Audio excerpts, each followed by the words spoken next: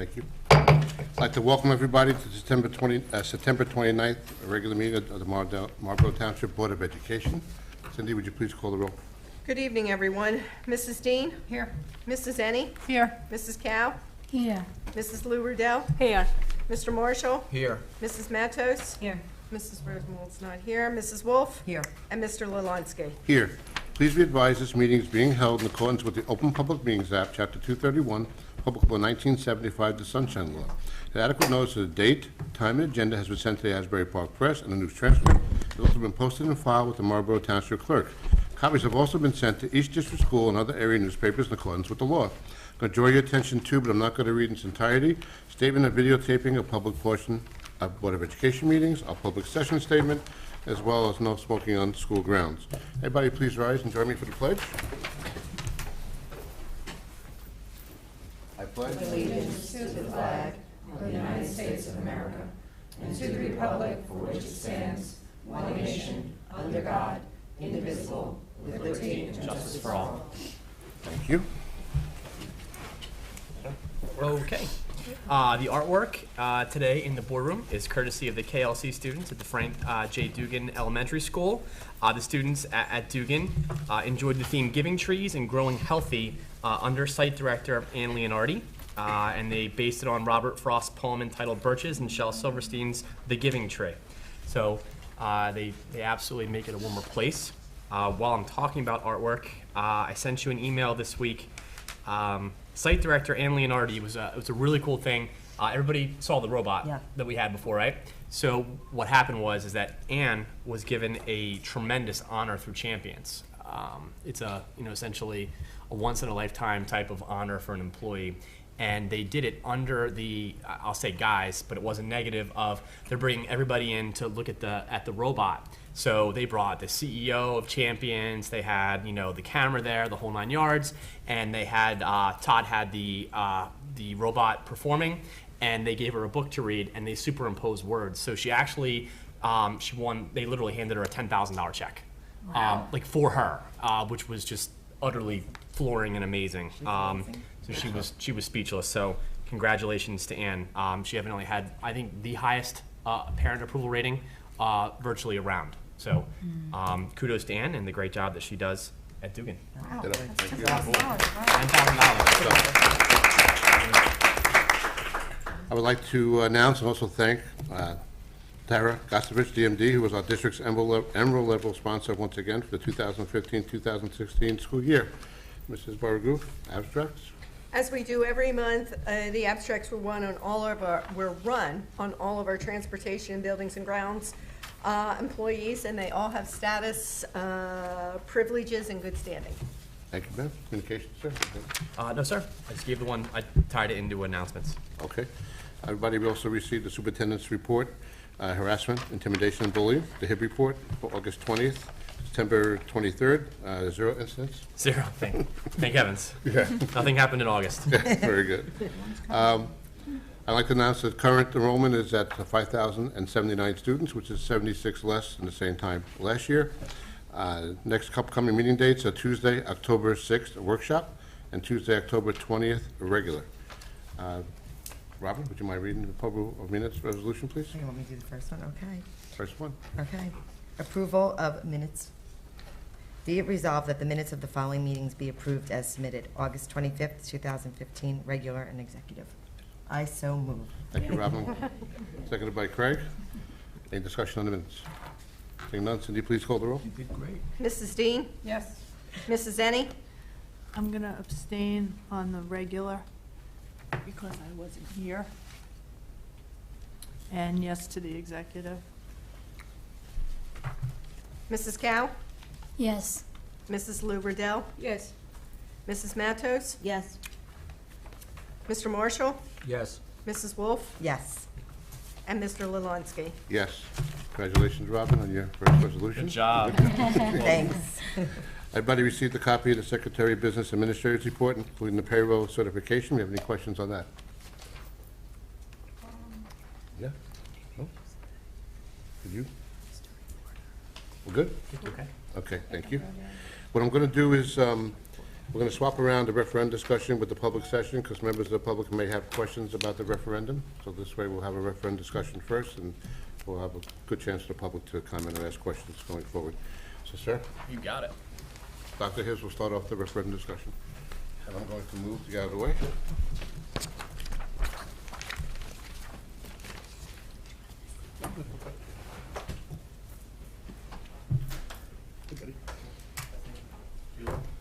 Do you have one? No. Here. Lines the back, close up.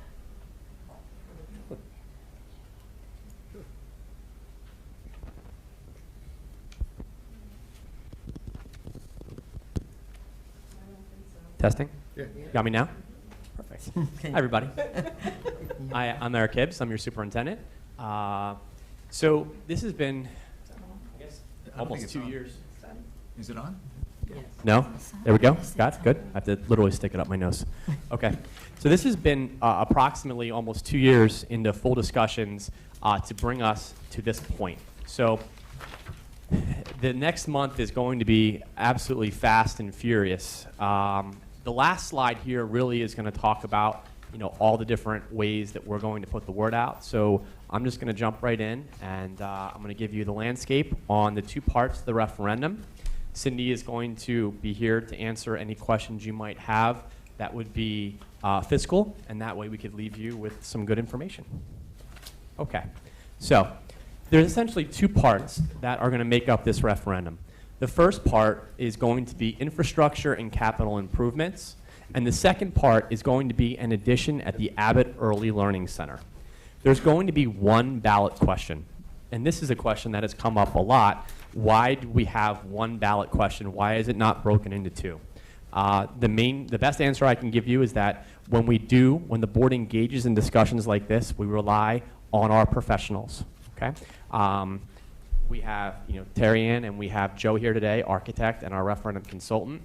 We rely on people that we work with that have gone through this process, and the best advice that we were given is at first, you put it as one question, okay? And that's what the board decided to do. But I want to clarify something right immediately. And I'm going to go into what are the infrastructure and capital improvements.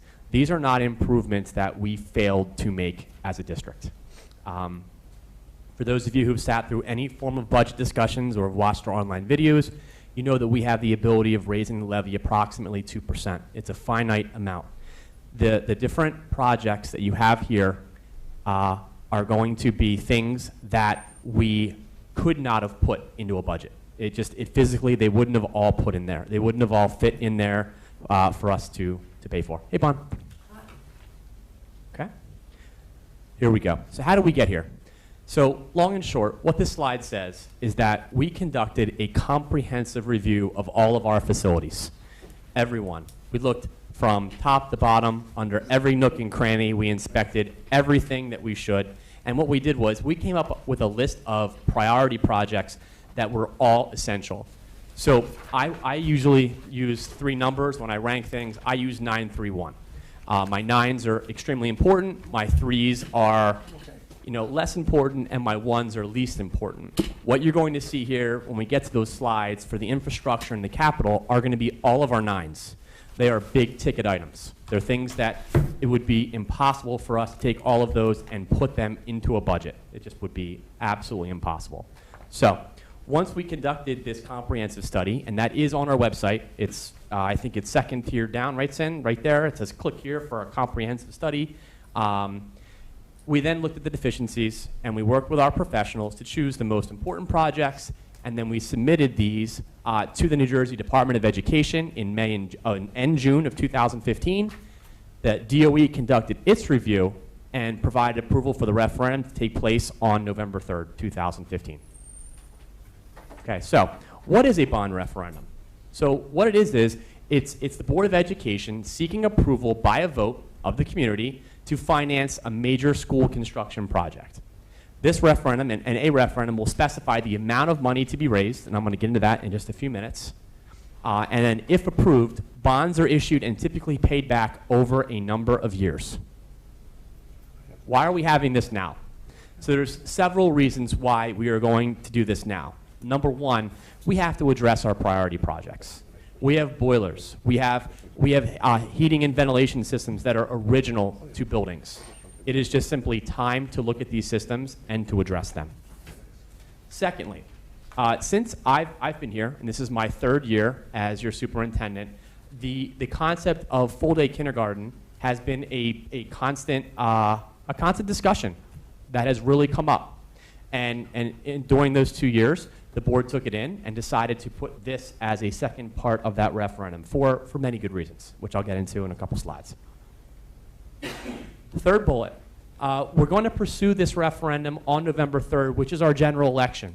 When you do that, it's significantly cheaper to do that that way than to actually have it as a standalone election. Cindy, approximately how much ballpark would we save? About between $25,000 and $30,000. That we would save by having the election then. Fourth bullet, so we have debt in Marlborough, as most of us do, and it's set to be eliminated in 2019. So we're going to explain how this debt is going to be structured so that there is, I'll say, the best impact to the taxpayer. And then last, and certainly not least, and I'll explain how much this actually is, but our infrastructure and capital improvements are funded 40% of the total eligible project costs. We will get that money if, and only if, the bond referendum is successful. Okay, so at DeFino, and you will see some redundancy in our priority projects because they're big ticket items. Some will have more, some will have less. You know, DeFino, all of our windows, replacing the heating and ventilation systems, and I'm only going to say this time, air conditioning will be in every nook and cranny in every classroom, okay?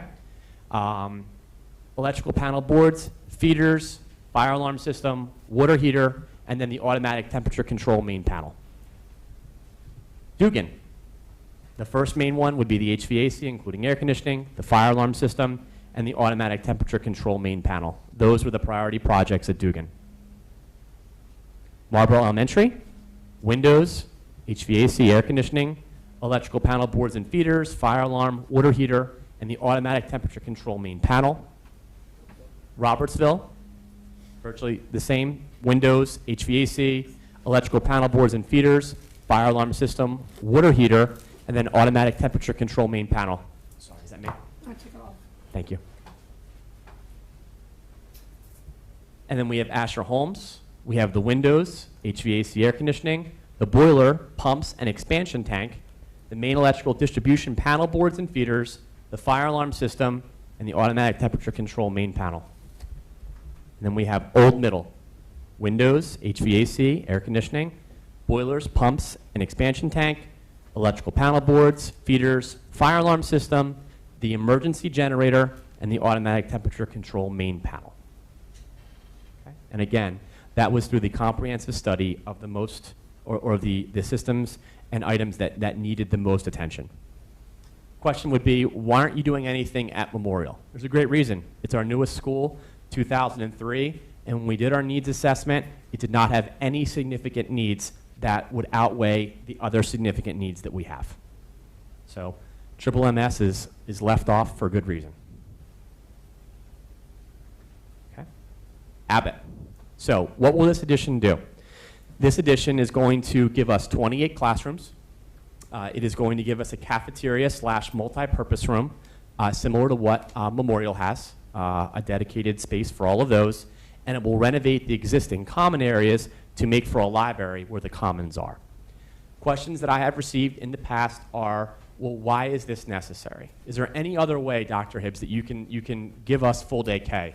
And we turned over every rock, looked in under every cover, turned over every nook.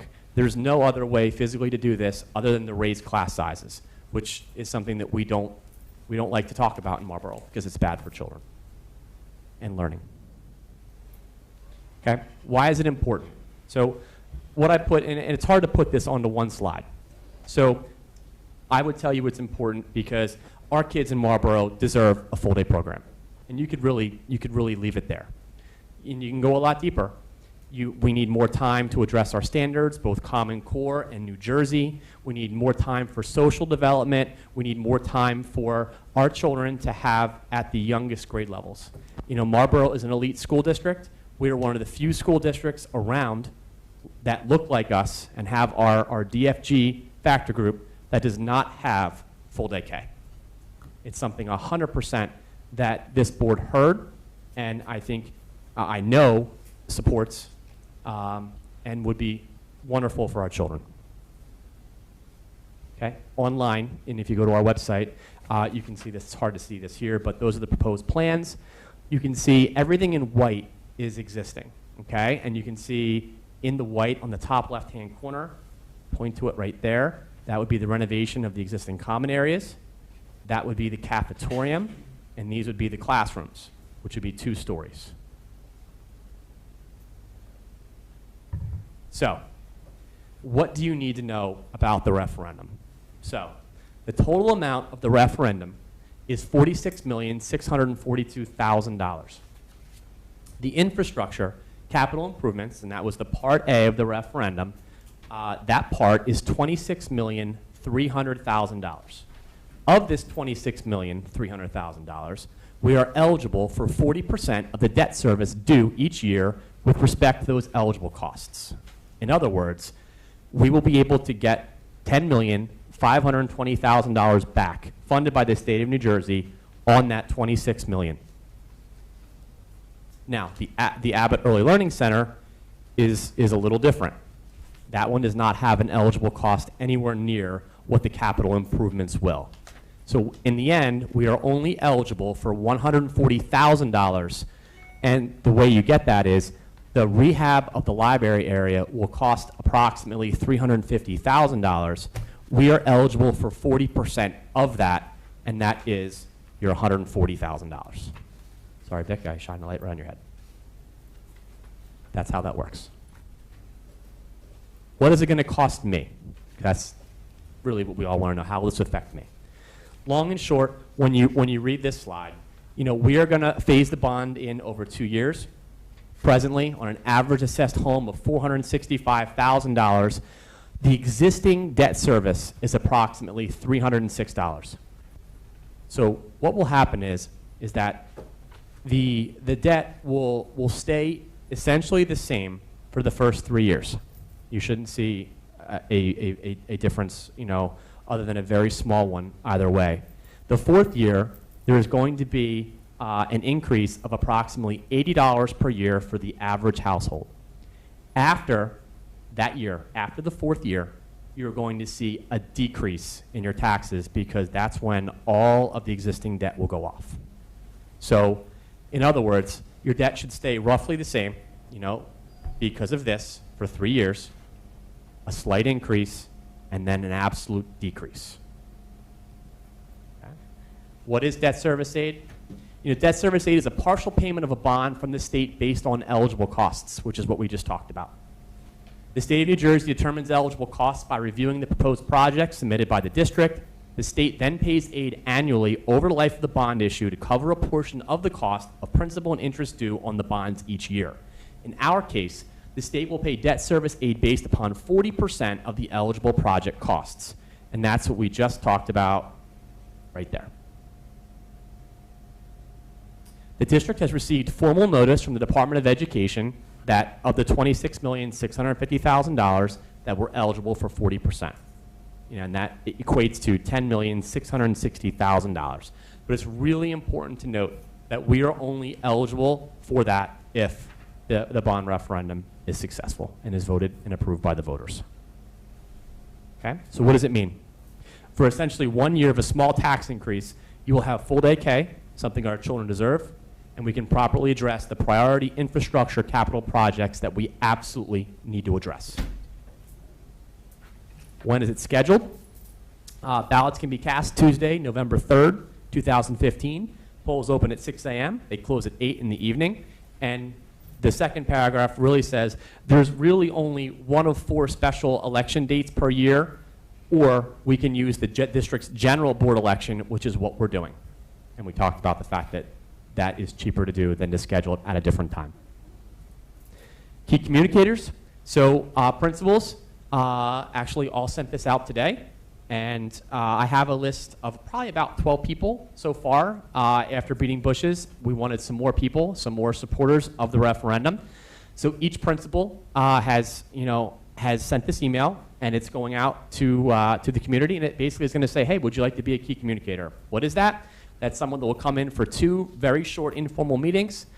So we'll talk about what we're doing, how we're doing it, and then those people who are passionate about this can walk out and talk to members of the community.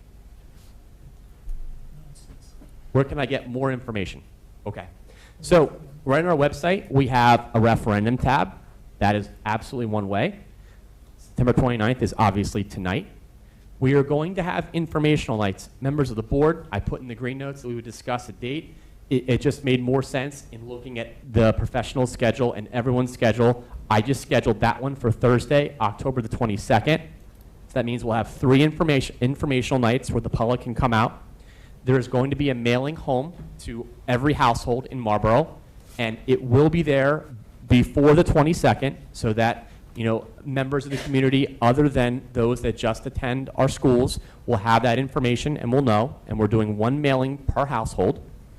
All those will be at the auditorium at Old Middle, start time of 7 p.m. We've already, in conjunction, Cindy and I have had to do some separately because of overlapping schedules. Cindy and I have attended PTA and PTO meetings in September. We are going to attend every one again in October and give the formal presentation again. And in case you would like to know when those events are, they're listed right on our website. The link's right there, but if you just go to our district website, the district calendar, every PTA and O meeting is on there. We're going to do the same presentation again at the 6th workshop and the 20th regular BOE, and we're going to be sending a lot of information home, utilizing Facebook and utilizing our communication system, which is School Messenger. Sin, did I miss anything? You did good. I did okay. Okay. All right. Thank you. No, leave it on. Please.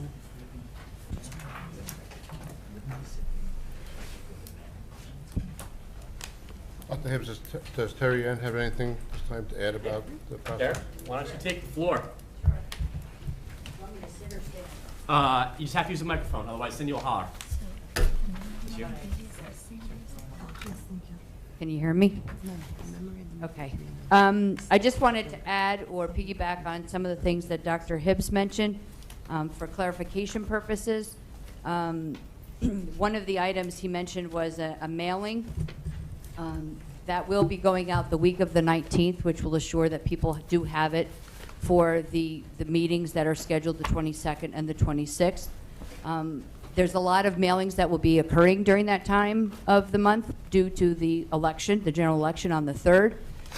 We're hopeful that being in color and being of relative importance to the community, more so than just who's running for election, will get people to pay attention to it. And we have used this schedule in various communities throughout the state. It's a very sufficient schedule because oftentimes what we find is people throw them out. They don't pay attention to them, and if it's right there in front of them the week or two before they vote, it increases the probability that they will vote. It's relevant, and then they take it with them to the meeting and ask their specific questions if they aren't addressed in the actual publication. It is made available to you. When it goes to the printer for print, it will be made available to you in a PDF format, so it will be posted on the website instantaneous to that occurring, which occurs approximately a week to 10 days before people actually receive it in their mail. So in theory, they would have it a week, even more before that. The one other thing I do want to clarify is it is going in an effort to, again, inform the public as well as be fiscally prudent. The newsletter is being mailed to one household or one member per household where there is a registered voter. Okay? You have over 30,000 registered voters in Marlborough Township. You have approximately 15 to 18,000, and I don't have the exact number, and I apologize, number of households. If you mailed one to every household, that would increase your mailing. both your production costs and your mailing costs. The only people eligible to vote are those that are registered. So we did a sort of that list, and we have 12,083 individuals, unique addresses, that have a registered voter in that household. So 12,083 pieces will be mailed. We will also produce extra copies for again, bringing to each of the public meetings, for posting on the site, and we will also have in each of the school buildings, if a parent were to come or a community member were to come, and we're also going to seek permission to put it in other public places that people can pick up a copy. So while they may not have been registered and may not remember receiving it in their home, they will see it in the community. So the mailing is a little less than the actual production of what we're going to print, but it is less than the number of eligible voters. Again, this is in an effort to save some dollars. It's a very costly proposition, and I remember back in the spring, somebody asked, did my fee include the price of the mailing? And the answer was no, because we didn't know then how many and what strategy we're going to use for this mailing. It will be a four-piece newsletter, just to be on the lookout for that. So that was a point of clarification, to be on the lookout. Thank you, Terry. No problem. The other thing that's going to happen very quickly, we've created a backpack stuffer, if you will, which is an announcement of the open houses. That will be posted on the website most likely tomorrow. It's complete. I just need to email it. I was reviewing it en route to my drive here, and thankfully I didn't crash my car. So you will have that tomorrow for posting on the website. You can post it on Facebook. You can email it, Twitter it, whatever you want to do with it. You'll have it for posting. A press release has been written and will be shared with the media, again, promoting those events. We will promote each one because, again, we said at the very beginning, we don't want anybody saying they didn't know that there was a referendum. They may not know all of the detail, but they will know there is a vote and will hopefully want to become more informed. I was in the office earlier and we created the little flyer, which is a quick or fast and furious summary. You have that. We created this document. It is, if it's not right now, will be on the website, and it will be distributed throughout the district as well. And again, put in public places for people to pick up as they're in the community. We talked about the newsletter, press release.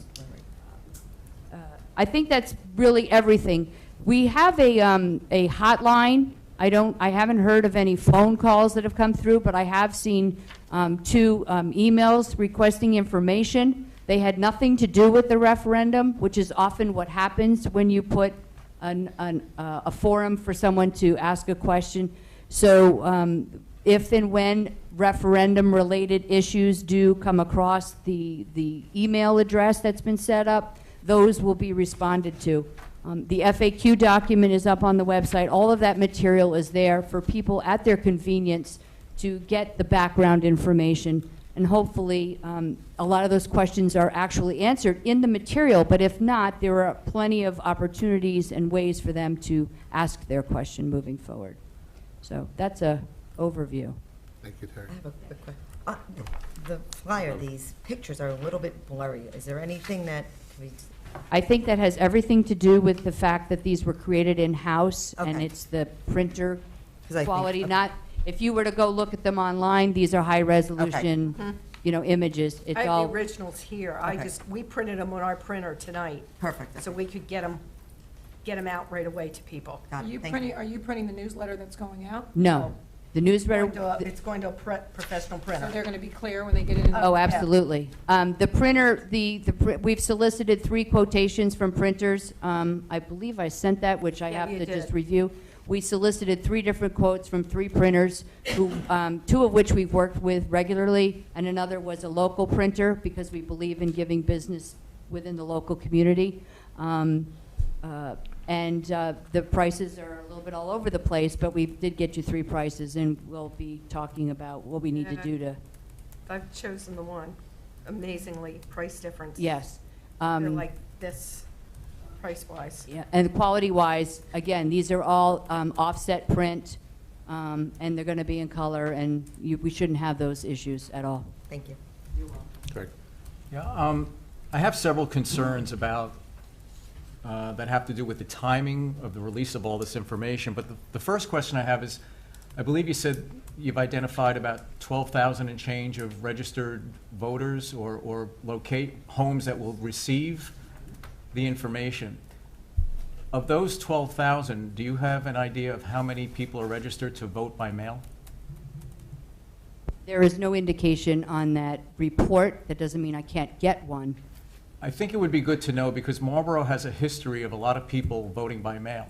And those mail-in ballots have already been sent out. I vote by mail. I received it. I looked at the referendum on the back, and had I have not the depth and breadth of knowledge that I do about this referendum, it is extremely, extremely confusing. I don't know how many of those people have already mailed in their ballots, but I think we've lost out on a chunk of potential Yes, positive votes. And to me, that's very disturbing. Hundreds, hundreds of people. hundreds. I don't know the answer to the question of as far as number of people. We can look into that, and there's nothing that says we can't. I can also check with the county to see how many ballots have been cast to this point. If it's a couple hundred, I mean, that's worth sending adding them to the list. But I don't know, we don't know how many have Too actually late. voted They're that. already- But my they're gonna point- receive the ballot. My point is that it Send doesn't, it already in. That's what I'm saying. I don't know that I don't believe I don't know what the number of returns has been yet. So I have to ask those two questions. One, how many are right, but I eligible? think my point here is that it doesn't seem to me anyway that was even taken into consideration in terms of the release of information, and that's what's disturbing. Michael, when he's done. I don't have an answer for you. It's really not a question, it's really just an observation, and for me, it's like I say, it's just very disturbing. Hey, Bonnie? A couple of other things. One thing you said about the flyer that's going out. Can you hear me? Yeah. Okay. The mailing, the one big mail, not the 4-page one. You talked about it being in color because of the political campaign. You wanted it to stand out. Did you do research on our past political campaigns and in Marlborough? Because mostly what goes out and what's received in the homes is color campaigns. So how does that stand out against the political campaigns? The way you said it, it was, well, I'm doing it in color for it to stand out, so people would know that that's, our campaign. It won't stand out against the color campaigns of the political camps. Because they are in color, some, and a lot of the people just take those and throw them in the garbage when they see them. So it'll get just into that pile and thrown. So being colored doesn't make it stand out. So that was one issue. Then you spoke about 10,083, well, Craig, 12,000, I'm sorry, 12,083 newsletters being sent out. What about the households that maybe we could have captured with the absentee ballots, or maybe with voter registration cards being sent directly with newsletters? I think we could have captured those people by doing something like the township does when they send out newsletters. Printed in the newsletters is voter registration. So we could have captured that at the same time by maybe registering people in households that aren't registered. So I think we missed something there. We knew this was going to cost something, and we missed the vote on that one and saying, register, we need your vote. So I it's too late, there's nothing to be done about it, but, you know, we've kind of missed a couple of places. Craig's issue, my issue, the issue of, I'm sure if I sat here and thought about it, I probably would come up with a few more things. Real quick, on this flyer, our community is getting this? Because she mentioned a 4-page. That's not, No, yeah. this is This just is- for the public handout. Okay, can I just ask a question? Because on the back side, it says request a tour of the school facilities or a presentation to your group I organization. saw that too, thank you. Ouch. Safety? Security? Well, I mean, I wouldn't mind a presentation to their group organization, but I don't think I'm comfortable with anybody just requesting a tour of the school facility. That's my opinion. okay. Um, Well, okay. I mean, that should be a board discussion. I mean, Yeah. but there are people that enter and they enter safely, so it's not as if we don't have a process for doing that. But they're entering safely because they have children in our buildings or they're employees. I mean, yes, but that doesn't preclude people who don't have kids from coming into the buildings. Yeah. I mean, it's not as if we're just gonna open the gates wide open and not use lobby guard. I mean, we would Well, do could we things. stipulate not during school hours? Just make it, Sure, Right. not when kids are in the building. yeah, you could absolutely stipulate that. I personally would like for it not to be there. That's up to you guys. That's my personal opinion. But we have plenty of pictures that you have taken on the presentation too. That shows exactly what needs to come down. I got you. Yeah, you know. I think, I do. That's just my personal Sure. opinion. It's No, not- I think that, well, look, you have to marry transparency with security. So will we necessarily do that with children? No. But if you're gonna ask someone to vote and raise their taxes and say, well, you can't see anything, or if they wanna see something, this is just Eric Michael, to me, that's a little disingenuous. And if you did that to me in my district, I might say, that might be enough for me to vote no if I can't come talk or see. Well, I think I agree with Debbie as far as maybe after After school school. hours. I agree. I would, after school hours would probably be more safe. After school. I think if you Easy to just open the door, and if someone is interested, then you can convey those yeah. things to that individual who makes the inquiry. That's what the open houses are for, too, where they're set up specifically after hours.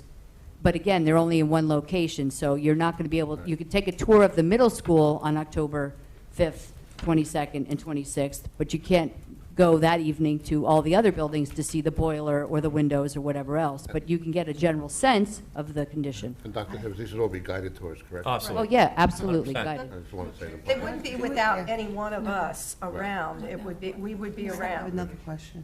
What Joanne had hand up. Yeah, I have the same question, because I tried to call today, right, for the guiding the tour. So we can schedule, say, after 3:30, so during the time we can group together.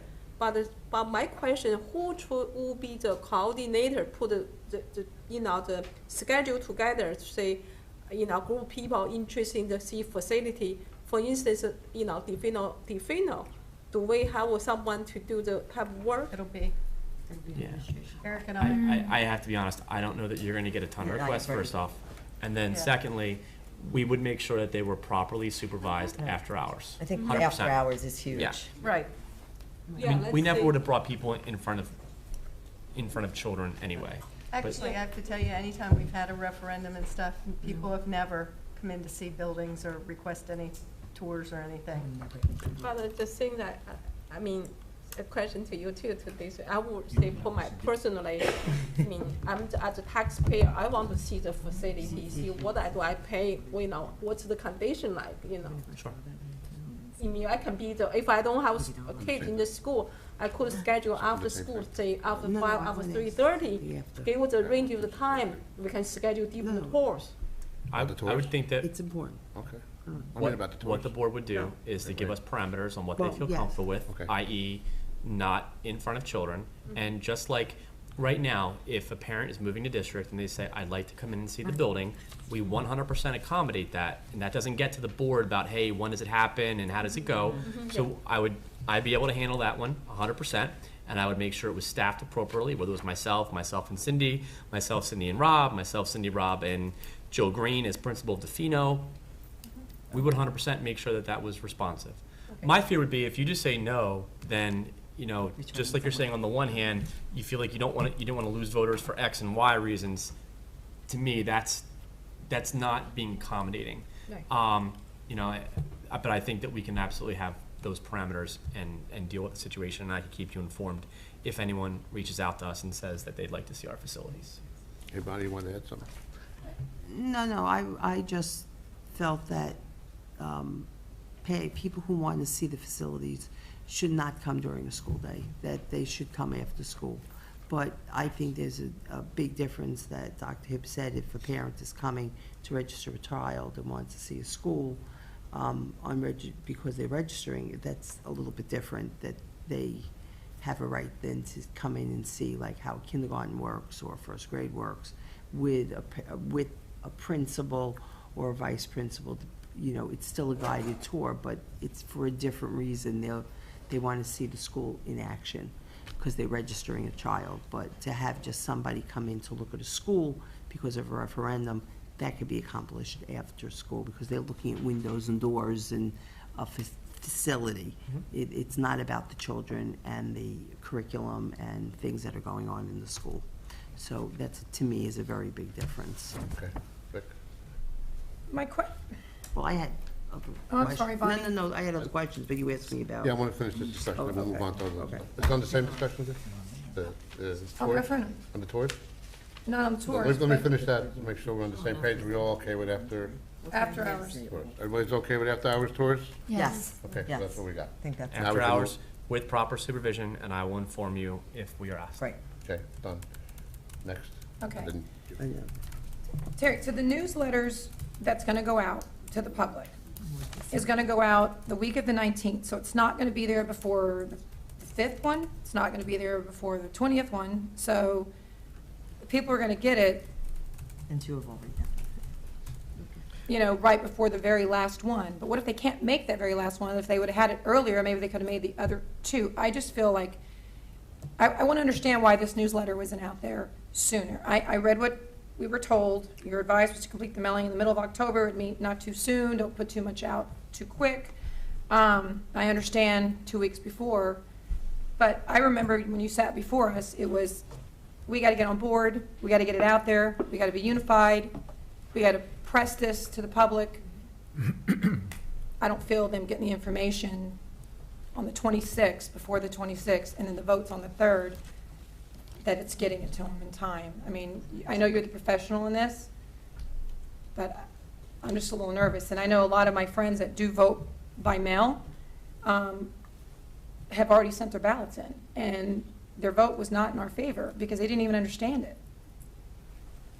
It's just disappointing that it wasn't explained enough to them ahead of time to be informed, educated voters, where they just saw a bunch of numbers and like, I'm not voting for this.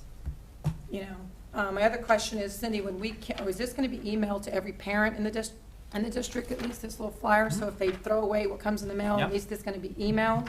Yes. Yeah, and that's on our website too. Yes. Not now, because I checked it, I don't see it. I didn't No, see that's it. not on our website yet. It will be tomorrow.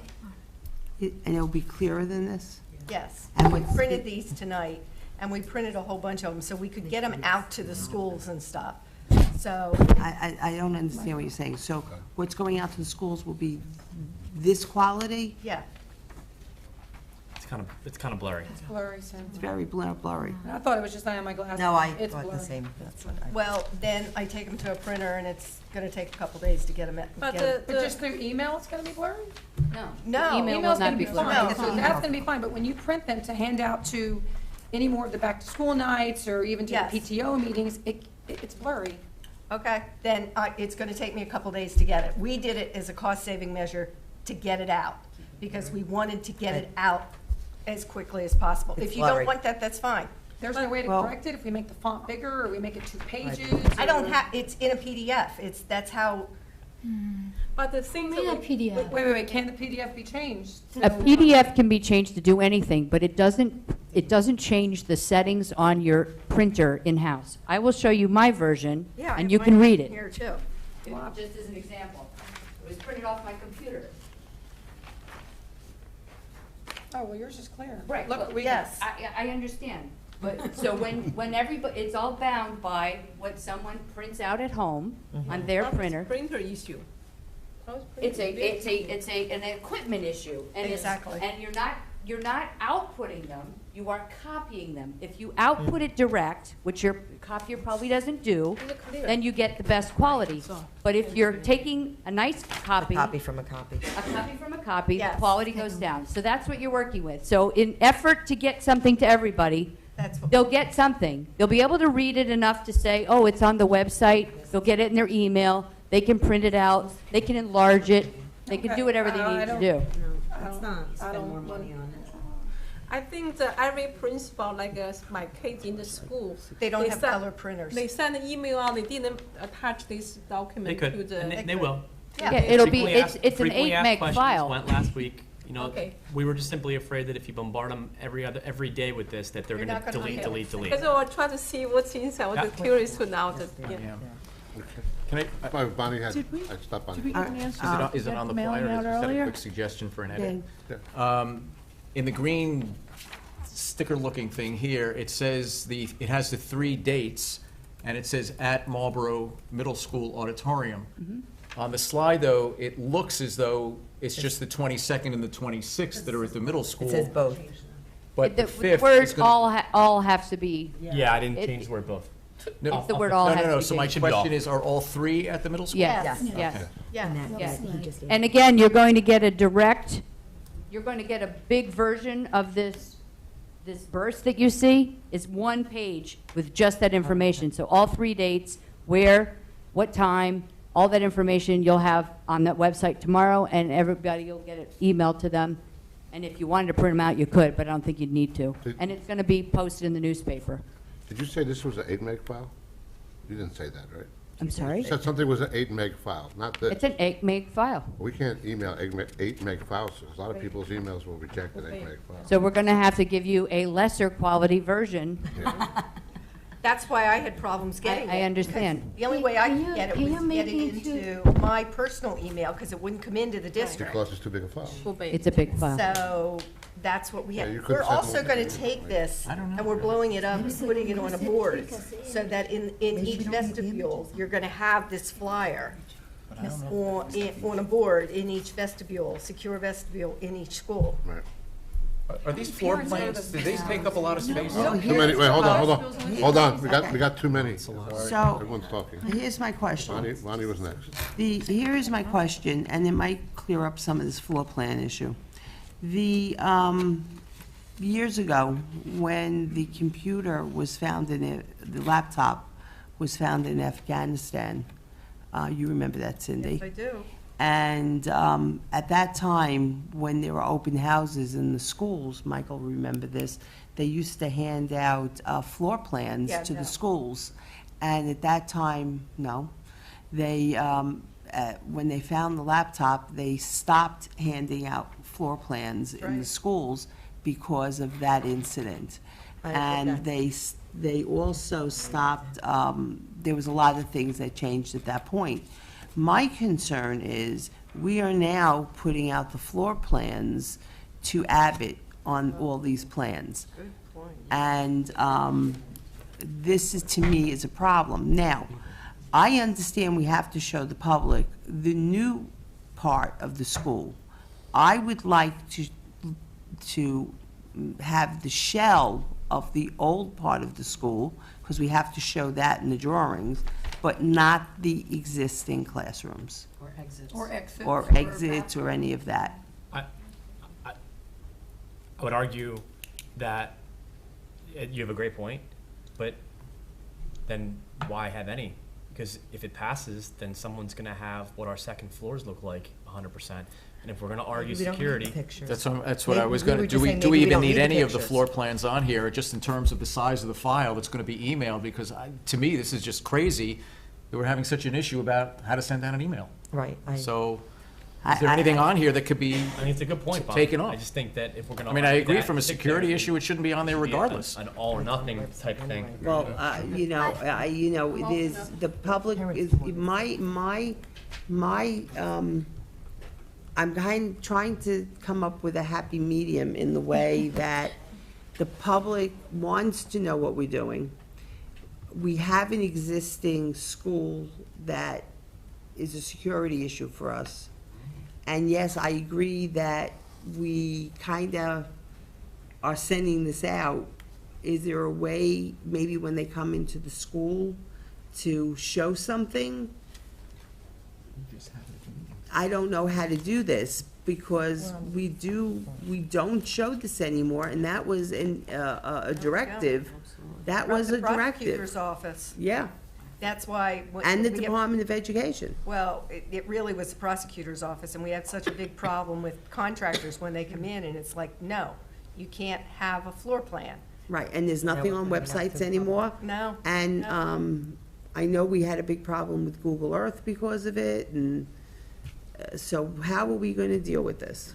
Maybe it's Can just we just show words, it at the meetings? verbiage. Yeah. That's Like a it. poster? Well, that's what Well, I'm asking. we do have a poster that we had at back to school night. We're gonna have them at the information sessions, That's- this exact picture. Yeah. And we'll have them, but, you You could know, walk by and take a picture of that. Yeah, you could, run on your You phone. could. At the But you're not sending presentations, it you out, could take a but you're not picture. sending it out forcibly to But we're not sending it 1,000 out. people. No, you're minimizing exposure, but it's Right. still out there. Well, it's still out there, it's also on the website. Yeah. But maybe The- we need the- to take it off the flyer that's going to get And emailed. we take it off the website. We do this all the time, and I remember that whole issue years ago, and there was a real cry for everything removed, no one put anything up. But everyone is moving back towards showing, again, in an effort to be transparent, but they're not, the one possible solution is you show the site plan, because you get a sense of where it is and the shaded area. And then maybe you show a plan of just a classroom, like what would be in a classroom. So you're not showing the whole wing, the exits and things along those lines. You can just do a floor plan for a classroom, because that's been done. It's Yeah. not, and we could Yeah. do that instead. We could do shaded areas and just show the building the way it is in the site plan, In the top picture. in the Right. top picture. And then we can do all the shading for the second one if you wanted, and then just do an inlay of just the classroom. But we're still going to have the issue of the emailing. It still will be a large Well, it'll file. be a lot smaller. I mean, that in and of itself. I can work with the designer to come up with something that's smaller. Again, when you're dealing with small images, those are the things that are the biggest part of the whole file. The logo itself is not that large. Color is not large. It's the images themselves. So if we had one image of a classroom and a site plan, I think we would eliminate the size issue and satisfy the security issue and strike the balance that we need to strike here because of the sensitivities. What I- size should the file be? Small as possible. Some people don't take over 2 meg. Some email services reject over 2 meg. I couldn't tell you, but 8 meg is a lot. Yeah, it's a huge file. Maybe closer to half that. We can go half that, maybe? Well, I'm sure we can even do less. And I'm just concerned, at that point, the quality is not, you're not going to see the detail of each of these little rooms. You're going to see one. So you're going to get the detail you want That's to get a sense for the classroom. And you're not going to, it's going to be considerably less, Sure. just in doing it that way. I think that'll satisfy your, Ariane, could you do me a favor? Yeah. Could you do me, is it possible, so how about this? So let's imagine someone does have a 2 meg restriction, and anything over 2 megs gets bumped and goes right to your Never Land, right? So what if you do one with the site plan, and then with the classrooms, and then do one with 0 pictures at all? we could do And that way that. we can do it as 2 separate, and if something happens, and the first one with the 2 pictures that I think I saw nods from everybody, right? Good on that? Yeah. So that if that one gets thrown into the abyss, then what they'll get is they'll get all the information. And the But- information will point them to the website, and on the website will be a picture will be the picture of the site plan, right? The two pictures. Exactly. Right. Everybody okay with that? Yep. Sounds good. Okay. John, you had something? No, it's addressed now. I have a question. Good. Terry, you said it was going to be in color, and it's 4 pages. How's it going, in an envelope? No. It's self-mailed, it's folded down. So it's folded down, and how is it in color? Just that the green, what was? Well, we're going to have existing photo images.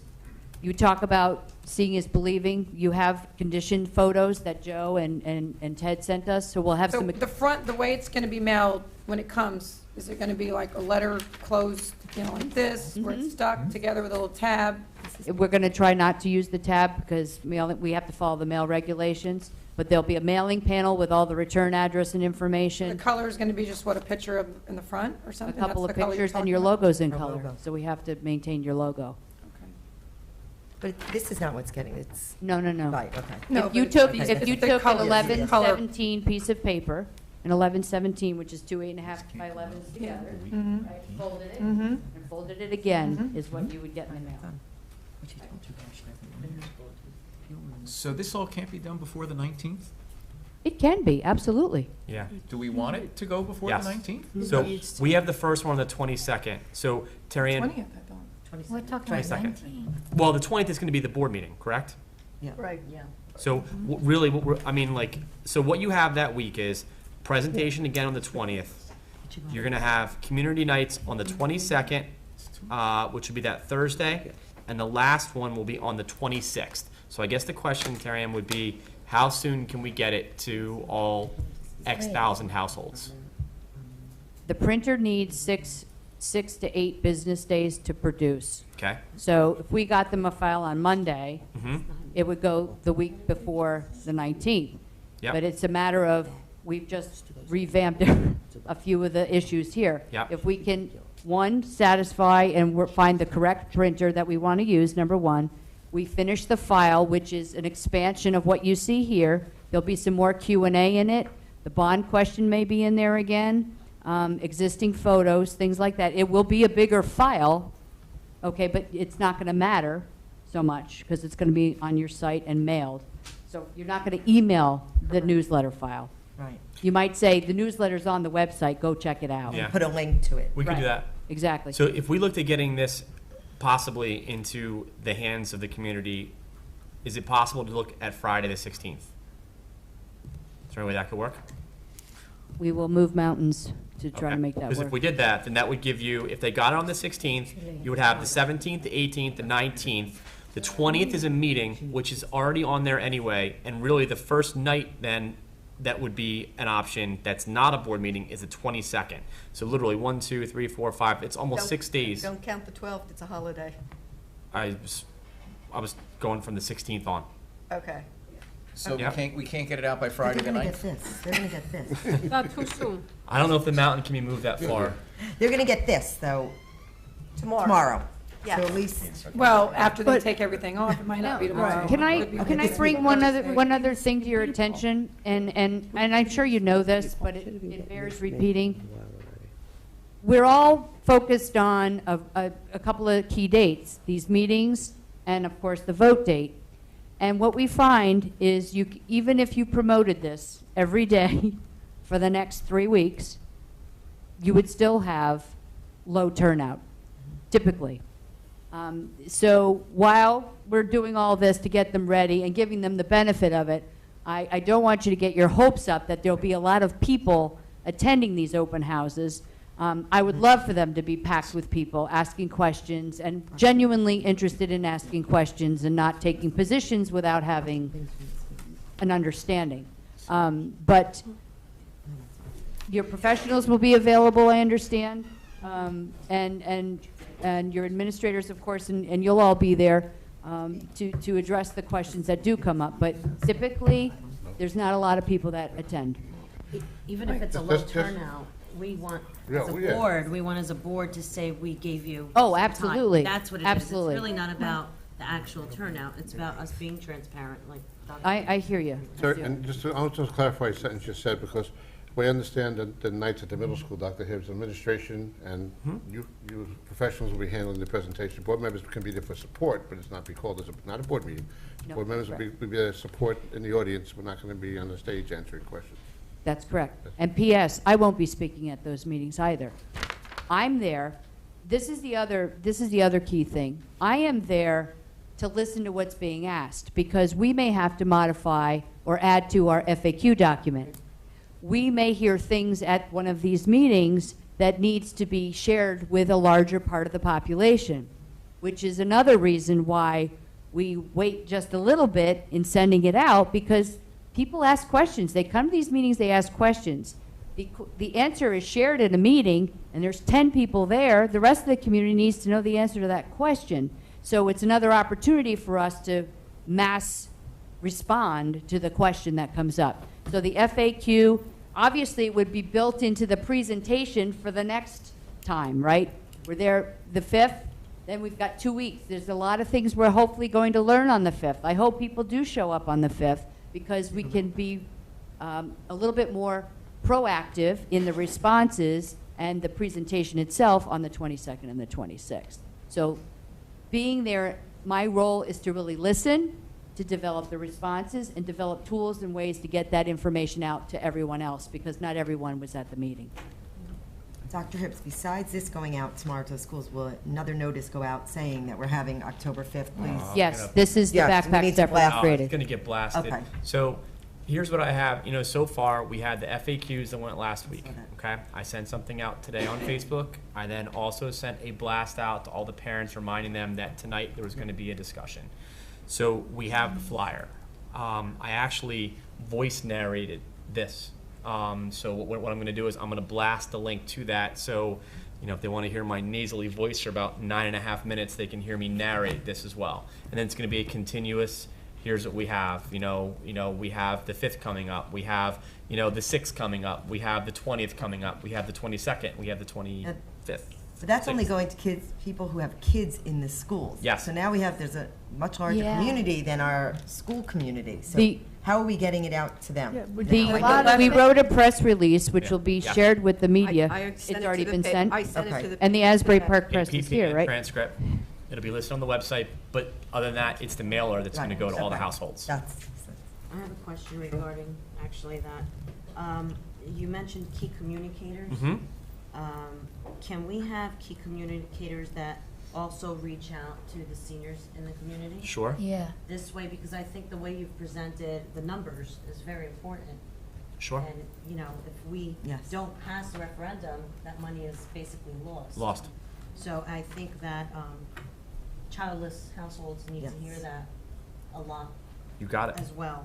And going back to that, are there ways, just for private yards, that we can get some lawn signs for key communicators or anybody in the community that want to express to vote yes? Um, Terry? Yeah. People have the right to spend their own money and to do whatever they want on their own property. Similarly, people can take out a Facebook page and they could say, support Marlborough Township referendum. They can do those kinds of things, but the district cannot do that. If there were a group of people in the community who chose to pool their resources financially and otherwise, they could do those kinds of things. The only thing, you guys can't do that. You're bound by tax, you can't spend taxpayer dollars. You as individuals, if you chose to do that on your own property with your own dollars, you could choose to do that on your own property, but not as a board, and you can't direct a group to do those things. People have to take it upon themselves. I have another question. Because I didn't see the mail-in ballots at all, is there an interpretive, did you see that? Is there an interpretive statement to the referendum? It's on the back. But is it in layman's terms so they can understand No. it? It basically just states what the referendum It is. states the referendum. Only It's not because I layman's asked terms. that a few months ago if we were gonna have a layman's. We can't put it on the ballot, it's not allowed. And that was the response from our bond counsel. We're not allowed. And I went into the whole question of can we tweak it? And unfortunately, we can't tweak the question because it's mandatory language that has to be on the ballot, the way it has to be. Unfortunately, do I believe it's convoluted? Absolutely. But unfortunately, it's the language we're required to have. The one other. Why you keep putting stuff out. The only other thing we could potentially do is I will consult the bond attorney, and I will try. She's really good at what she does, and she's a lawyer, and it's lawyer speak. So even if I say to her, can you put it in layman's terms? It may not come out in layman's terms, but what I'm going to try to do is ask her, Andrea, I need it in layman's terms for the purpose of the newsletter, and we'll call it that. This is not an interpretive statement. We'll put the little legal disclaimer on the bottom that says this is not what you're going to see on the ballot, but this is what it means in English. Okay, so that is my attempt to satisfy that, because otherwise our hands are tied. Okay. All right? Thank you. Yes, Joe? This question, in order to reach more family in the community, we know we have a building consent to the older school parents. Can we, as you say, put our township, for the TV, for the referendum, we have the show for the special program designed for the Marlborough Township, so we can use that medium. There's the Marlborough TV. What's the channel? We have a special one for the Marlborough. Channel 77. Yeah, can we use that one to reach the family? And I'm just That's not us. Because otherwise we are only focused on the family who has children in the school. So we're missing senior center, can we the use families the library? Well, but the mailer that's going out, the mailer's going out to every registered voter in town, not just families in the school. Because most people We don't don't put Board of Ed stuff on the township. It's only just, going can we, to we'll reach out to family, people do look, what's one happening in the registered town. voter in unique household. Right, but every household gets one that has a registered voter. We do keep it separate. We do. Yeah, the only thing typically that we'll do for township is that we end up having, we send their flyers for rec. Tax calculation. I wasn't here when she. Okay. Is this And also like a Marlborough Library, county library, something, like, ShopRite, NP, Whole Foods, all the things we can reach out, put a flyer there. Well, remember, the flyer that's going by mail is going to every registered household in the I might town, have been here, I tuned it whether they out. go to a school or not. Yeah, I wasn't on. You are gonna send an informational session to one household that has a registered voter in Marlborough. Not just. just once, right? Yeah, the mailer. It's very expensive. Yes. Yeah. You're not playing with every- But the things when you reach, so we have a lot of mail junk, people may just, put it. Who has it. Is there, do you see, if we put flyers in the library, do you see that having an impact? It's another resource for people to pick it up. Libraries are notoriously known as a place of information. It's information relevant to your community. Yeah. You have Drop some. thousands sitting on Drop the some of these. whatever, I would go ahead and put them there. Great, they like me to cost, Yeah, I put these. Put them on the counter. Put them in the municipal building. I mean, if they will permit those kinds of things, absolutely. If they're print, are they printed? The taxes, I put it by. You gotta go one at a time, guys. And you're gonna have extra newsletters where you could do that as well. Table. Right. Like, we'll drop them wherever you want. Because that's for free, So, Terry Ann, can board members that want to be involved come to the district, get some copies and drop them wherever they want as well? Absolutely. So anybody would like to, Joanne, you could drop them where you want? Anybody in the Yeah, board yeah, could yeah, drop 'cause them each has anywhere they their feel. own it's- community, I've got a something, bunch yeah. printed now. Permission. I got a bunch printed now, so. Just make sure you get permission. Well, the Exactly. ones printed will have it like this, with the plans. Yeah. So those, We don't want these with the plans out there. Oh, sorry. these Gotta are wait for the next actually, you batch. can't read this. Yes, Craig. In addition to these meetings, I don't recall, is there any plan to go to the specific, maybe 3, I guess, senior citizen communities and explain this to them there? Well, we initially kicked this around, and I think the thought process was that it might not benefit us, but I am more than happy to do that. Mr. Marshall, the last time I was at a senior meeting when we talked about You the don't tell me budget- they offered you membership. I don't want to hear They threw her out, probably. Wow. Well played, I could Mr. take Marshall, well that. played. I'll pay for that one. I'll pass on that statement. That's what I told them too. But no, they said, we like you, we like what you're doing in the school, we believe you, but don't come back because we're not going to vote on something to increase our taxes. Another question, yeah. Yeah. I noticed, I talked to Cindy, but that's in my mind, I want to speak to my mind, right? We have the cost, we say in order to save the, 5,000 of the X amount of money to put, now 1/3. Assume that we pass. If we don't pass, say we have two portions, one for capital cost, another one for the new construction for the kindergarten. If you say somehow some people just say, for instance, some people may not have children for the kindergarten, so they say I vote no. So lump sum whole package will say no. So can we say number one for capital cost, say another portion for learning center for the kindergarten? So now we can say which portion can be passed. Next time. The otherwise we all pass, we didn't get passed. We had to wait for next session, January 1. That'll be substantial cost. Yes. So just speak my mind. No, it's true. You're speaking Yeah. the truth. It's going to cost us more when we go out a second time. If Yes. it doesn't pass, it's going to cost us more. We can split it up, Yeah. but it's Can going to we cost do us. this, As separate questions. That's why we Well, went. Well, we already had, We've already voted. we went round We already robin this voted on already, it. and we decided to do it on one question, and we approved that at the previous meeting, and that's how it's going out. It's too late. Next time, It's too it's late. too late. I think Yep. we have to do that. Next time, Okay. if it doesn't The pass, board would have to discuss the same thing again and come to a consensus on how they want it to be. One question or two. Okay. But yes. Terry Ann, is there usually this many questions? I feel like we're in rush mode. Like, I wish we would have had a meeting in September, because I feel like at the end of September now, we're just like panic mode. Did you foresee that we were gonna no and oh my, or I we don't just- foresee anything because every community is different, every board is different.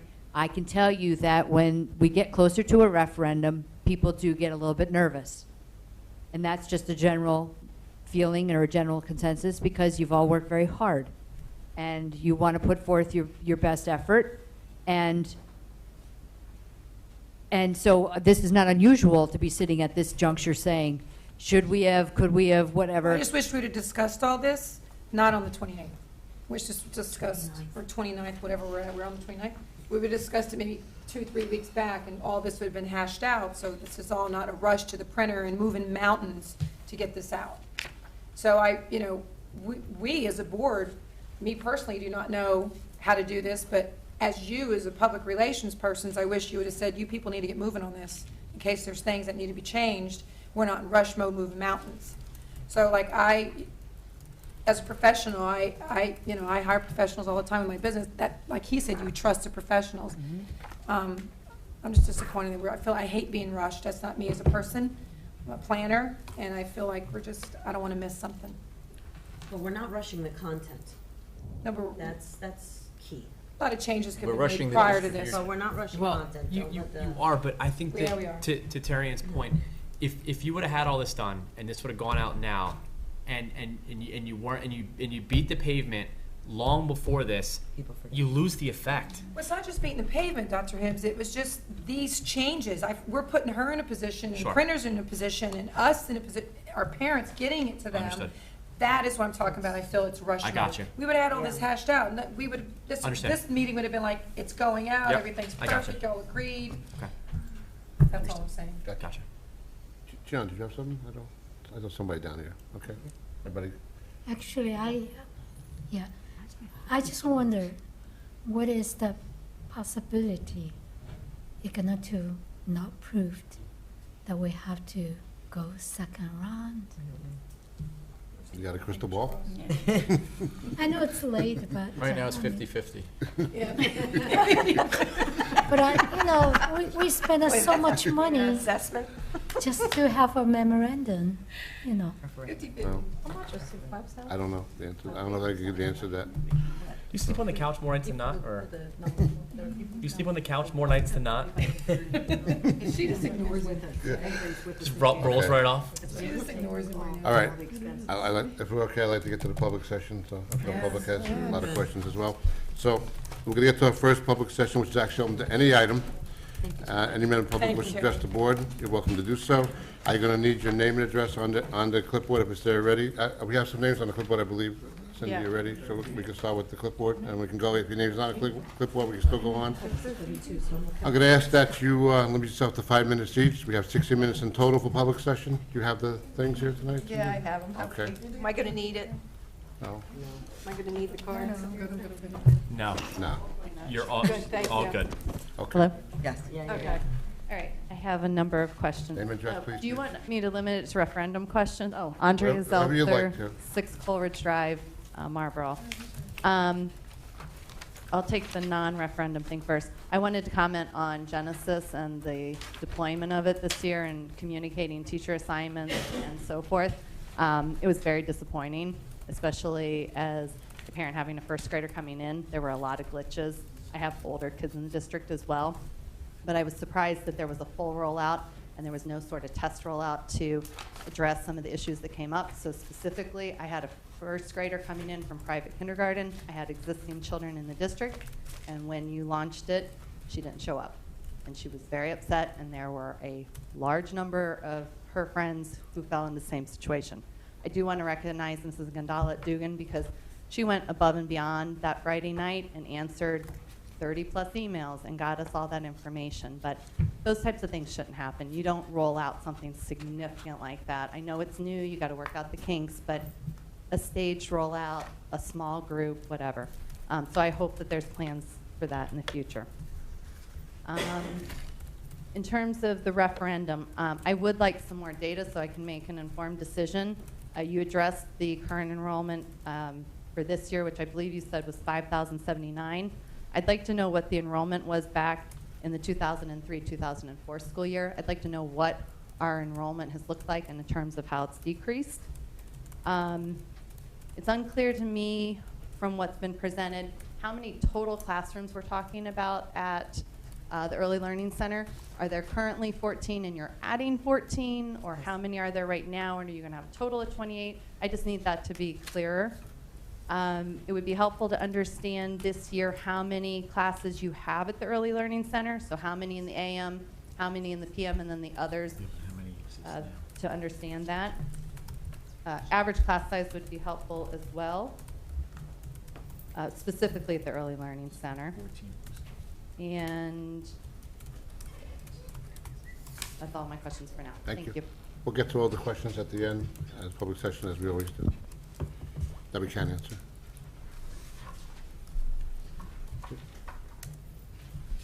Hi. Sarah Harris Chrysler, 1103 Roseberry Court. I just have a couple questions. So my first one is, if the referendum is so important, which I agree that it is, I want to know how come 2 back-to-school nights were scheduled tonight. A lot of my friends and families couldn't be here tonight because they're at back-to-school night for their children. So I'm asking that on behalf of myself and a lot of other families. I also want to know why the heating systems and those larger ticket items that Dr. Hibbs mentioned, why aren't those part of the budget? I know that they're expensive. I'm curious why they're not. I have to look at my phone for a second. I want to read a statement. I don't know, are there any people from the architectural company here tonight? Joe. Okay, Joe, great. sir. So, I'm going to read something that I pulled right off the website for the referendum. I've been reading it, looking at it, watching it, and I'm confused by this statement that I pulled off. It actually says replacement of original fire alarm systems. That's one of the items. The existing systems in place are called a zoned or non-addressable fire alarm system that allows firefighters to know the general area of a fire. The newer systems are addressable and tell the firefighter exactly where the fire is from the specific device. This assists in the spread of fire more quickly. That's very confusing to me. More often, that's not exactly the company that I want to hire, to be perfectly honest with you. I own my own business. I'm very careful when I put out proposals that I read through it, I have somebody else read through it, and that to me is concerning. I don't know if it's a cut and paste job from another proposal they did. I'm not saying it is, but it's a little concerning that that is actually in something that's on the website. So I don't know if anyone else has read it, but I certainly took the time to read it, and I'm not happy about it. Sarah, can you say it again? What did it say? You want me to read it again? You said it really fast. I You said said it's it gonna really spread fires more quick. Is that what you said? It actually says, you can look on it, it's on the, you go on the referendum tab, and you go on the report. It is actually cut and pasted the actual part, so I can't tell you, it's a couple, I can try to read it again, but I'll read it again. So it's the whole bullet point that I'll read. Replacement of original fire alarm systems. The existing systems in place are called a zoned or non-addressable fire alarm system that allows firefighters to know the general area of a fire. The newer systems are addressable and tell the firefighter exactly where the fire is from the specific device. This assists in the spread of fire more quickly.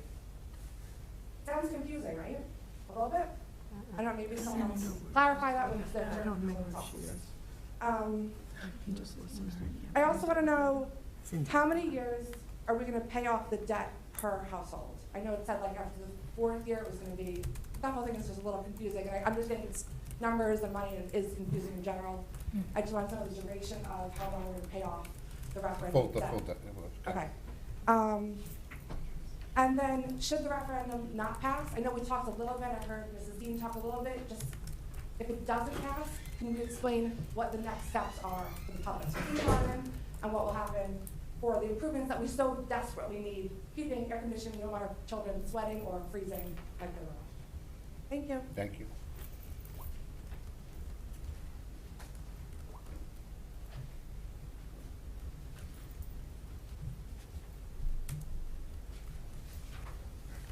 John Collins, 15. Just gotta hold it a little close. It's working, I think. No, it's not. No? I know, you have to gag yourself. No, it's not John gonna. Collins. No, it's not working. Try this one.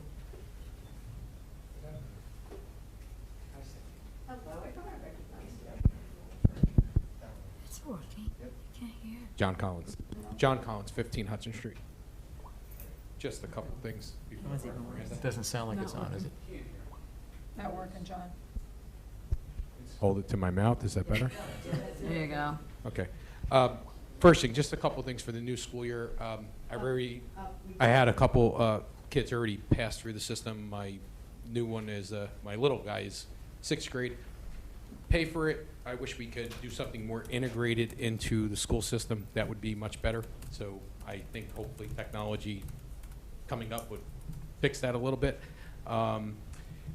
Issue is, can we fix something, a couple glitches on the website this year? I guess between the Chromebooks, filling out the websites, there was a lot of issues, a lot of confusions the first couple weeks of school, calling the schools. It's not just me, but I heard many parents had issues calling the schools. Teachers don't know, can't take the Chromebooks home. This form's not filled out, that consent form's not filled out.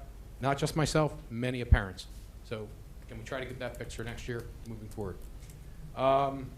Regarding the referenda, why, this is so important to the district. This should have been done many years ago, but why such short notice? I mean, really, honestly, just a question. You guys can answer it later. And, you know, hey, the excitement, you guys want to get it out there? But really, a couple weeks ago, a month ago, quite a few months ago, notify the township. I mean, I think this is great. I don't have a kid in kindergarten anymore. I'm going to still vote for it, but get it out to the town, not last minute, especially this week. Back to school. How many parents out there would come and vote for this?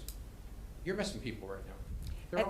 At every back-to-school night, we have the boards. They do. But they're not paying attention though tonight. They're really not. We have the boards. We have information there for the principals to speak at them. So. Yeah. But I wish you guys would have given us more notice on this. You know, regarding the tours and security, you guys were talking about that. I do know a little bit about this.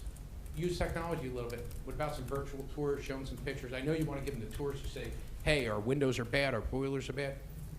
Give them some pictures on the website. Do like a little mini website. I know you guys have the technology, you have the people that can do that. You know, some people cannot get there for the tours. Some people cannot walk through. Some pictures. Hey, these are our windows. We know that things are broken. We don't have air conditioners or boilers are broken. Use the technology for that. You guys have it.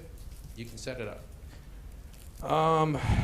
you know, forget it. Also, you know, maybe some pictures of, you could also maybe get some of your security cameras. We spent a lot of money on that, the taxpayers did. Maybe get a couple of the cameras, get some of your security guys, maybe redirect a couple cameras towards some of the windows and show some of the pictures. You know, instead of having people take pictures and paying for that. Security, you know, we did spend a lot of money. I'll say that has improved. We had a very poor security system, so for all the taxpayers, that is great. Board did a great job getting that all done this summer. Fantastic job. Okay, hats off to all of you guys for putting that money in there. Fantastic.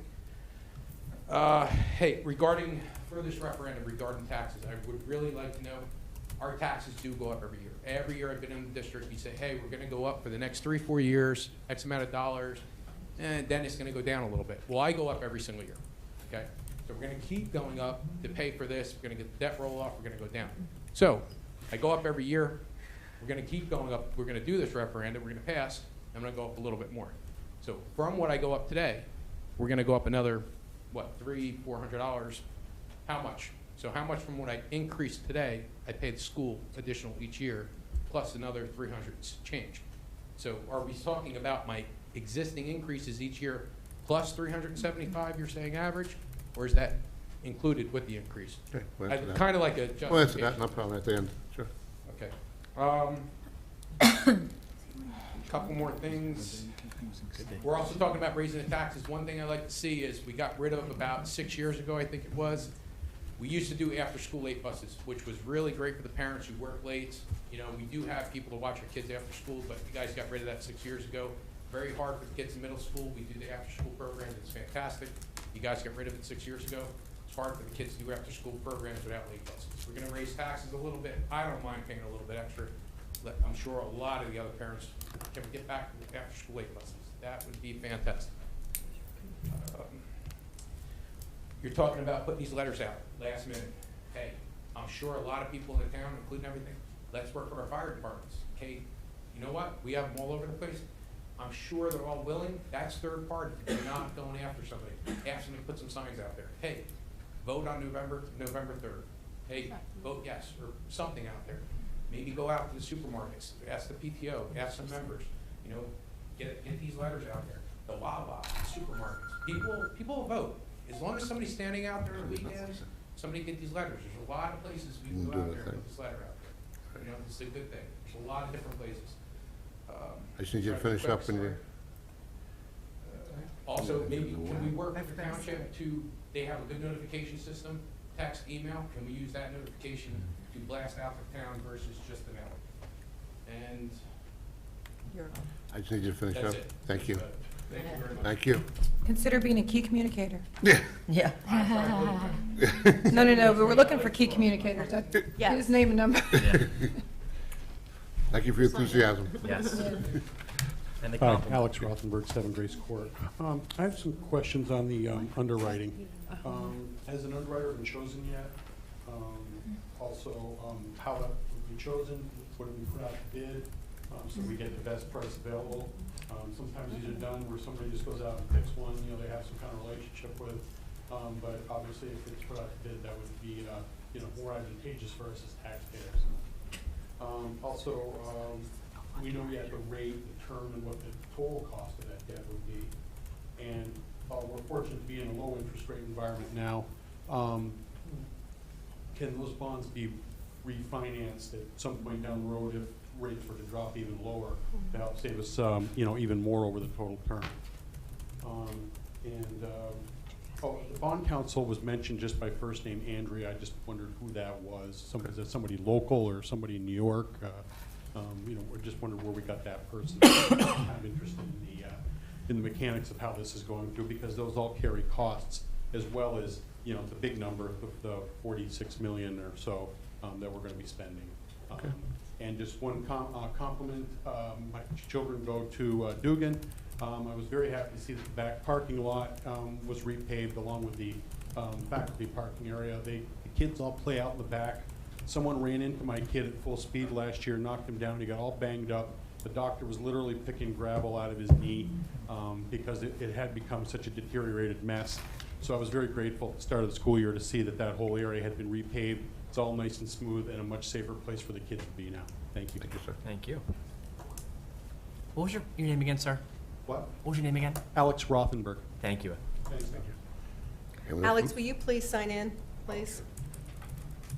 Anyone else from the public wish to address the board in the end?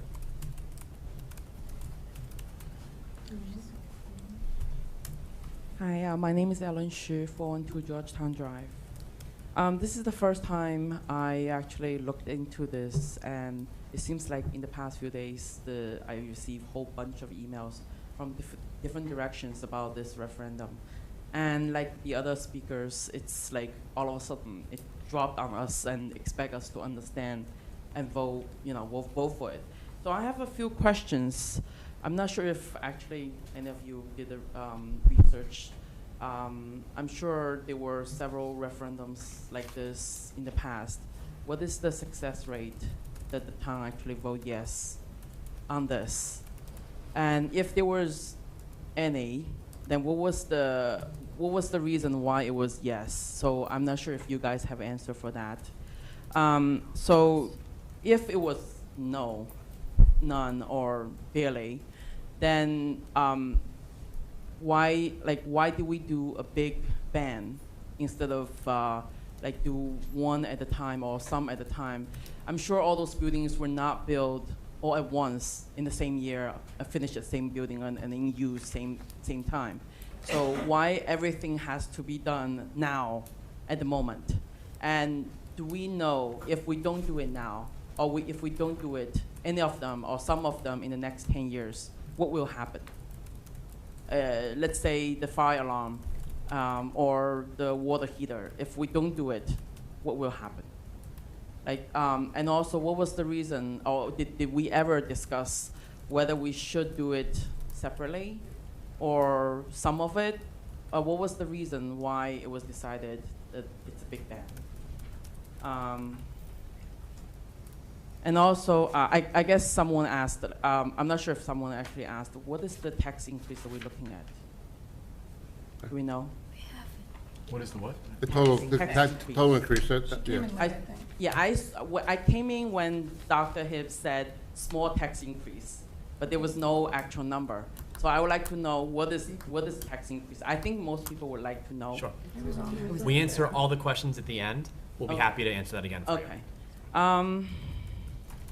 The other question I have is, I'm wondering if we already spent a whole bunch of money reach this far, right?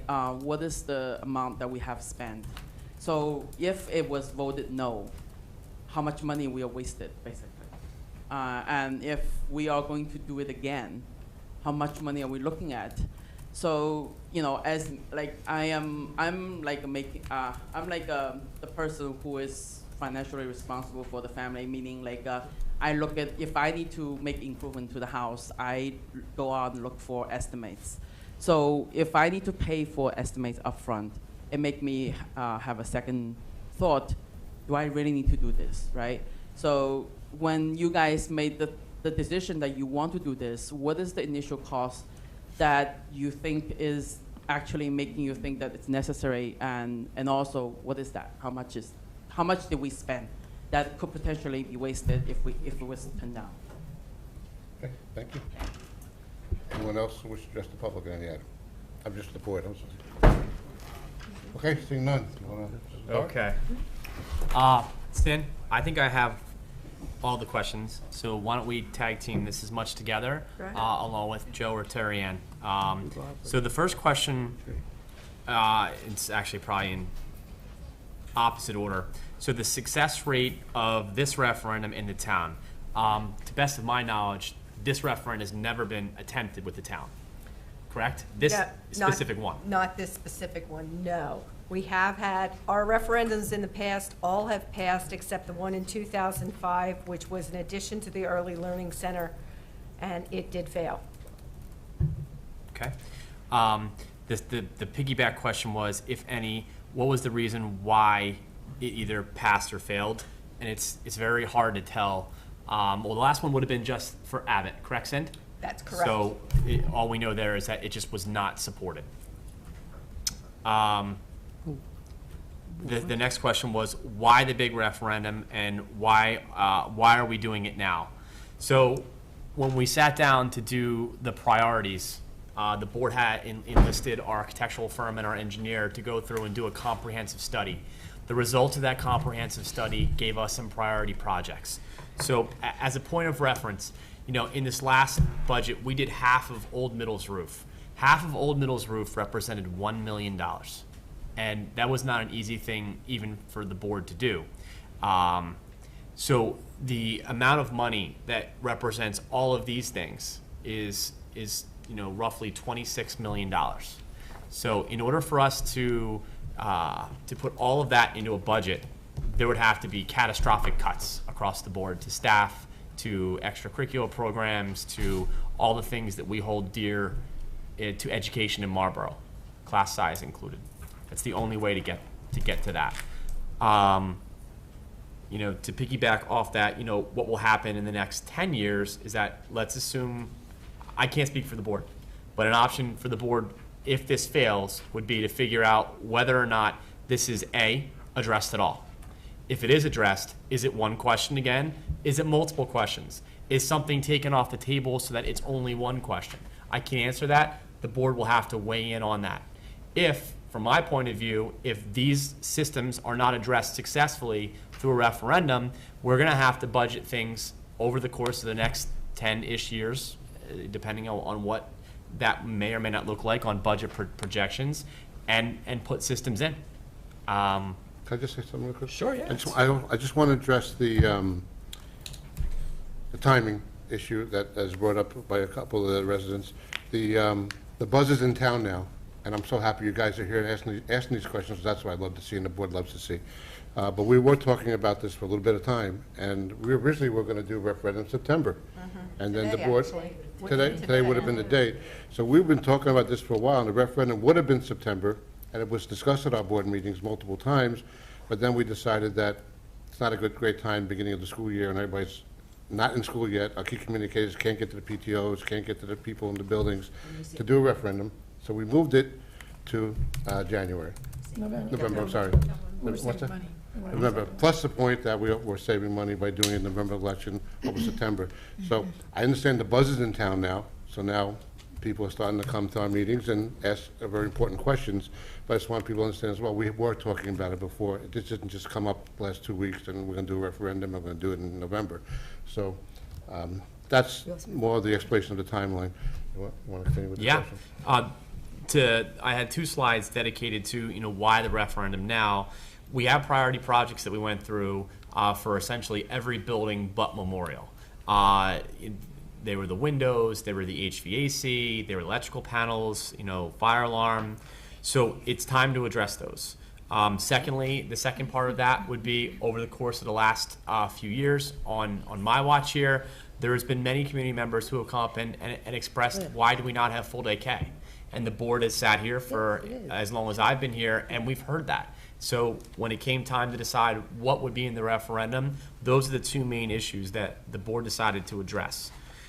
With the elimination of debt, it can be structured, and Cindy will explain it to you, that there will be 3 years of almost the status quo, 1 year of a small increase, and then there will be a decrease on our end of taxes.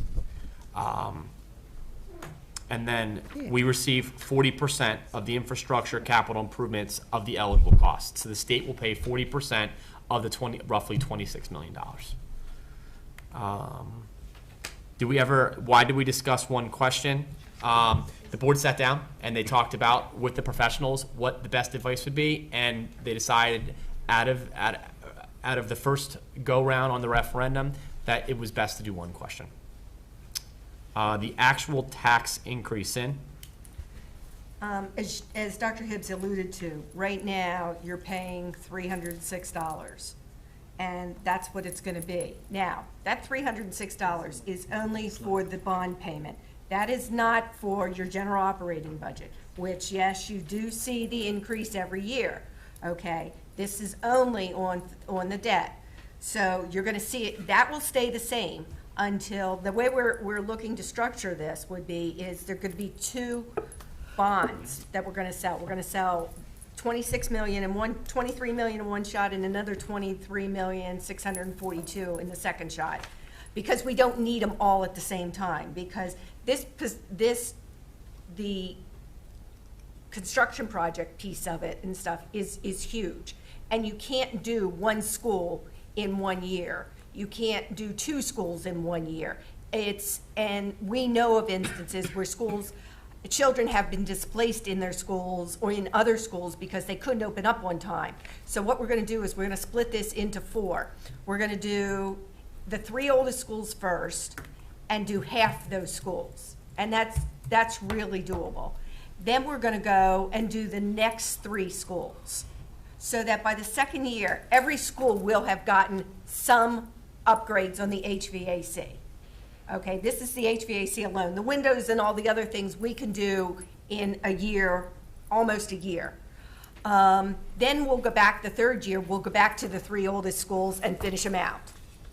And then the 4th year, we'll finish the last 3 schools and get them all done. So by the end of the 4th year, all the schools will be completely, all their HV, everything will be completely upgraded. Yeah. So that's how we're gonna do it. So when that second bond comes on, you're going to see in the 4th year, because our debt is paid off fully, that we have right now on July 15th, 2019. So what you'll see is, you're gonna see all the bonds come on, and they're gonna come on right smack on in that 4th year of the bonds. They're gonna hit at the same time, which you're gonna see a slight increase. It's about $80 is what we're projecting for an average price home. Then, the next year, the last of the old debt is off, then you're gonna drop down $175. So you're really gonna see an increase on the facility side once of about $80 on an average price home. Can That's we what show you're that gonna slide see. again? There was a slide that. Yeah. It's right here. You got it? Go for it, Rob. Well, Right, go back, Yeah. right there. You just need to come to the microphone. We usually don't do this since it's the bond referendum, I'll allow it, but you need to come to the microphone. Forget about the average increase we get per year, because there's always a tax increase, and usually a lot. No, of- this is on the average priced home, average price assessment. So The average forget about assessment. our average. If we just say, we get an average increase that goes to the school every year, forget that. This Whatever that may be, addition. it'll just There is be no average. 80 in a couple of years and then come back down. It'll come down. Forget about our average increase. Yes. We're just talking 80 in a couple of years. Yes, that's it. Got it. That's it. Thank you. Yeah. Good question. He's a rock star. Yeah. Can we take a vote on that? It's John, right? Do you like donuts and coffee? Love to have you in. Love to have, yeah, it was. Okay. Cindy, the next question was, how much money did we spend thus far? I knew this question was coming, and I'm really good with numbers, but I'm drawing blanks right now. We've got the architect doing pre-referendum work, and if I remember correctly, it was about $25,000.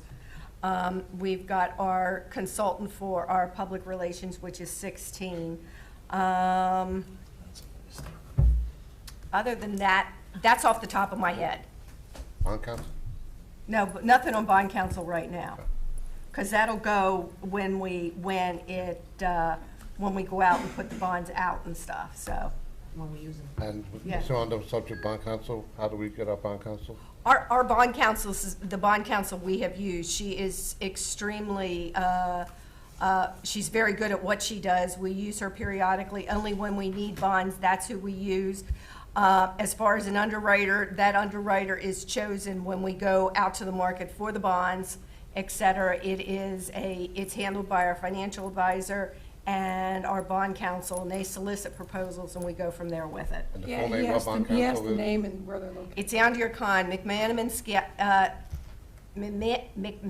Scotland, and Bauman, out of Newark.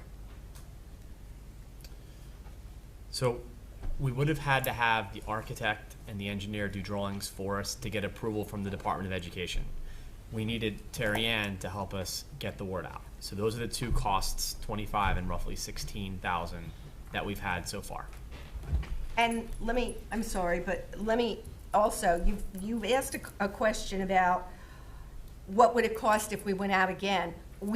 I could tell you it would be about $25,000 if we stood on our own, but we don't know who else is in the pipeline who could possibly have in a referendum again when we choose to. Otherwise, we have to pay for all the costs for the mailing, for the ballots, and all the work at the county that is done. That's what those costs are. And by doing it in the general election, you don't pay for those because it's a general election, so all those costs are mushed into there. But I don't know who else would be on for the next referendum when we would choose that date, who would be in there. Like today is a date that people have, and there is one in Monmouth County. It actually happens to be Manasquan, but they're doing the costs all their own. But there could be other districts in Monmouth County that are having a referendum that night. So, we don't know. We don't know, and we won't know until we get closer to that date. Cindy, and just to remind everybody, if we go out again, the price that we paid for the PR firm included a second time of going out again, so that expense would not be a second time because it included that going out a second time. That is correct. And there's really nothing we would need from the architect either, because everything has gone down to the Department of Education for approval. So that second time would be the holding of the election. Election, yes. Now, you've also asked, what would we do these things separately? Okay, that means you would hire an architect every time we did one of these projects, whereas this is all, you're putting it all together. So you're saving a great economy by having an architect do all of them at the same time, as opposed to when you're going to do your windows, when you're going to do your HVs, when you're going to do your fire alarm. Those have to be designed, and then you have the costs of putting all these bid specs together, the design work together, all of that stuff. So if you started separating it, it would be a lot more expensive. This is a way to save dollars by doing it this way.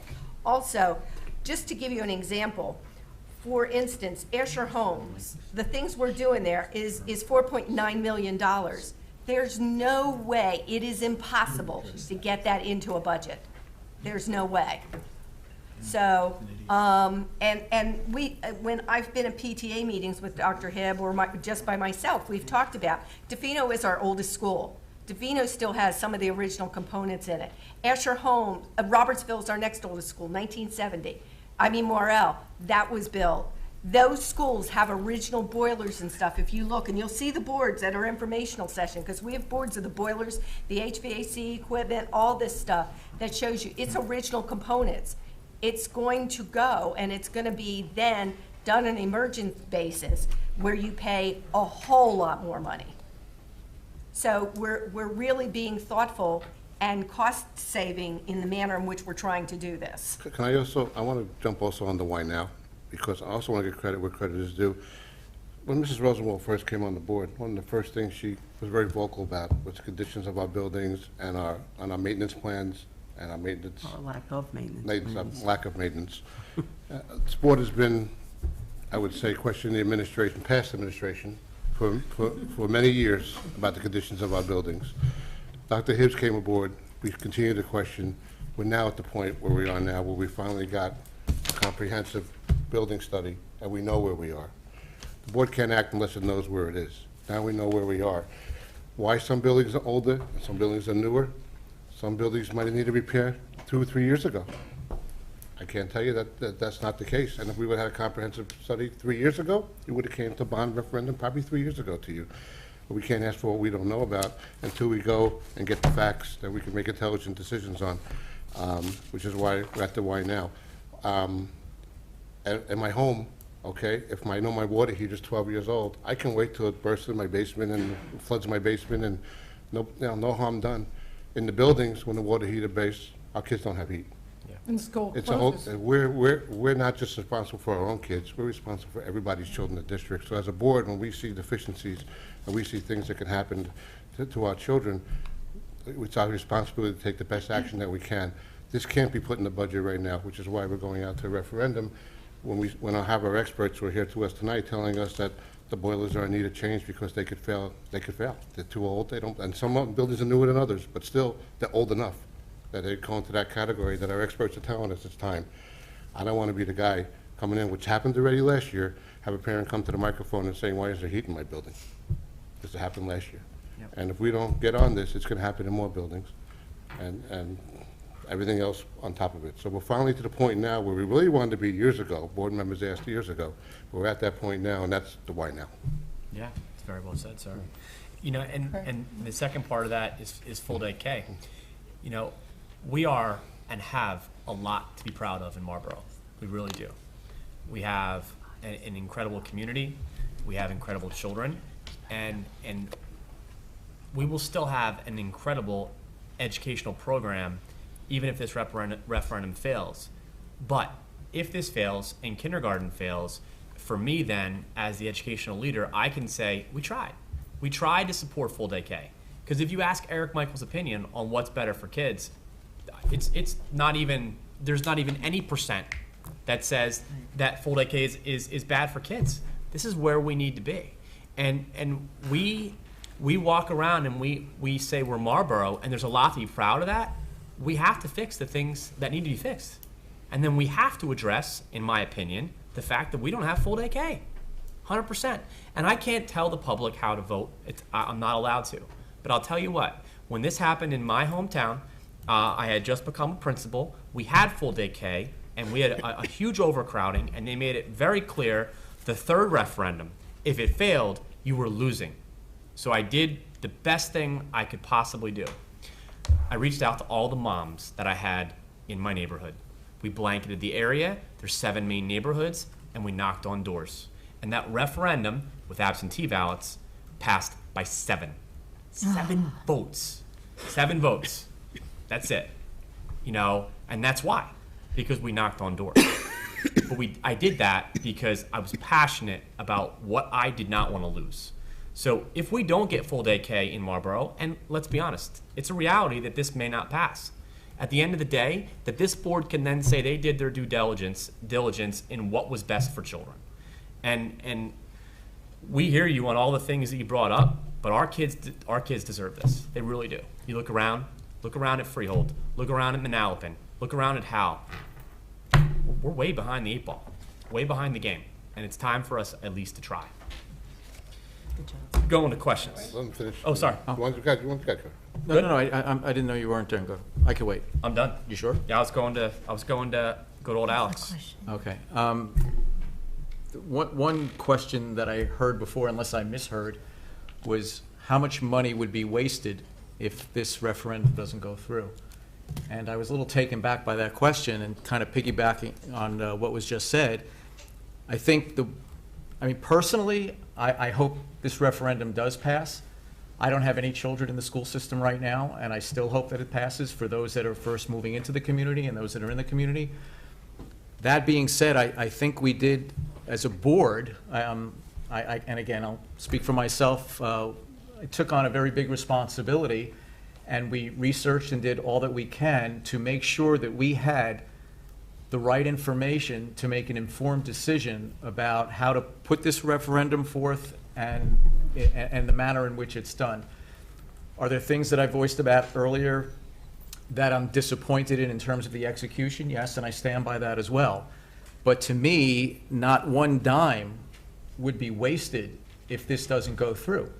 I think if anything, if we would have spent half and didn't do the due diligence, whatever amount that would have been a waste, because it just wouldn't have made sense to do it in that manner. So I kind of take exception to anybody who would say that if this fails, that it was a waste. This by no means was a waste. Thank you.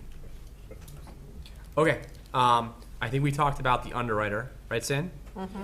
Bidding process, 100%. We have strict guidelines for how this would be bid. Rate of term, total cost of debt, Sin? I thought I explained that. Well, we don't know because we haven't sold the bonds, and we won't know and stuff. What our estimate right now is it's going to be 20 years, and we're estimating it to be 3.5% right now over the life of them. And yes, we can refi. We're required to refi whenever it drops, that it is advantageous to do it. And we have done it. We've done it on all of our bonds in the past. Alex, thank you for your compliment on our smooth surface. I agree with you. It's beautiful. John, pay for it. I'll be happy to look into other options. At the moment, we are swamped, but I promise you that I will look into that. What? And I agree. Debbie agrees. Okay. We will be happy to put that on the list. I can't make it a 9 at the moment, but I'll make it. We talked about it, Eric, before you came on about that, because instead of pay for it, the percentage that they get Yes. to do it ourselves. I know it would take manpower and stuff like that, but I know we've raised that question before. Okay. Because we could take that, like, whatever they charge Percent. and percent, use it Understand. toward us as revenue, and we can do it within house. Okay. We will be happy to discuss. Can we fix some glitches on the forms of the website? We absolutely can. We absolutely can look at that. This is the first year that we deployed everything through Genesis. We 100% have one person that controls. We have feedback. We will take that feedback and we will make improvements for next year. You have my word. Virtual tours is a fantastic idea. I will run with that. Thank you. Thank you for your compliment to the board on their security measures. Did we speak enough to the existing increases, John? I think we did. I'm comfortable with that. And when we're all done with the meeting, I'd just like to maybe a couple things about technology. If you guys want any input, I do live in the town. I also contract with the town, and I'm willing to donate free consulting to the town. How it works. It's wonderful. How about I foresee this one going till about 1. John, I wish I could say I was lying to you, but I don't ever lie. Coffee, wow. But I'll tell you. Yeah, I know. I have 3 hours in National Coffee Day. Our coffee's gone, our free coffee's already gone. John, I will call you. How's that? Okay. Mrs. Walsh, can you remind me to call John? Thank you. Okay. After school buses. This has been a discussion point, which I'm sure the board would be happy to at least revisit on some form. I don't know if tonight's the night for it. $80,000 to add that bus, the last time we talked about During it. budget time, I'm sure it'll come up again. It comes up often. I've been a proponent for it, but it comes up often. We'll have to see both votes as a whole and. I have Swiss cheese for a brain, but that one I remember. It was like 80? It was $80,000 to add that bus back in. We talk about it often. Okay. Sarah, if it's so important why we're back to school night scheduled, I'll tell you right out of the gate, I understand what you're saying. However, when you have all that we have and all that we try to do, it is virtually impossible to schedule things where there's not some form of an overlap, which is why we are going to schedule multiple venues for people to come out and hear the same exact thing. I don't want to minimize anyone's pain on a back to school night because I understand, but that's why we're going to have every workshop the same presentation, every board meeting the same presentation, and then 3 separate nights so that hopefully if someone needs that, they'll come. I also have done a voiceover, this PowerPoint, which will be blasted to the town, so in case they missed it, it'll also be there as well, coupled with the fact that they can always go on to our board meetings and watch and see the presentation. I appreciate that. Thank you very much. I want to take that as a compliment too, so thank you. So your question as to why they weren't part of the budget, I think Cindy kind of hit on that. It's just not possible. You would never be able to take all that and put it in. It would destroy everything that you hold near and dear to Marlborough. You gotta beat the microphone. So, yes. Again, only because it's a Yeah. referendum discussion. So- Usually we don't do back and forth, and I don't want to start that, but it's a referendum discussion. You're welcome to have it. And I think it was even over the 4 years, right? Even over the 4 years. That's Yeah. been paid. No. So what you would do is let's just take the 26 million and I don't know that it would work that way, stretching it out over 4 years with. Operating budget. Think about it in that terms. What's the total operating budget and what percentage of 26 million? Oh my God, it's almost a third. Yeah. It's a third of our operating budget. Yeah, the third. Catastrophic. Catastrophic. Class size is You're going to talking about 40. $6.5 million. That's. It's a question that continually comes up. That's what you do. You would cut more staff members than I have fingers and toes. Literally. I didn't hear it. You would cut more staff members in order to do that than I have fingers and toes. And I don't mean that disrespectfully, because roughly over 85% of our budget are things that are well beyond our control. Salary, benefits, they're people. When it was put into play that you can only raise the tax levy 2%, it really placed a restriction on what we could or could not do. Now, Marlborough was masterful at doing all of these things, or a lot of these things, within its operating budget. But there comes a point when it's just not physically possible because of that 2%. Now, could you then stretch it out over the next 20 years and do it? Sure, you could. But then, last year when we were physically welding the boiler at Asher, Yes, it was. physically Holding on, welding the boiler at Asher, Yes, I there's a problem, and that's where it comes down. Because, and trust me, I understand. I hate getting my tax bill. It's awful. It's awful. But what would be even more awful is you coming and saying to me, Dr. Hibbs, let me understand this correctly. The boiler went, and now you cannot put kids in that school for amount of time. And what are you going to do? Where are you teaching them? How are you going to do it? And that's really why now. The why now is it's time. It's time to address these things. It's not that we didn't upkeep them.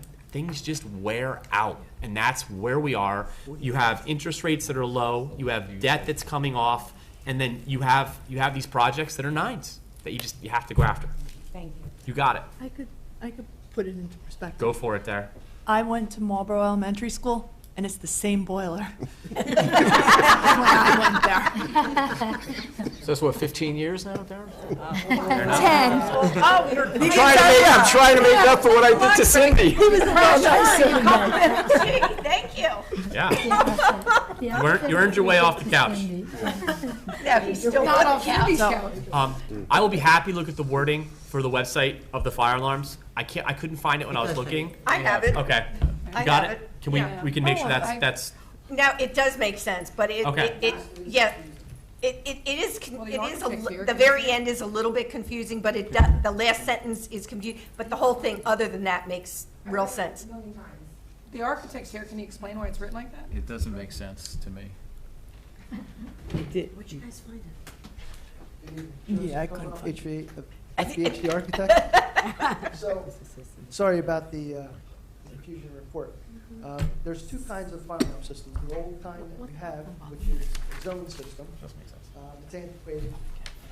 Now, a more contemporary type of fire alarm system is an addressable. So that gives the ability for a fireman to come in and know exactly where a fire is occurring, like in a janitor's closet, not just a wing of a school, like a 100 wing. So that's what is in the report. Joe, I think. And I think it is worded wrong because Yeah. Bob did show me. Yeah. So as far as the wording, we'll own it. I apologize. I'll be happy to fix it. We're certainly not looking to spread fire more quickly in any building. No. And it is. If that was the case, we'd only pay half. Yes. And that is capital work. That is 40% funded by the state. Pyromaniacs running around the school. Thanks Yeah. for telling us. Thank you, Joe. And we'll have to do another policy. I think we spoke to the duration of payment, 20 years, right, Send? Yeah. Should it not pass, what would the next steps be? The board would have to engage in that discussion. They really would. So if this would fail all the way through into next year's budget, the board would have to decide what, if any, of these were going to be placed in. And obviously, we couldn't replace all of them in, but what would we place in? What would the next steps be for referendum? What would it look like? Questions, so on and so forth. We're not there yet. We're going to go through November 3rd first. Andrea, I think we addressed Genesis. We will absolutely be making improvements. I am very sorry that you had that experience. I will ensure that next year we will make sure that our new children are tested and that they are not left off in any way, shape, or form. I don't have the enrollment in front of me, but I will be happy to get that number to you. Liz, can you write that down as number 2 for me, I have a please? question on that. Do you want it by grade level, or do you want it just by total? Okay. Okay. And you said 2003, correct? Okay. How many classrooms in all? I think what will be great for this one, the next 3, what I will do is I'm going to reform these into the frequently asked questions. I think, right? Hey, right? Yeah, I like that. So we're adding on 28 in addition to what we have now, but I'll be happy to put all that information out about how many are being there, how many are being added, how many are in use now, and what the average class size is at Abbott. Fair enough? And I will email you when those FAQs are updated so that you know specifically. Mrs. Walsh, that's number 3. That's why I love you. Okay? Nothing but love. I think I hit everything that I could possibly hit. I have no voice left. You sent us copies of all that? What was that? Copies of all the information you're going to send out? Can you email it to the board members, she said? Yeah. Oh, yeah. So, yeah. Absolutely. Okay. May I add one question? Well, we gotta do the second public session. We can't do it at this point. I do appreciate everybody coming out tonight, and I appreciate the interest in our referendum in our school district. It's good to see people here. We don't always have attendance. Moving on to page 4, financial and business operations. Do we have any changes before we read? The meeting's not over yet? No, it's starting. Craig. Sir. Would you like to read, please? For financial and business operations matters, the superintendent of schools submits the following resolutions for approval. 1, transfers. 2, list of bills. 3, secretary monthly reconciliation reports. 4, travel. 5, harassment, intimidation, bullying report. 6, memorandum of agreement, Marlborough In-Service Employees Association. 7, appropriation of revenue from the 2014-2015 school year kindergarten complement program. 8, uniform state memorandum of agreement 2015 update. 9, 2015-2016 school year bus routes. 10, maintenance reserve account transfer and appropriation. 11, amended resolution award of food service contract and approval of 2015-2016 school year milk and lunch prices. 12, approval of contract resident consultants. 13, donation. 14, donation. 15, out-of-district placement for the 2015-2016 school year. 16, amended resolution out-of-district placements for the 2015-2016 school year. 17, amended resolution out-of-district placement for the 2015-2016 school year. 18, approval of agreement between the Marlborough Township Board of Education, Compass Group USA, Inc., and Trinity Hall. 19, state contract purchases. 20, award of quote, lease purchase financing. 21, resolution of the Board of Education of the Township of Marlborough and the County of Monmouth, New Jersey, providing for the acquisition and financing of school buses through a lease purchase transaction and authorizing execution of a lease purchase agreement and other related agreements, documents, and actions necessary to accomplish the transaction. I so move. Thank you, Craig. Seconded by Victoria. Questions on financial and business? Debbie. Number 2. Number 2? What is number 2? List of bills? List of bills. I had a question on the Achieve 3000. Yeah, that was a biggie. But if you could just let me know what adaptive text is that for. I know it says adaptive text for English language arts program for grades 3 to 8, e-science program for grades 6 to 8. Is that adaptive to the New Jersey core curriculum? Michael? Hi. Mr. Balone. Good evening. Can you hear me? Yes. Yeah, okay. So Achieve 3000, as you know, in English language arts is the program that we've been using for a few years now. It's adaptive in nature in terms of matching lexile measures with student ability, right? So a student is presented with text at his or her lexile level, and that changes over time, provided that qualified activities are completed month to month. That's at a price tag of about $150,000 just for the English language arts component.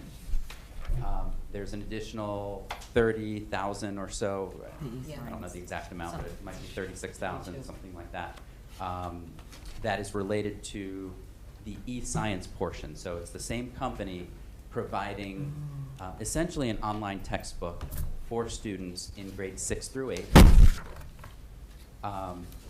And that is also adaptive in nature, that speaks to the lexile measure that is acquired through the English language arts portion. So a child could essentially, if a child has a Lexile measure of 1,000, the science text will be also presented at that level. Is it that they actually go from child to child? This is an individual basis. It's not a generic, if I have Lexile 1010 to 1050, this is your text? The text will be specific to children, yes. I was surprised to see this number come up for the bill, because I know we have to pay for it all the time, and I know that we had already paid for it for the year. Now, that number, and I don't remember, Michael, maybe you could help me. This is an addition? That's an addition. No. This is the cost. That's the total cost. That was the budgeted There's no cost. additional cost for adaptive text coming up? No. Okay. The adapt- That's what I was. That was just a okay. description. Okay, because the description sounded like it was an additional. No, that was with the budgeted adaptive. cost. Okay. Thank you. You're welcome. Michael, I did have something else. Okay. Is she coming back? I have questions for Cindy. Cindy. She's right here. Cindy's- Oh. I'm right here, I'm looking for Okay. something. Hold on. Oh, number 21, I think that was our resolution. Yes. Okay, I know Mark's not here. Kate's here. I understand that this is not from our board attorney, but is it doable for an attorney to look at this language, since this is not coming? Bond counsel. Bond counsel wrote Bond it. counsel only. Correct. Bond counsel actually drafted the resolution. It tracks actually a lot of the statutory language that we use with lease purchases. So I know that that has been vetted through your bond counsel. Okay, because, so everything's through bond counsel. I was just a little concerned.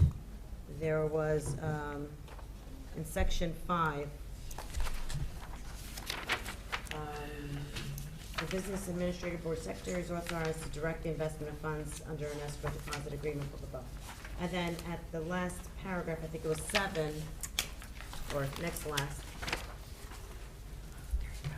Seven's the oh no, seven's next to last. Right, so, towards the end of 7, it says, any board actions heretofore taken that are inconsistent with this resolution are hereby repealed and or superseded to the extent of any inconsistency herewith. So, any actions taken with respect to this transaction prior hereto are ratified. So, are we, I was just concerned not for our board, because this is what we had planned to do. I was more concerned of future boards.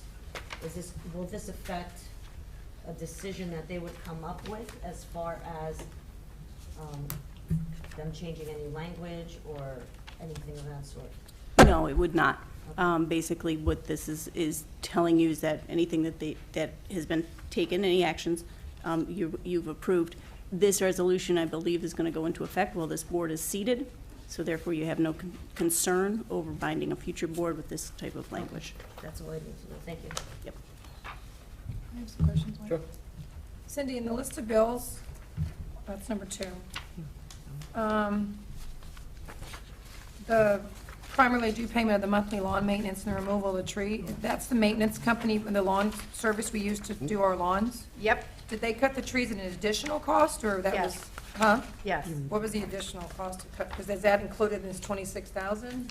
Like that, you said it's primary due payment, so that's their monthly payment. How much did the tree cutting cost? I guess is what I'm asking. Okay, I might be able to tell you, and I might not. I might have to look at the bill. Okay. Bills itself. Hold on 1 second.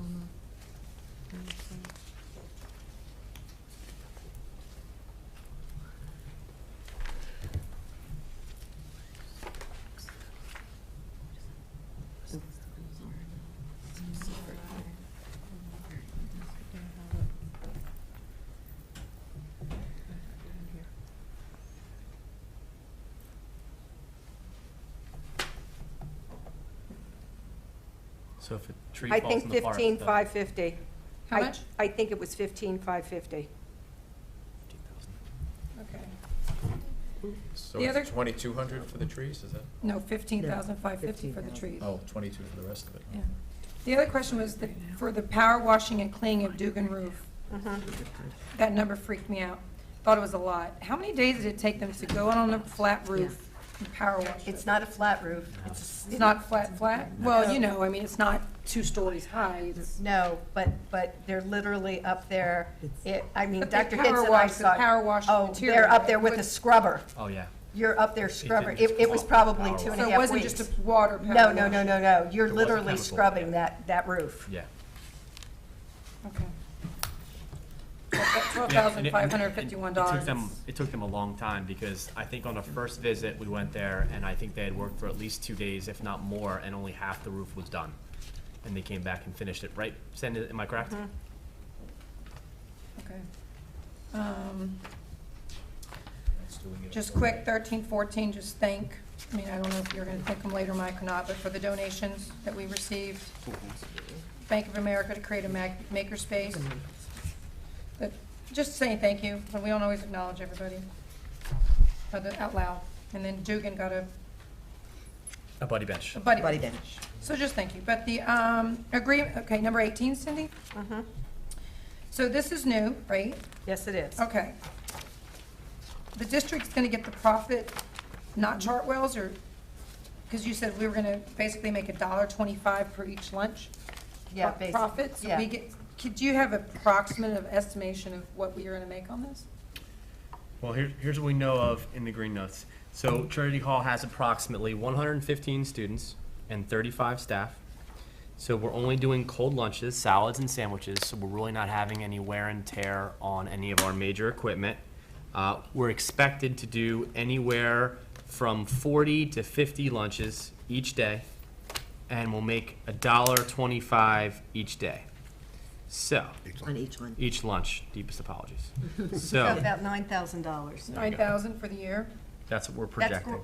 that's, yes, that's And the that's profit. not anything to do with the $50,000 guarantee that Chartwell's has with us. This is outside of that. It's Yes. additional to us that. Yeah, absolutely. And that also includes the driver that we would need to drive the lunches back and forth. That's a strict profit, $1.25. They came to us, or did we reach out to the Trinity Hall? They came to us. They actually That's a good found thing. him at the, Summer thing at the swim club. That's great. Go swim Okay. club. First one. Okay. I think that's it. Anybody else? Bonnie? When were the routes for the special, the out-of-district placements developed? They've been ongoing. What number are you on? 15, 16, 17. Well, no, these are placements. These Yeah. aren't bus routes. These are placements. I Yeah. said, when were the out-of-district placements? Oh, I'm sorry. I thought you said routes. No. You did, you did. You said I said routes, That's I okay. apologize. These are the out-of-district placements. When were they So decided upon? 15 was a move-in. Recent, Mm-hmm. okay. Absolutely. For 16, I don't know when. These are existing children that have been in these All we're placements. doing on 16 is adding the extra doors program because we don't know the doors program cost until the school year starts. So we're only adding the cost for the doors program on, On 16. on 16 of Mm-hmm. for the first two. And the third one, they inadvertently gave us the wrong rate for 901, so we had to change it for the board agenda. That's all. So this was a change. Mhm. On, you mean on number 17, Sin? No, on 16. And 17 is, what did you say on 17 in January? 17 is the extended school year. We had it on the agenda, then And we it had was to a make a rate change. change, and then we missed the extended school year on that one, so now we had to put it back on. Yes. Okay. Okay, well, anyone else? Financial? Nope. Cindy, please call the roll.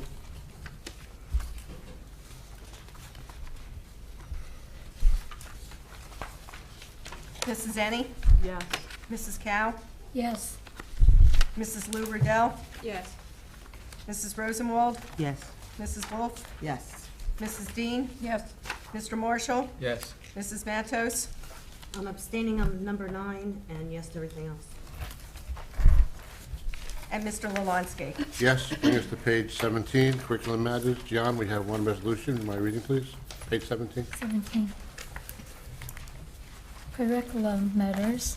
The superintendent of school submits the following reservation for approval. 1, field trip list. I so move. Thank you, John. Seconded by Craig.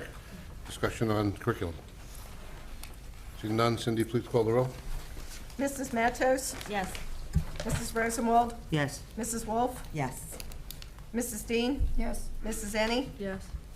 Mrs. Lou Riddell? Yes. Mr. Marshall? Yes. Mrs. Cow? Yes. Mr. Lalansky? Yes, that'll bring us to Personnel Matters, page 18. We have 41 resolutions, 18 to 41. Any changes, Cindy, before you read? No. No? Bonnie, would you mind? You want to do 25 at a time? 25 that's first? fine. 25, and then I guess, or 20? You want me to do 25 then Do first? 20, do 20, 21. 20? Yeah. Okay. Personnel matters. The superintendent of the schools submits the following resolutions for approval. 1, resignations. 2, rescind employment offers. 3, employment certificated staff. 4, employment school aides. 5, employment school monitor. 6, employment bus drivers. 7, reemployment part-time instructional assistants. 8, full-time and part-time instructional assistants, hours and salaries, 2015-2016 school year. 9, bus drivers, hours and salaries, 2015-2016 school year. 10, bus attendants, hours and salaries, 2015-2016 school year. 11, movement on guide. 12, amended hours transfer certificated staff. 13, amended hours salary. 14, transfer amended hours and salary. 15, employment additional teaching time. 16, transfer. 17, staff paid with IDEA funds. 18, as soon as I turn the page, curriculum Google training for nurses on Pro Day. 19, curriculum CPR first aid and training. 20, curriculum Title I coordinator. No, I'm to the stopping question. here, I'm not moving it yet. Questions on the first 20 resolutions, any board members? Yeah, I do. Go ahead. Yeah, Am I up? yes, ma'am. I have a question on number 6, the employment of bus drivers. Cindy, what is an open package? What does that mean? Says, Number 6? number 6, I don't think it even told us in here. Yeah, just hasn't been taken Yeah. yet, right? The individual's not placing anyone It's for an existing for an open package we have. for an open package, meaning there's another route, an additional route that someone's not on. Now we have to have someone on the route. I don't think they can hear. Can you hear back there? Yeah, it's on. So that's just a description of a Yes. route they're gonna be given? She's Okay. picking, I thought it was like some. You know, he's I- picking I- up an additional route, is that what, or is she, that's what open Or it's package? filling an open route. We're filling an Fill- open okay, position. so she's already employed. Okay. I should have welcomed You Dr. don't Hart have to as say well. the same thing. You know, Just say it, we can't jumped believe it. right on I into don't know order if a stranger form. right in, I don't know. So, everybody, Dr. Hart, say hello. Dr. Hello, Hart, say hello welcome. back. Or if you want, just I think Cindy turned off my mic. Yeah, I was getting back at you. Been empty too long. or if you want, just sign in and stand at the mic. And wait, congratulations on your first answer. Woo, you killed it. I have another question. Number 13, the amended hours and salary. It says that, the way I understand it from the agreement, it's a dual position. They're an instructional assistant, and she's a registered nurse. That's correct. She rides the bus as a registered nurse because there's a medically fragile student that needs a nurse on the bus. Before and after school? That's Is that what correct. she does it? So she's not a nurse during school? Because I was just questioning, like, how is she a nurse and then go to be an No, she instructional rides the bus. assistant? She did this last year, too. Okay, so she's an instructional, and she just rides the bus? Yes, that's correct. Gotcha. I think that was it for me. Okay, anybody else, the first 20? It's kind of a general question, but if you want, I could pick them out. There's quite a few on here that start on 9/1, there's 9/8. You weren't here, so I'm kind of, you're the one that's gonna answer, probably either pass the question or take a stab at the question. Effective dates starting at 9/18, 9/1. Why was that done and not brought to us at the end of August? So whoever wants to take a stab at that. Bonnie, can you give me a specific one? Give me an agenda item. Well, they started personnel one, we have a resignation at 9/18, and then you have on 3, you have an effective date for a new replacement, new position, effective date 9/01. And then you have 3 of them, Ginger Hall, Dan LaGuardia, Nicole Volpe. And 4, 4 I didn't circle. So then you can jump to. Agenda item number, they're all different scenarios. So, so agenda item number 1, resignations generally. Obviously a resignation, but then you can jump down to 3. Number 3, so these are certificated staff that we've employed. What's happened was we had staff members who were out on some kind of leave early in the year that was unanticipated. We didn't know in August. So we hired a long-term sub to take that position. That long-term sub has a permanent certificate.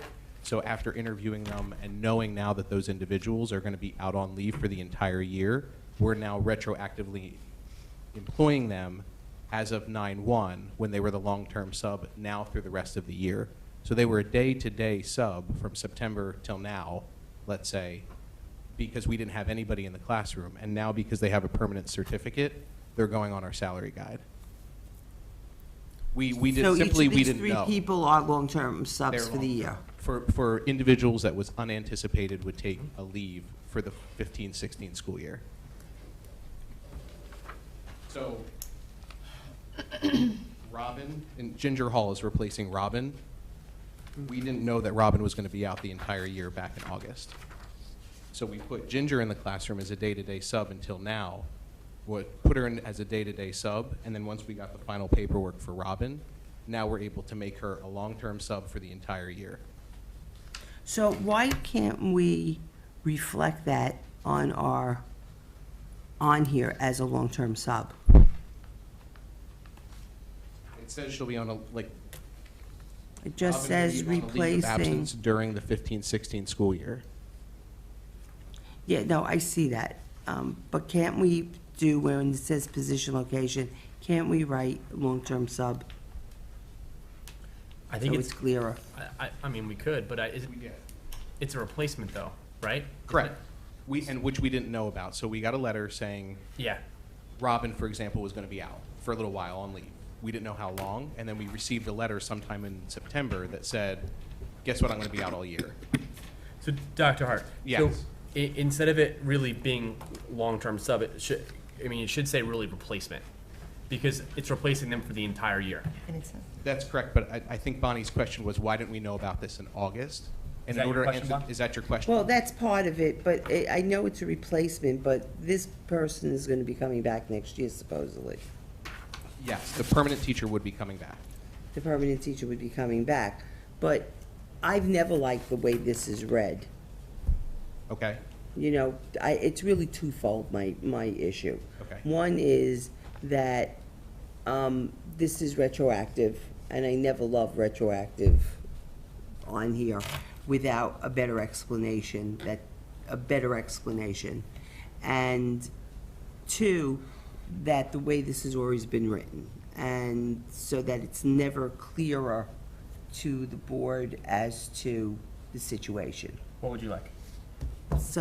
A better way of writing it, because replacing Megan Levy with a retroactive, so it's a twofold, that it's retroactive without a clearer explanation, and that it's replacing it only for a year. So, yes, it says for the 15-16 school year, but it's not clear that this person's coming back next year, and we don't know. We wouldn't even suppose that, because at the end of the day, There's a way we to don't do know. it. Yeah. So I'm fine with it. I will write the motion. I mean, we can put the motion on any way the board pleases. I want to be clear. Well, it's not on necessarily what a motion to do it, we're not not necessarily a motion, but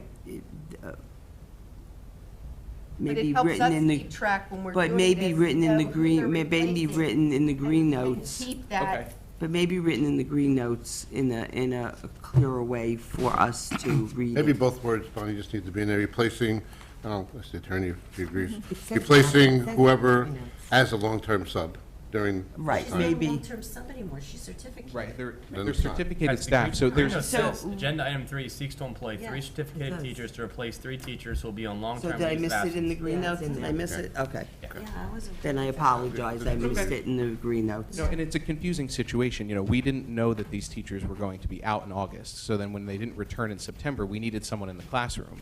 Luckily, we found 3 individuals who had their certificate of eligibility with advanced standing or a standard certificate. So now that we know that these individuals will be out for the whole year, we can now put them on the guide and pay them as a replacement individual. Correct, Kate? Correct. Okay, thank There's you. actually a provision, a statutory provision, that you can only allow a long-term sub in the classroom for a specific period of time. I think it's 20 60 days. 20 days. And at that point, they have to go onto the guide. No, I'm very well aware of that. You wanted a clear explanation. We understand. I want to clear, Yep. but I must have missed it in the green notes. I do apologize. Not a problem, thank you. But the same thing goes on with the like within 7, you have, again, the 9/1. But again, I don't want to be redundant if it's in the green notes and whatever. So I had a really bad car accident, so my brain is not too clear. Debbie? More of a general question. On number 17, I know the IDEA federal funds salaries, the staff.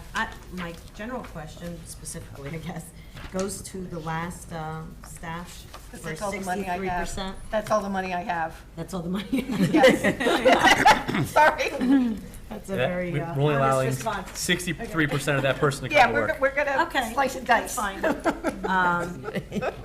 I think my next question, and maybe for you, Dr. Hibbs, Okay. or Michael, I'm not sure. I was very happy to see that there's a Google training for nurses as well for the Yes. curriculum, which is very, very nice. Yes. Ask me about IEs. Is that where you're going? Oh, I am. Come on. Oh, We were already going there, David, but you gotta do new business. So, Mr. Balone? Well, I didn't see any, so I wanted to ask. Mr. Balone? Probably not gonna work. Thunder, You already I know where we're apologize. Just yell loudly. We already know where we're going. I already Sorry, handled I it. saw your Okay, so for You're the the man. instructional assistants, Closer. I know. They go actually, up the nose. Got it. instructional assistants will also receive Chromebook training, which is coupled with Google training as requested When, sir? on the Pro Day on October 12th. Very nice. How So, a day? I don't know if this is time. Professional On our day, professional day on October October 12th. I'm not gonna give it a Chromebook. No.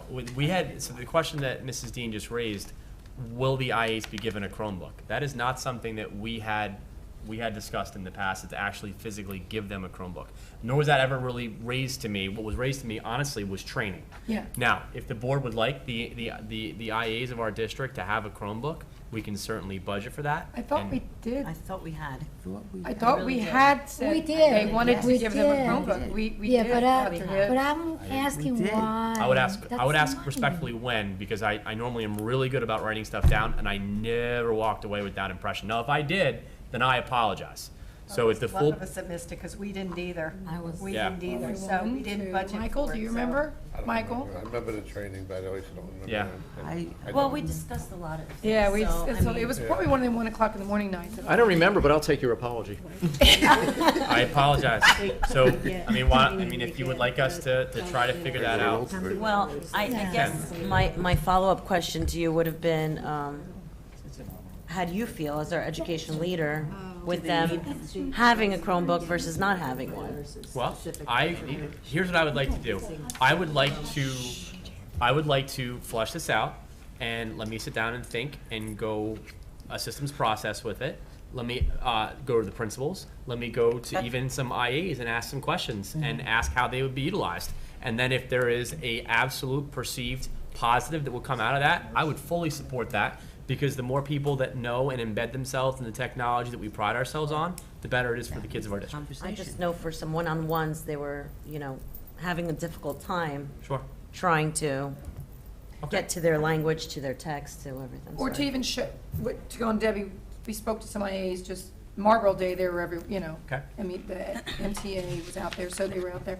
But they were saying, like, if they go to show a child something, they can just pull it up on theirs and maneuver and do, wasn't it like they could? Yeah, it's kind of like doing your homework before you get to. They could Why- watch and why not? see where that Proactive. child is You let instead of me do having this. to look Yeah, over. no. I will Go do ahead. some research for you. I will bring it back to the October meeting about Absolutely. what it would possibly cost, and then I'll do some legwork. Is that They're- acceptable? Yes, thank you. But they're Okay. definitely getting training in many are we October. talking They are How many definitely IAs do we getting are? training.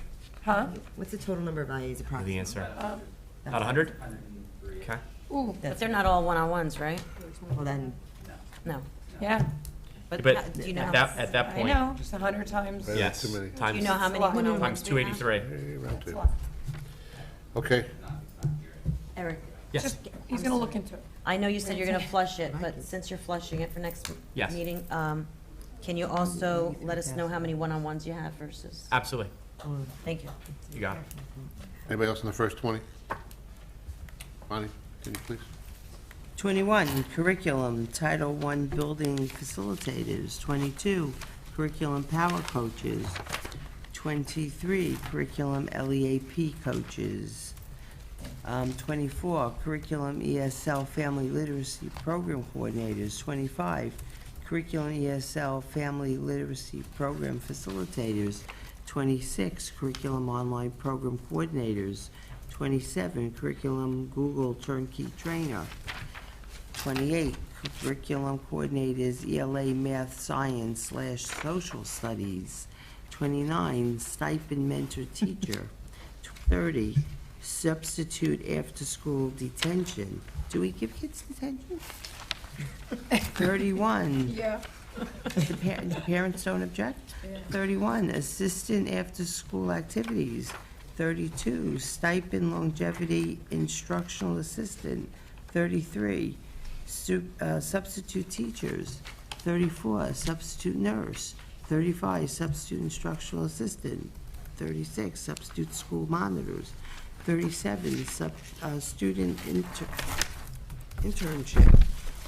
38, field observation, the dreaded field observation. 39, paid medical disability leaves. 40, unpaid leaves of absence. 41, amended resolution leave dates. I so move. Kimani, seconded by Joanne.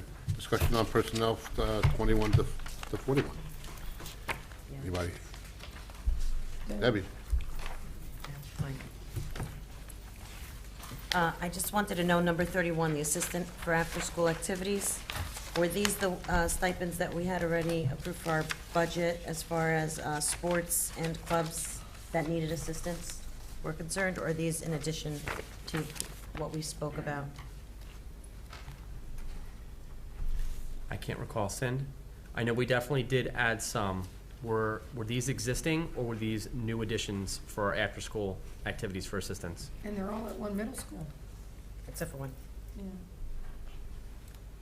Actually, I don't know what positions are for, so I couldn't even, who are they? I what are believe they that for? these are additional positions. I don't know what you spoke about before. I'm sorry, I just got here. I believe these are additional positions for students with special needs that require Oh, is the that need what of it is? the need of an assistant in after-school activities. This is not what we're thinking, this is for kids that need assistance. Yes, that was Oh, that was okay. my understanding. This is is that this is I know what special. you're- My understanding is this is special. Oh, These okay. are students that require assistance after school. yes, Why doesn't as it per an say- IEP. Okay, great, thank you. Anybody else? Remain to the resolutions? Seeing none, Cindy, please call the roll on finance, on personnel. Or something, whatever. Mrs. Wolf? yes. Mrs. Dean? Yes. Mrs. Ennie? Mrs. Cow? Yes. Mr. Marshall? Yes to all except on number 8. I'm going to abstain from Mary Ann Knight. Mrs. Matos? Yes. Mrs. Lou Riddell? Yeah. Mrs. Rosenwald? Yes. And Mr. Lalanski? Yes. Brings to page 42. We have first readings on policy development and community relations matters. Superintendent of schools submits the following approval for the Board of Education first reading. Policy 3322, staff members' use of personal cellular telephones, other communication devices. Policy 4322, staff members' use of personal telephones, other communication devices as well. Policy 5339, screening for dyslexia. Policy 5615, suspected gang activity. Policy 5756, transgender students. Policy 8550, outstanding food service charges. And policies 8820, operating exercises / ceremonies. Dr. Hart or yourself? So I'm going to take it for now. Okay. There's two that I left off in the green notes that we had discussed. It was the administration of medication and the school nutrition program. They're going to come to you in October. The administration of medication needed input from Mrs. Atanasio along with our hardworking nurses, and the school nutrition program, Cindy had to do a little research on something before it got to you. Now the other ones, there were some questions that we had before. I did the research through Diana and Strauss, where I was asked, does language need to be there? And if not, find out please through Strauss, can it be eliminated? It would have been eliminated. And a specific example of that would be policy 5756, transgender students. So if you click on that policy or take a look at it, you can see that in the number 4 has a strike through as to the language that we wanted out. So if there's any specific questions, I'm happy to take them. I didn't feel this would be fair to do to Dr. Hart because he was before policy committee. Yes. BPC. I have a question. Yes. Which one? On gender, transgender students. Yes. 5756. Okay, go ahead. All right. Number 2 says gender identity means a student's deeply held sense or psychological knowledge of their own gender, Yes. regardless of the gender they were assigned at birth. Mm-hmm. I read that because of this. So then you go to the second page where it says the board recognizes school-related issues regarding transgender students will vary on a case-by-case basis. Therefore, the superintendent of schools or designee will meet with the parent and the student to discuss school-related issues. Mm-hmm. The issue to be discussed shall include but not limited to the following. Yes. So of course, there's names, student Yep. records. Okay. The ones I have a little problem with. Okay. 3, restrooms. It states, transgender students shall have access to the restroom that corresponds to their gender identity. The use of a gender-neutral restroom, if available, shall be a matter of choice by a transgender student. Yes. I'm trying to tread lightly. Mm-hmm. This is mandated? Is the entire policy mandated? No, this is mandated that we Have a policy. have a policy for transgender students. It's not a mandated policy. It's not a mandated policy. However, the Department of Ed, along with the U.S. Department of Ed, have come out and have indicated that school districts must address this, particularly in New Jersey, where we deal with the LAD, that there should be an overreaching policy that the board decides on how transgender students will be treated, and that they're treated in accordance with the law. So when we had this, Mrs. Dean, there was 2 options for this policy. There was a very, and policy committee, please help me chime in here. There was a very broad brushed stroke policy, and then there was this policy, which then formulated it into the 8 different areas. Did everybody recollect that Yes. as well? And when we had a discussion, I think as a committee, and it was the broader stroke left a lot to be deciphered on an individual basis, where these fully flushed out. So whereas the broad stroke policy may not have specifically came out and said that, a transgender student that identifies with their opposite sex can go to that bathroom, it might not have flushed all those details out the same, but we felt that if we have a situation that arises that would fall into this policy, it's better for our school district to have some clearly identifiable areas that should be addressed with the parent, so that we have a very uniform plan. Because my concern would be, well, let's imagine that one school has a discussion and it's open-ended, and then they go to another school. How would I then, as a leader, be able to say, well, you know what, we addressed these 8 points at least. We can at least say there's consistency. Okay. May I jump in? Wait, can I just finish? Well, go ahead, go. Because I know you know this in and out, you were on the, I just want to voice my concerns, and I want to hear from the committee where y'all came up with it. It says if available. I'm just trying to understand why we can't, oh, Can't force them. no. Okay, I'm sorry. We're gonna, why we can't have a restroom for them, for the transgender student, because it seems like we're making accommodations for maybe the one, but what about the other 20 that are in, that have to share the rest, that may Not be comfortable. not be comfortable, because it goes to number 4. Okay, so that's the restrooms. You're gonna go in, you're gonna go into your stall. Okay. 4 locker rooms. Transgender students shall have access to a locker room facility that corresponds to their gender identity. The school district will make available a reasonable alternative changing area for a transgender student if requested. I'm just concerned about little Susie, who's maybe 9 or 10, and there's a transgender student, and how these other parents are gonna feel. I don't know. This whole thing is very, it's treading what I know. I don't even know how to voice it. It's just, I'm going to turn to Kate. And Okay. Let her take this one. And I'm happy to. I've worked on these types of policies for many, many districts. You are struggling with the same concerns that have been voiced across the state, across the nation. However, what the law, particularly in New Jersey, requires is that you treat that child no differently than you would treat, say, another girl, a boy turning to a girl. I think what the reality is, if you follow these cases, and I do, the reality is that many of the students and their parents will come in, they will have a very real conversation about where they're comfortable, where they're not comfortable, and the locker room and the bathroom are always part of that. And then the district is responsible for allowing them to assimilate with their gender that they identify with. That is their responsibility. Schools are getting very creative. There's a lot of children that are not yet comfortable with that if they're coming out in this type of manner, and they're not comfortable with that. But that is their responsibility, and the district's responsibility, not to discriminate them against them. I respect that we have a responsibility for transgender students, but I want to voice the responsibility to protect all the other students also. I will say, and this is my own experience, that the kids are much more comfortable with this topic than the adults are. So I will just say that that's been my experience from what I've seen across all of this, that the kids are much more willing to kind of engage in this and be accepting of it. Then how would we deal with the what if?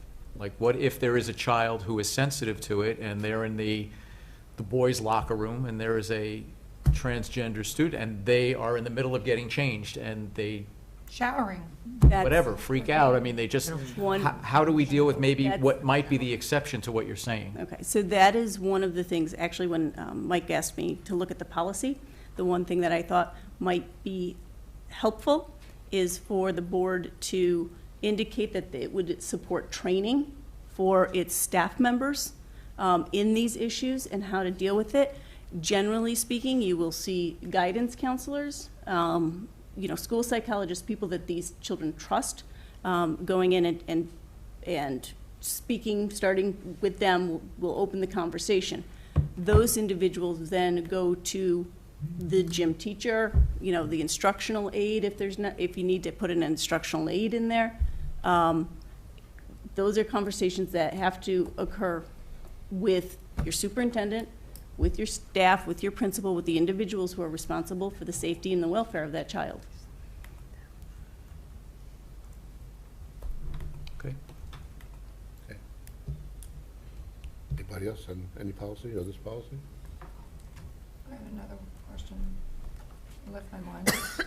I am trying to word it. Do you want to say something? No, I was just going to say that, basically that what you said is that having a daughter that's a counselor who has dealt with transgender students, that the kids are much more accepting than the parents, and they generally don't have as big an issue.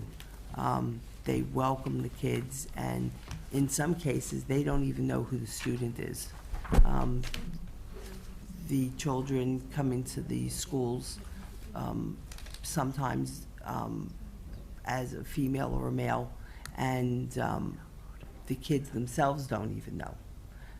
If we remember back years, we had 8 students in the schools, and we didn't even know who the students were.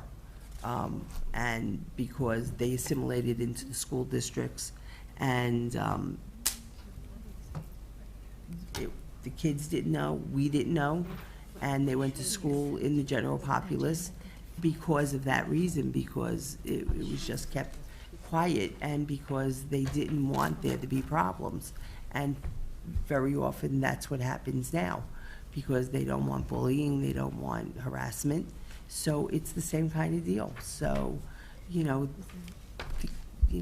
not showing their private parts. They go into a stall, they go to the bathroom, and that's it. Can I follow up? Okay, now I remember what I was going to say. There's a process, because it said it comes to the superintendent if their child is transgendering or, whatever.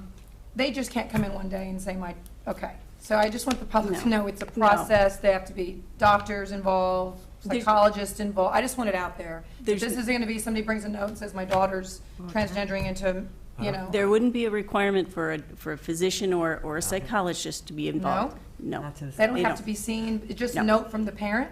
They can have, well, it's going to be a discussion, because there are many times where the child will identify as a transgender student and the parent is not in agreement. So those are actually a much more difficult situation. Yes, But no, what the process is that this is, the gender identity has to be established, meaning they've had this belief for a period of time. By the child, that has been demonstrated in, the types of clothes that they wear, the types of haircuts that they have, everything that you typically So it has to be associate. established. It has to be But no, established. they don't have to be. Yeah. So on page 2 of 4, therefore, the board will accept a student's assertion of his or her gender identity when there is consistent and uniform assertion of the gender identity or any other evidence that gender-related identity is sincerely held as a part of the student's core identity.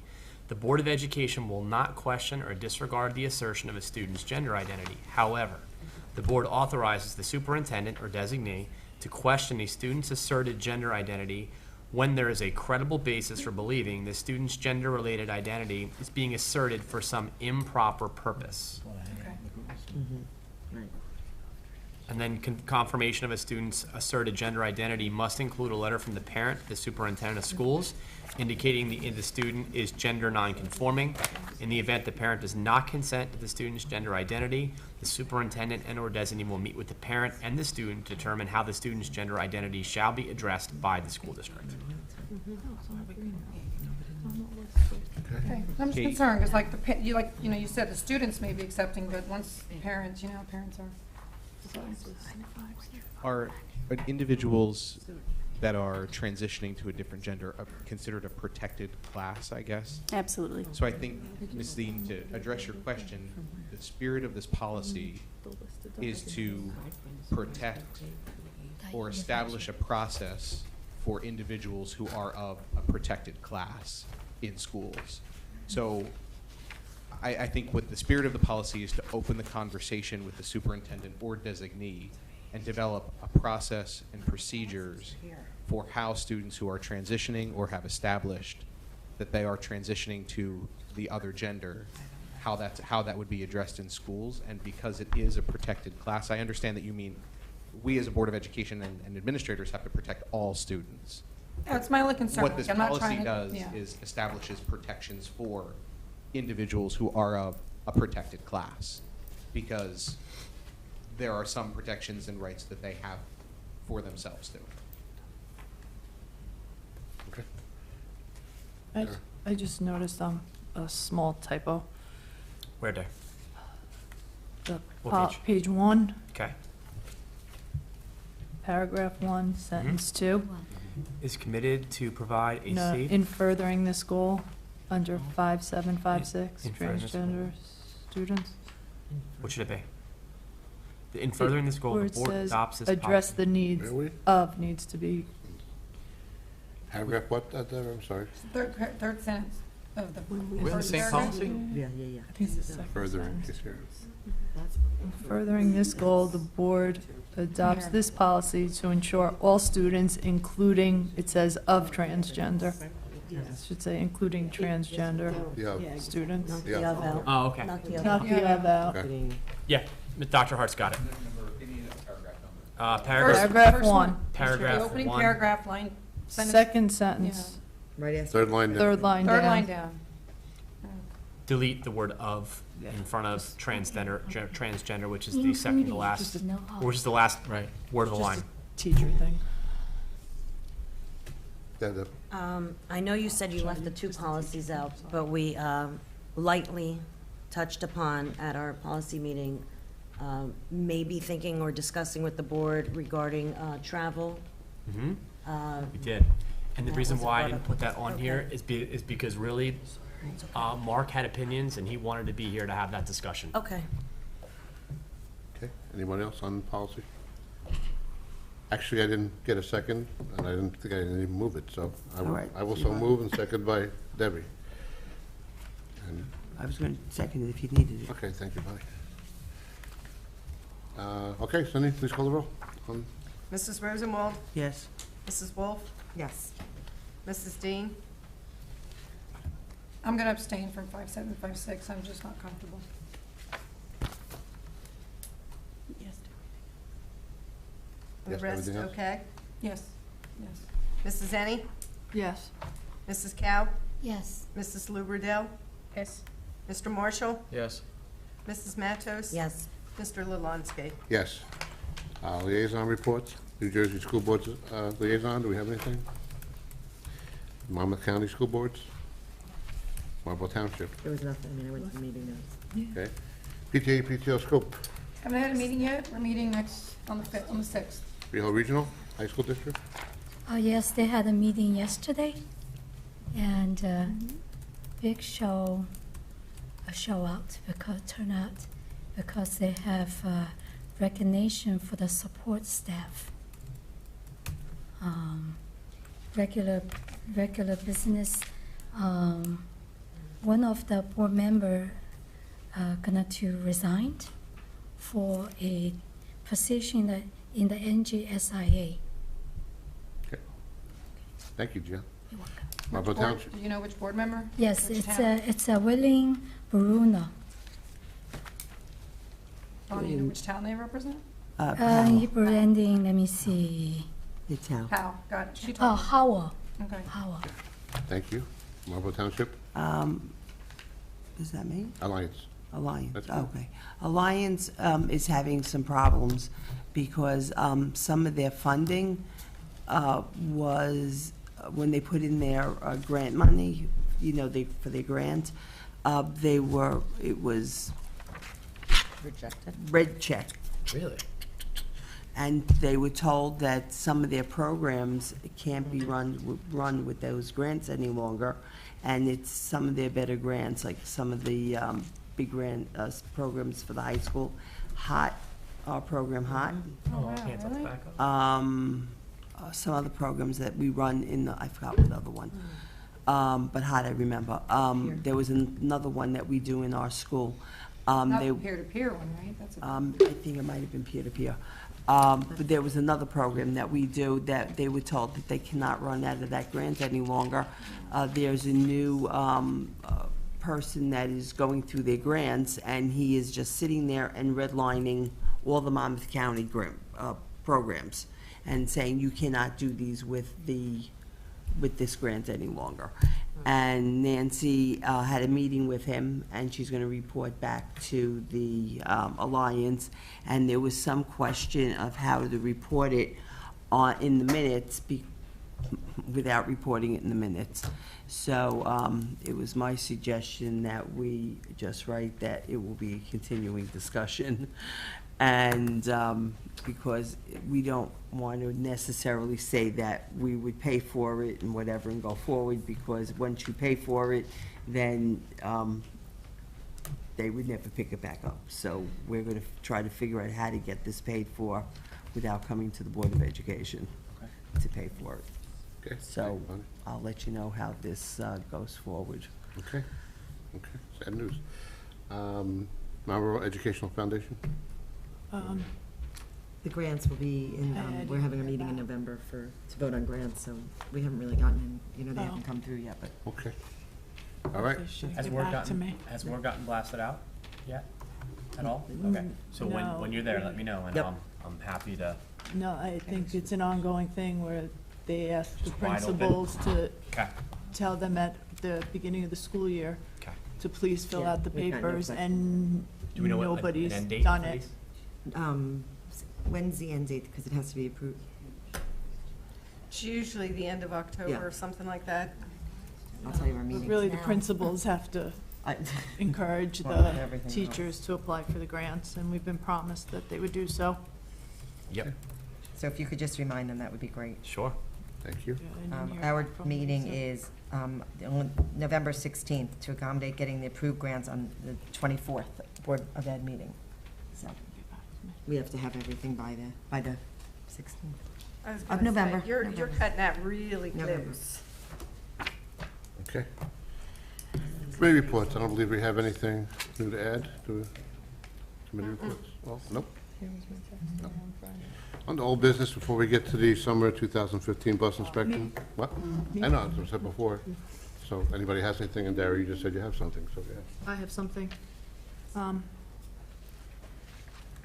I personally was very disappointed in some reporting from the news transcript, and I would like to read the letter that I sent in to Mr. Rossman that should have gone into the paper the way I would have liked it to go in, so I'd like. He added your letter to the editor? Yeah, they edited my opinion, so I would like to unedit my opinion so that you guys could hear so. When was it in the newspaper? It was in the transcript this week. This week's?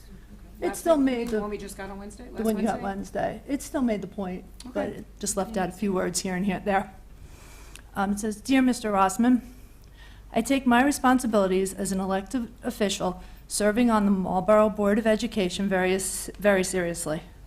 I make it a priority to attend all board meetings barring illness or family emergencies. My attendance record speaks for itself.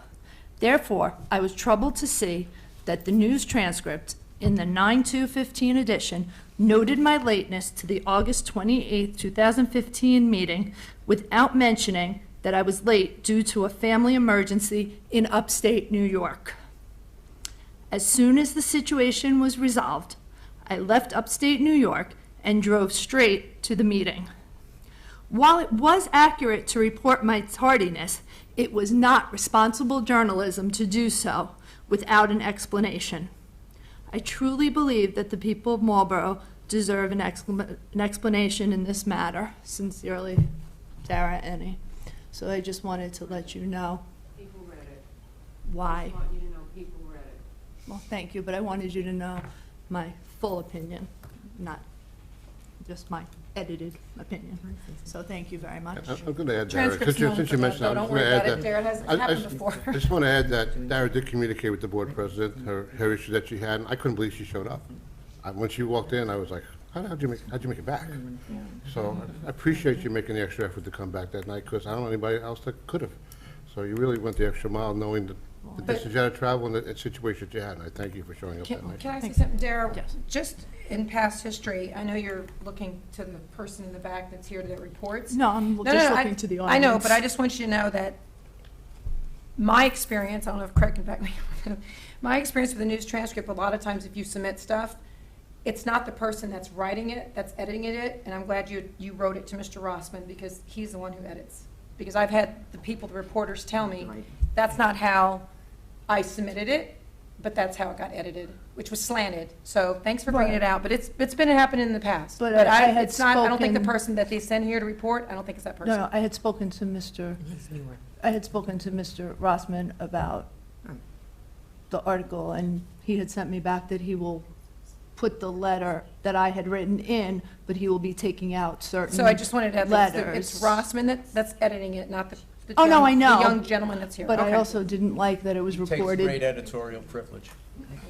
The bottom line is, I didn't like that it was reported that I came late to one meeting. All right. But he Because does my slant it. attendance record speaks for itself, and I didn't appreciate that it was reported that I was late to a meeting without an explanation, because I show up, I do the best I can. and I No try to bearing be on We know it, responsible. Darren. We got it. Thank you, Darren. Thanks, Darren. So, thank you very much. Anybody else? Yeah.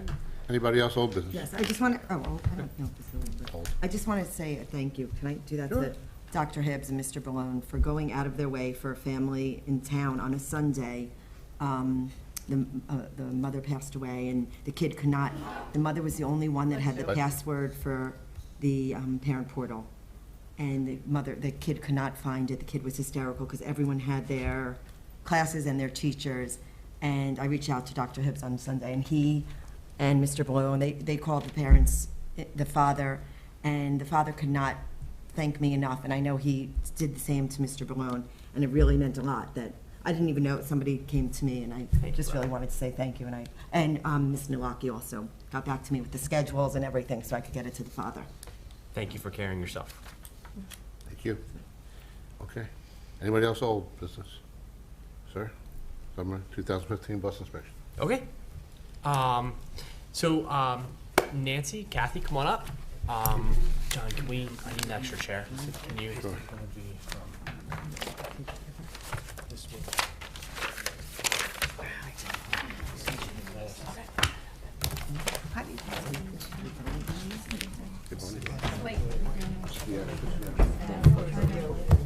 That's the actual form. We're just hitting it at 10. That's the actual form.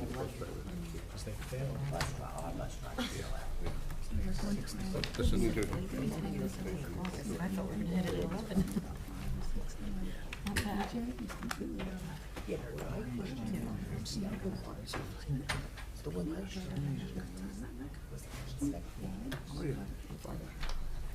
I know what that is.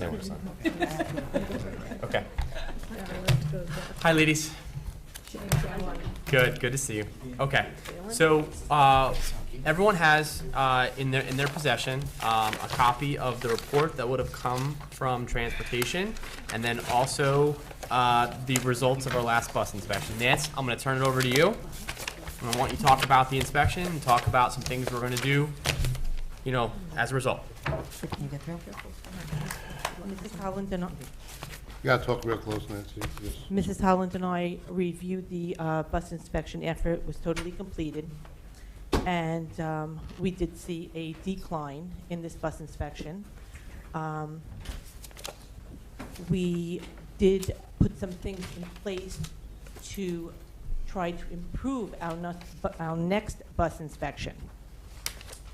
One of the things that happens with this bus inspection is our buses sat for 10 days prior to bus inspection. They were not being used. The drivers are pre-tripping the buses. They bring us in a pre-trip sheet every day that they are responsible to sign, put their name on, stating that they have pre-tripped the bus and everything is in working order.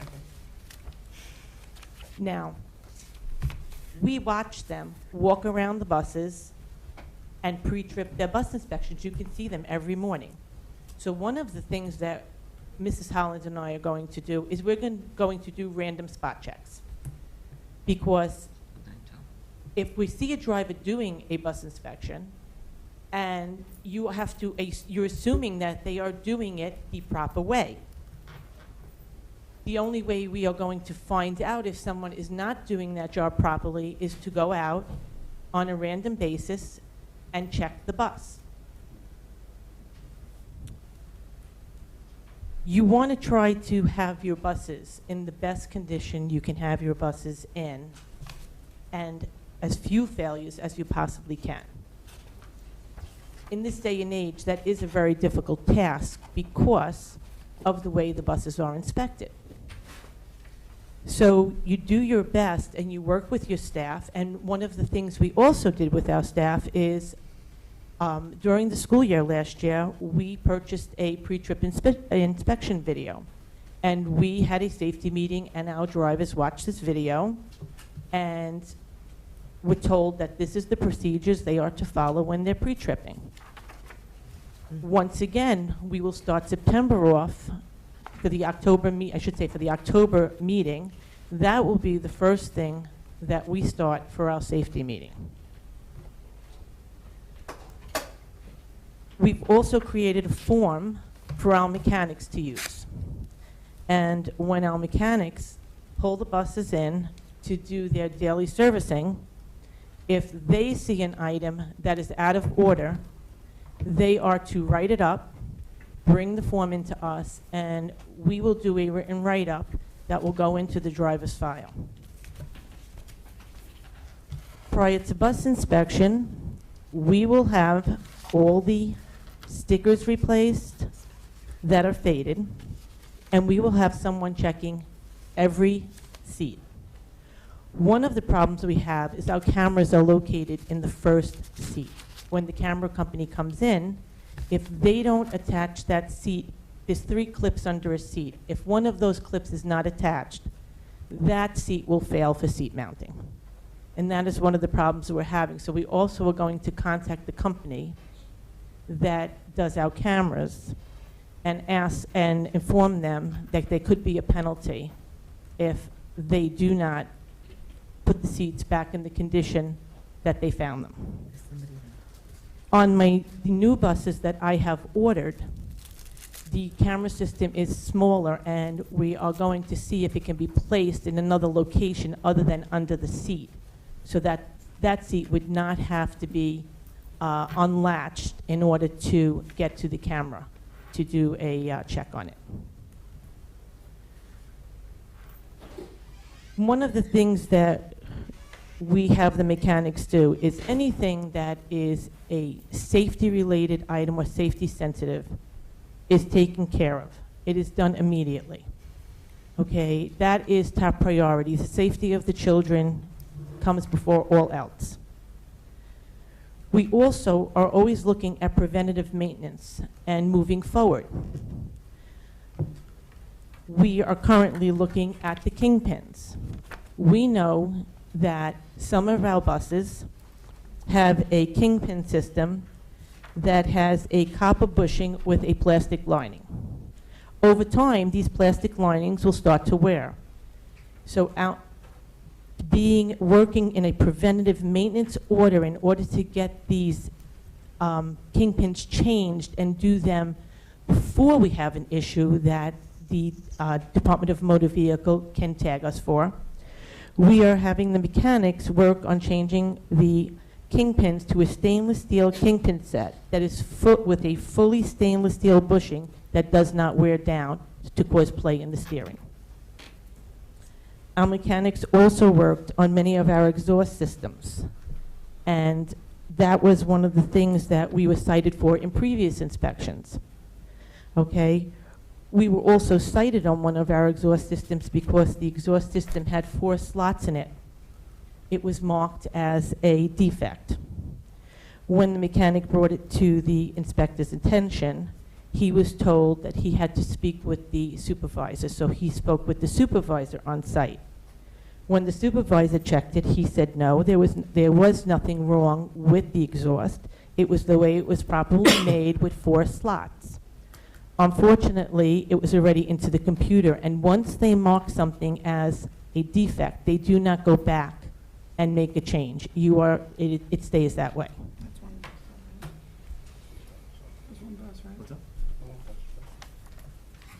Nancy, can I just stop 1 second?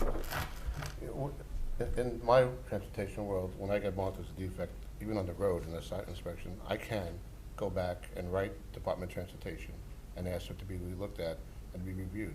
And I can't believe there's not a way for us to do the same thing. Mr. Not Lulansky, at the time of the inspection, no, about afterwards. it's very different. I understand that you understand trucking, and you have taught me a great deal over the years, I must say that. But when it comes to a bus inspection, there is no give. What happens is the way, Talk at the time of the inspection, talk about after the inspection. but they don't go back and change the determination. Okay. Okay? What happens is they come in and they bring a bus in, okay? They get the bus in, the drivers move away, the mechanics have to move away from the bus. The team checks the bus, they take a sticky note. They place this sticky note on the door. The mechanic, when they are done, walks over, looks at the sticky note, looks at what's wrong, can ask to be shown what's wrong, and then at that point, they go back and if they see that it's not a defect, most of the time it is already in the computer and they do not go back and change it. I wasn't talking about that. Right. When my trucks are on the road, same deal. They have to, the inspector tells them what's out of service. They can't move the truck to inspect, but it's not a sticky note, it's a form, and they have to fix it. Even though that happens, I can go to the state afterwards and write a letter and contact them and say, I would like this to be reviewed because I don't believe it's proper out of service.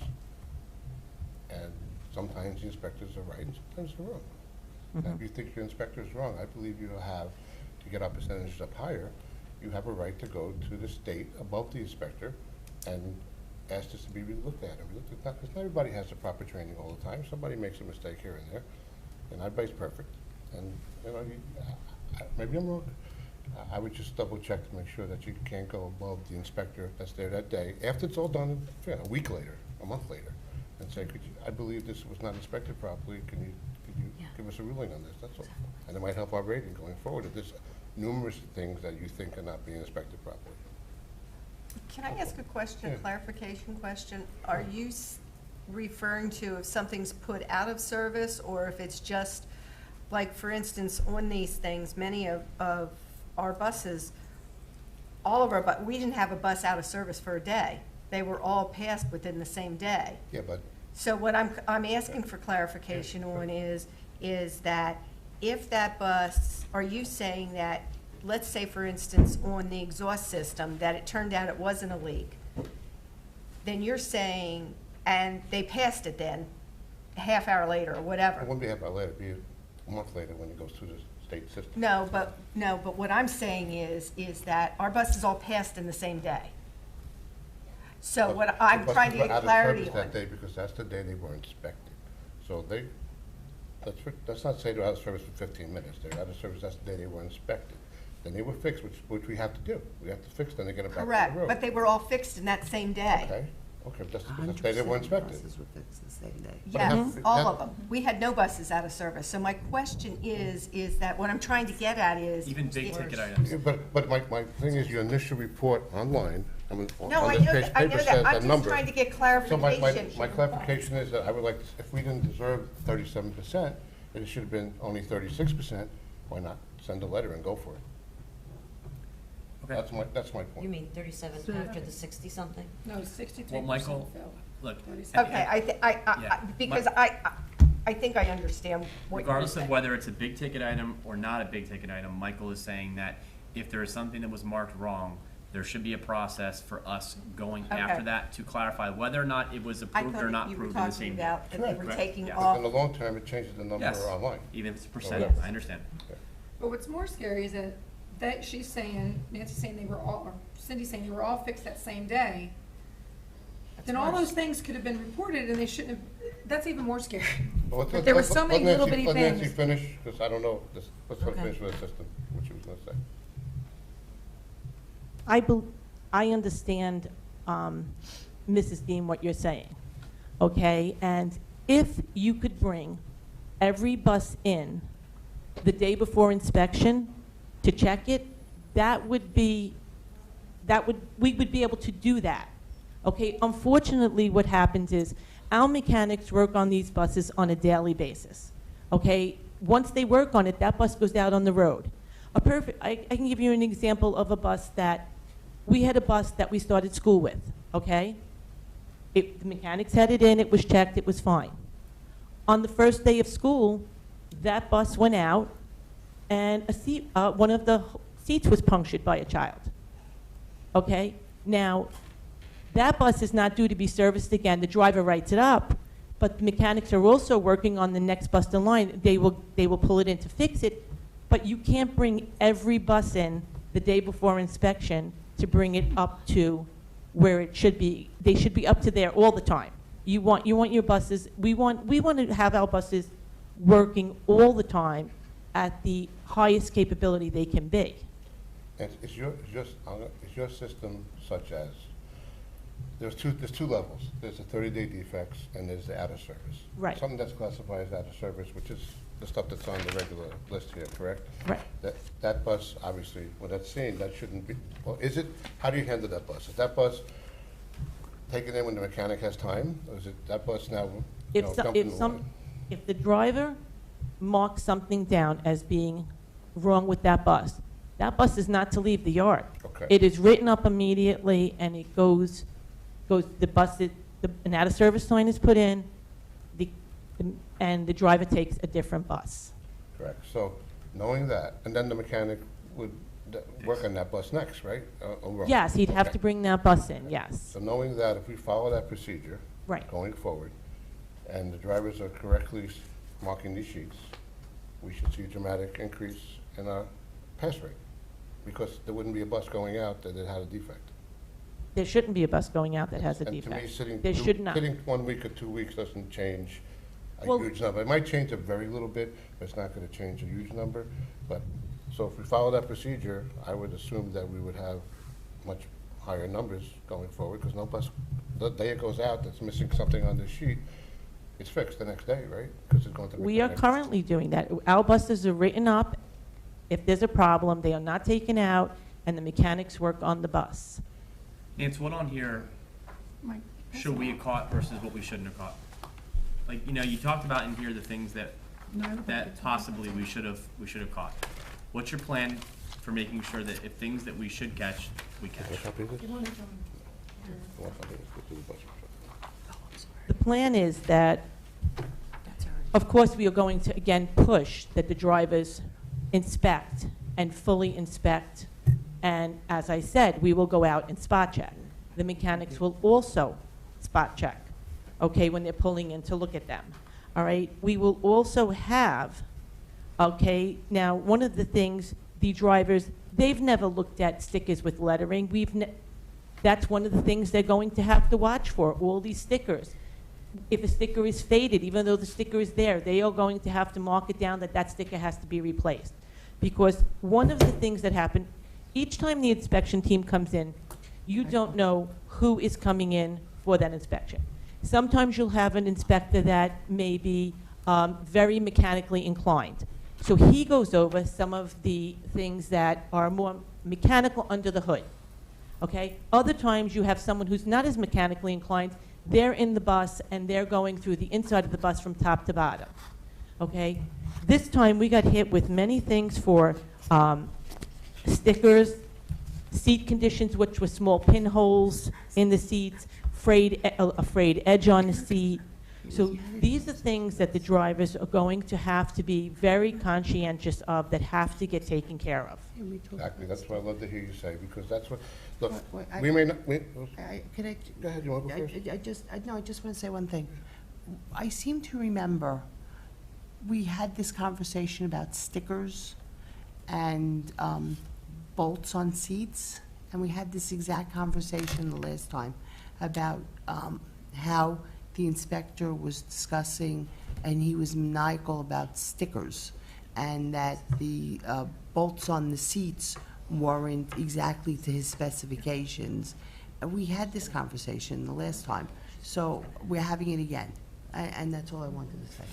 I don't remember what I was going to say now. I'm What sorry. I'm going to say is, I'm sorry. whether we like it or not, we all know that Department of Transportation makes the regs, and we might agree to them, might not agree to them, but we can't know better than the Department of Transportation. We have to follow their rules. If our operators are following this form properly, and how often do we periodically inspect our buses? Like, we have our inspections in January and we have them in July. We have them in July. So, between January and July, how many times, what's our routine? Do we do these maintenance check by qualified mechanic? Because the bus driver only has to do this. That's how they qualify. Yes, the bus driver only has to do that. Right. That is But the correct. undercarriage, like you said, and the kingpin, well, bus driver would know from Yes, they do. playing the steering Mhm. wheel. That's how the bus driver knows the problem, maybe with the kingpin. But other things the bus driver might not know. So how often are we doing these periodic inspections that they're filling out the form, the mechanics? The mechanic is going to do it during his 2,000 to 3,000 mile service. When he pulls the bus in, we are going to schedule to go out to buses and do a pre-trip on various buses. So That's not what I asked. I'm asking, how many, between all our buses that are going to be inspected by, we get inspected in total by the Department of Transportation when they come. Yes. So all those buses, how often between January and July, between the two inspections, are they run through the mechanic shop and getting that full? Every 2,000 to 3,000 miles. How often is that? I don't know. I'd have to look at the Nobody. particular bus. It all depends how far that bus travels. It's a quarterly inspection, so quarterly they're being looked at also. Quarterly? Yes, So it's it's four quarterly. times- four So that would be Yeah, twi- four twice times- in yeah. that period of Twice time? in that Twice period of time at yeah. least. Mhm. That. Yes. So when a bus goes through that quarterly inspection, besides that form filling out, does a bus leave that garage if it has any defects? No, it should not. Okay. So we know at least twice a year the bus is not leaving the garage with any defects. Right. It's my feeling that if we follow that, and if our operators are filling this form out and buses are not leaving the yard, which you'll find out from your spot inspections, that our numbers should go up, our passing rate should go up much higher. I passed them to them too. I didn't want to. Thank you. And our passing rate should go up much higher, and it has to happen, because a lot of the things that are on these inspections were stoplights, were seat options, and listen, we could have 1,000 guys install 1,000 different cameras. The law states the operator of the vehicle is responsible for the inspection and the condition. You can never say to anybody that we didn't install the camera, so the clip didn't go in right, it's not my fault. That doesn't work. The operator of the vehicle is responsible to inspect the clips and make sure they're right. And we may think that one clip off, it's not a big deal. But it is. But if the Department of Transportation thinks it is, it is. It is, it is. You, and that is, and when a driver is taught to do a bus inspection, Okay. even by DMV, even for DMV standards, a driver is asked to walk up the aisle and just lift the corner of the seat. Okay. But that's not working for what we need. So we are going to have to check to make sure Why that isn't it each, working? because they're checking seat clips. Each seat has 3 clips under the 3-seater, and there's, I believe, 2 clips under a 2-seater. If those clips are not exactly in place, we're failing. So you have 22 seats. So if they're going up and you don't have those clips where they want them, you fail because the seat is not correct. The These are reason, very tough, Vic. This is very tough, but unfortunately you have to follow. This is just tough regs. No, but I'm back to the camera thing. I don't know how we're gonna make this camera company come Pay out $25. and do this, and then pay a fine when they're like, I put your camera in, and the stuff worked when I put it in. I mean, I have a service company. I put it in, and if one of their girls knocks something out, I'm charging that company when I come out to fix it. It's not my fault. When I fixed your dental chair, it worked. Right. When I sold it to you, it worked. Then I'm not gonna go for free to go fix because his girl breaks the thing. I don't know how you're gonna get that camera company to come do anything and then fine them. Is there a contractual anything in there? Unless they that- said they would. No, but they have a staff that comes in, and we contract them each year. So if you can't do what you need to do, and you're not going to abide by our rules, then maybe the following year you're not contracted. That's not charging them. Yeah, but that's, if you, let's say they're not, we can't charge them, and they're not going to do that. So we have to come up with a solution to say, okay, we need to do something, because it has to be done. And our driver is also going to have to check that seat, because as Mr. Lalanski said, it is the driver's responsibility to also make sure that seat is secure. I think you'll be okay now, because if now you're aware of this, right? Right. So I think you'll be okay. So any mechanics do this, the quarterly inspections, I'm sure they're gonna check that more carefully now, because you're aware of it now. I mean, that's, and it probably has. What? But hasn't the procedures been in place for a while? I'm confused here. Devil's advocate? What are you It's doing? like there are holes. What are you kidding me? Is Yeah, what are you there doing, holes Michael? in the procedure? Freaking makes sense. The procedures are in place, Well, if it- okay? And we watch the driver, as I said, do an inspection, but we have never gone out previously to spot check an inspection. Okay, that will be one of the things we will do, because it's something that we know we're not seeing the progress we would like to see. Okay, I hear what you're, is that okay to, I mean, I hear what you're saying. I guess where my confusion is, I'm going to make an assumption, and please correct me if I'm wrong. This is not the first time we've had failures on these buses, is that right? No, it is not the first So then time. what I'm curious then is, why weren't these observations taken to the next level X number of times ago? This is where I'm not understanding. Why all of a sudden now it's like, it sounds like the way it's being presented is that this is all new, and now we're going to put in steps to correct it. No, we did. I'm just gonna caution board members. Okay.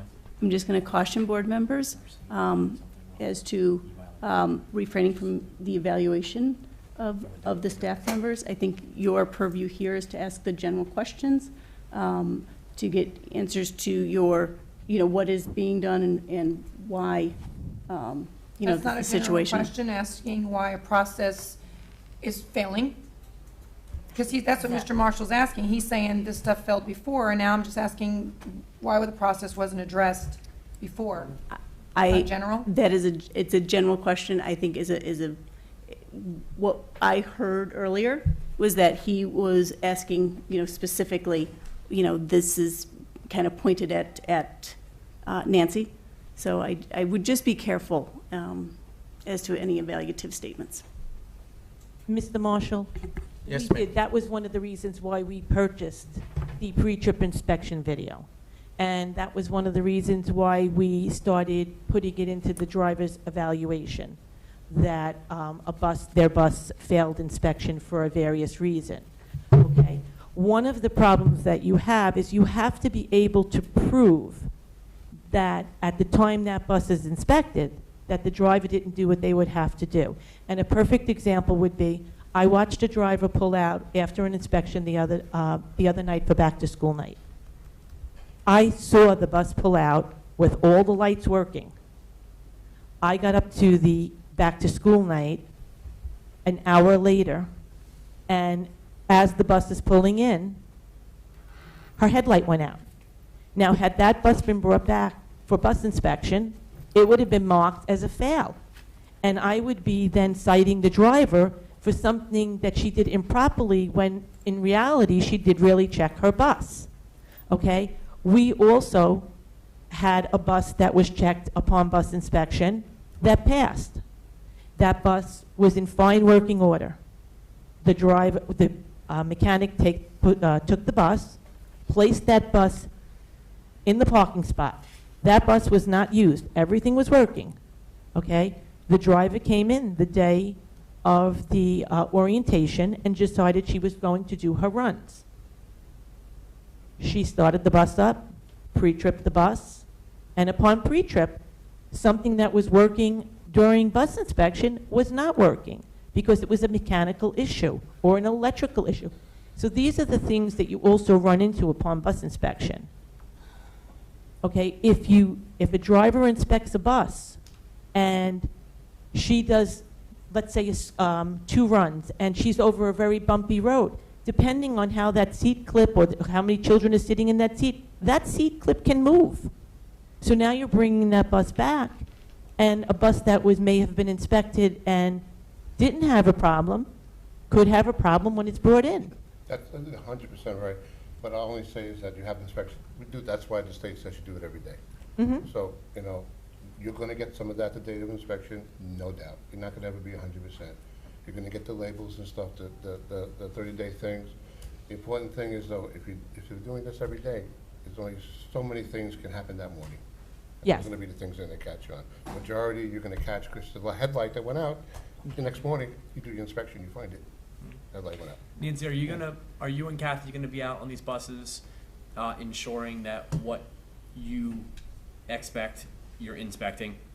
Yes, we are. And are you gonna match that with the reports that you're seeing? Yes, we are. And if you can prove that someone's not doing their job, what are you gonna do? We're going to write them up. Okay. There's things on here that need to get caught. I think what this board really just, they need to hear is that you're gonna catch those. And there's things, and look, and I have, no one likes seeing 30% or 36%. I get that. But there's other things here that everyone has to consider, and that's, there's someone that would say, you need more Band-Aids in the bus. How many Band-Aids do I need? Just put more Band-Aids in. There is an element of this as well.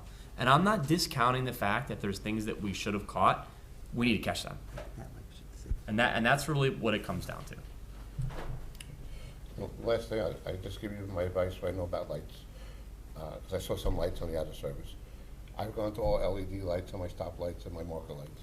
A little more upfront cost, they don't go out. Mr. Lalansky, we failed for an LED light. No? We put an LED light in, and because it wasn't as bright as the other lights in the bus, they failed us. Okay. Okay, we couldn't get the old ones, so they failed us. I mean, and I have to be honest with you, and no one likes to hear it, but it is proven fact that it's a 70% fail rate throughout the state of New Jersey. And you try and you strive for the best that you can do, but some of it is a numbers game. And Oh, okay, well, I know we could do better. I feel we could do better anyway. But anyway, I don't know, maybe it's different LED lights, maybe it's different light no, prices. we are using them. We did buy some because you can't get the old lights. Right. So we did go to them, but we had to explain to the inspector after he failed us that it was that the reason the light was different was because it was an LED compared to the old light. Mm-hmm. And that might be one you could fight and win too. Because if that's approved light, you know, it has an approval on the road safety approval. If it's approved light and you had it in there and the inspector didn't know that it's approved light, you might win that one too. Listen, this might have to be to Cindy. In your report, Nancy, you told us that at our annual staff orientation, you included a discussion about the driver check, and that you went on to say that if the vehicle is issued a summons, which the driver will be personally responsible for the cost if it is something they did not report. Is this contractual? How are we going to make these drivers pay for anything? That is DMV regulations. That has nothing to do with the Board of Ed. If you are driving a vehicle and it is That's not theirs. They're driving our bus.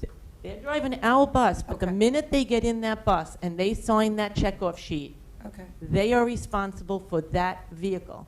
And I can tell you that there are locations where our buses may go that DMV will do a spot check. And I bring this up to my staff at every safety meeting, because you can be taking a group of students to Great Adventure, you pull your bus in, and at Great Adventure, they will get on your bus, they will board it, and they will check your bus right then and there. And if you fail, they will take your bus out of service, and you will be fined. And that is a fine that is to the driver of the vehicle. Wow. I mean, the driver can try to fight it, but it's their fine. They did not check something properly. Okay.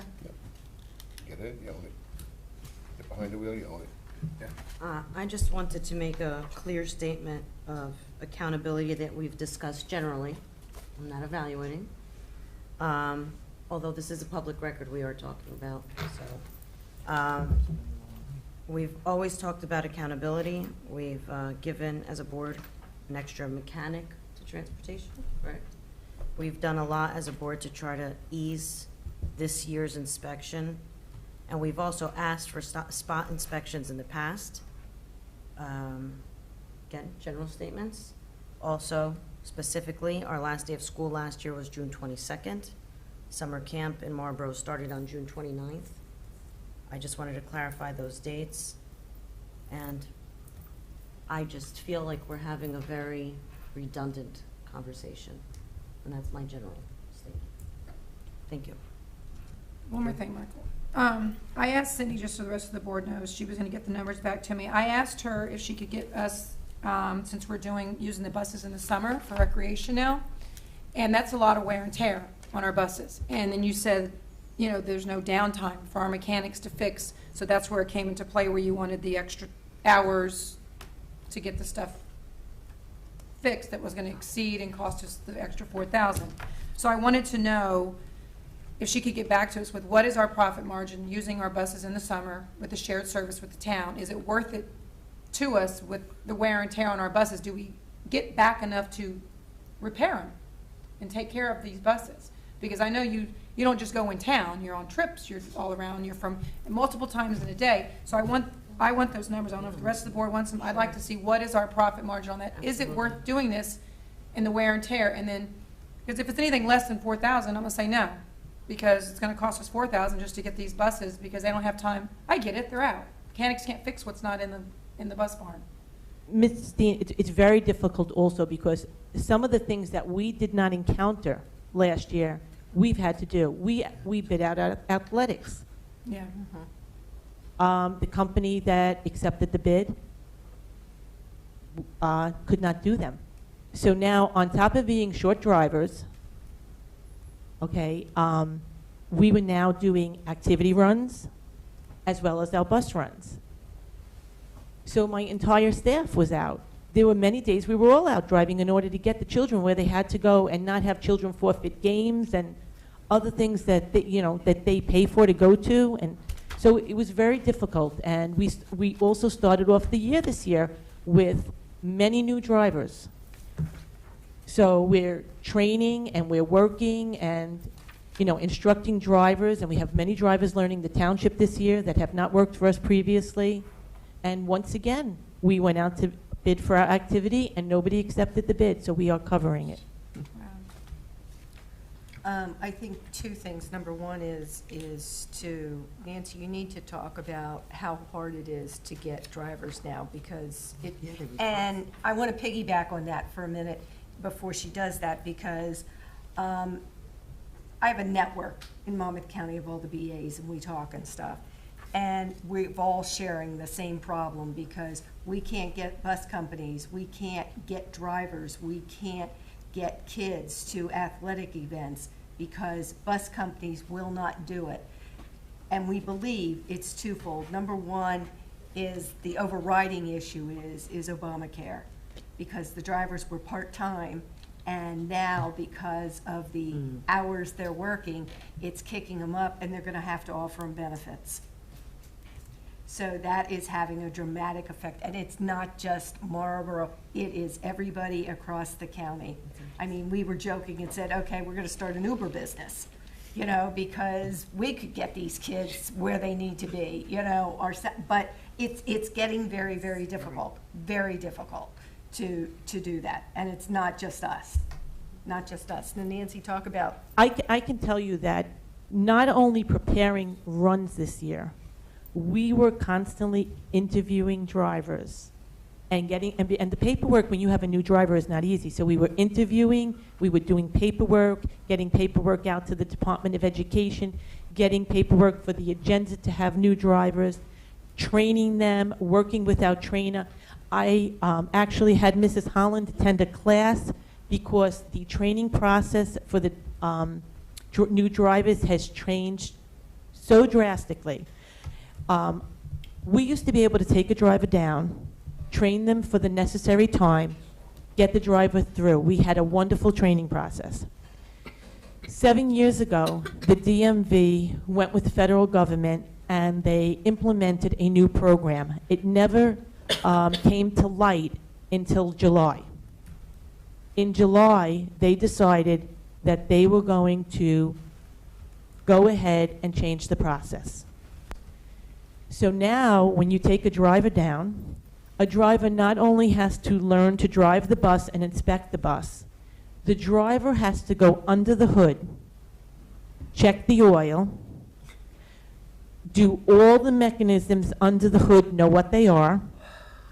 They have to look under the bus, be able to detail some of the things under the bus. In the month of July, 4 drivers in the state of New Jersey passed the test for a school bus driver. That is what I was told by the school transportation organization. 4 drivers.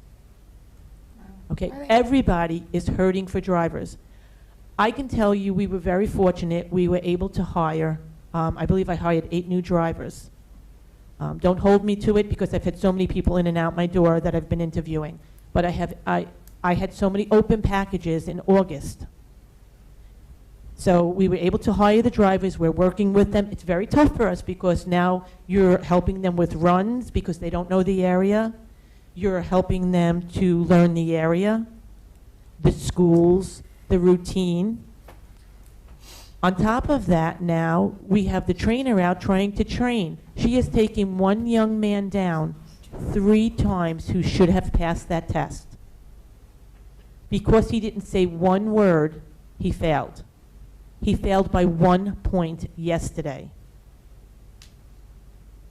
So You have to wait 30 days before. now we have to wait 30 days before he can go back again. Okay? And on top of that, they cut the number of sites for bus driver testing down. So you're now limited to how soon you can get into test. Before, you can test once a month. Now when this young man was waiting, if they had been able to get him in before the end of July, he would have had no problem. But because they could not get him in because they shut so many sites down, he had to wait until August, at which point everything changed. Okay? I'm sorry. We have gotten calls from various districts around us asking if we can cover their activity runs, because they cannot get coverage from contractors to cover their runs. And they can't cover them because they don't have the drivers. Yeah. No, I know you're having trouble with drivers, because I know one of your mechanics said, I've even had to do a run, and I was like floored. You know, I was like, oh. So, I mean, I know, I get it. It's very expensive. But keep the mechanic in the building, please, because we need him. He gets paid too much. I mean, it's mind-boggling. You know, you have to have your gloves and the rags to wipe the fluid levels. To wipe the fluid levels off. And when we have questioned in the past, when I used to train, Nancy used to train, we would go to the trainer afterwards and say, what can we do to improve? Because there's not something that's out there that we can read. They were always very helpful. Now, when we say, okay, with the new procedures, what is the language? What is the technique? We can't tell you. We can't tell you. We're the testers. You're the trainer. But who's going to train the trainers of the new techniques? This is the battle that's going on. I am very fortunate today to speak with a gentleman with a motor vehicle who is allowing me to call him next week to see if we can get this young man in before the next available testing date. He's also trying to get me onto a testing site to observe what I can get out of it without them basically telling me. They won't tell you because the federal government is not allowing. Everybody's hands are tied. Fortunately, in the state of New Jersey, all the supervisors that we belong to are now going and just trying to find a way to do it. Criminal history was another one. We used to be able to do fingerprinting and take the receipt to motor vehicle to get their license. Now we have to wait for their criminal history check to come back. It could take, with bus drivers, 3 weeks. They tell me the day after they implemented it. So the state's made everything harder. So It's made it harder, very, very it's made the difficult. states harder. It's changed, everything, It's the regulations are much strict. So, Mrs. Dean, that also goes for your bus inspection, and that's why nobody wants to hear it. None of us, and that's why when you talk to them, they will tell you. It's in if you look at the Rutgers manual for fleet maintenance, okay, it is a manual that is for the school transportation supervisors, okay? They are telling you that you can do what you can do, but you are going to expect a 70% fail rate, and that is what and do not challenge them because it makes it more difficult. Okay, just before we wrap up, do we have, go ahead, Craig, I'm sorry. Yeah, my question is really kind of with a safety concern in mind. On the letter that you wrote to Cindy, there are 5 bullet points about repairs that need to be done prior to the January inspection. Right.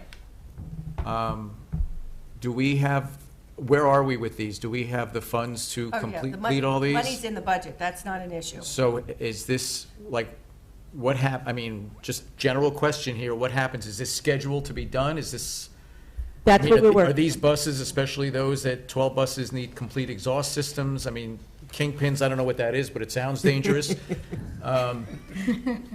Are these buses now not on the road because they need these repairs? No, they are not a safety issue. And when you look at the kingpins, as I said before, we are working ahead of schedule so they do not become a safety issue, because my mechanic recognizes that the kingpins that are in these buses now have a plastic lining.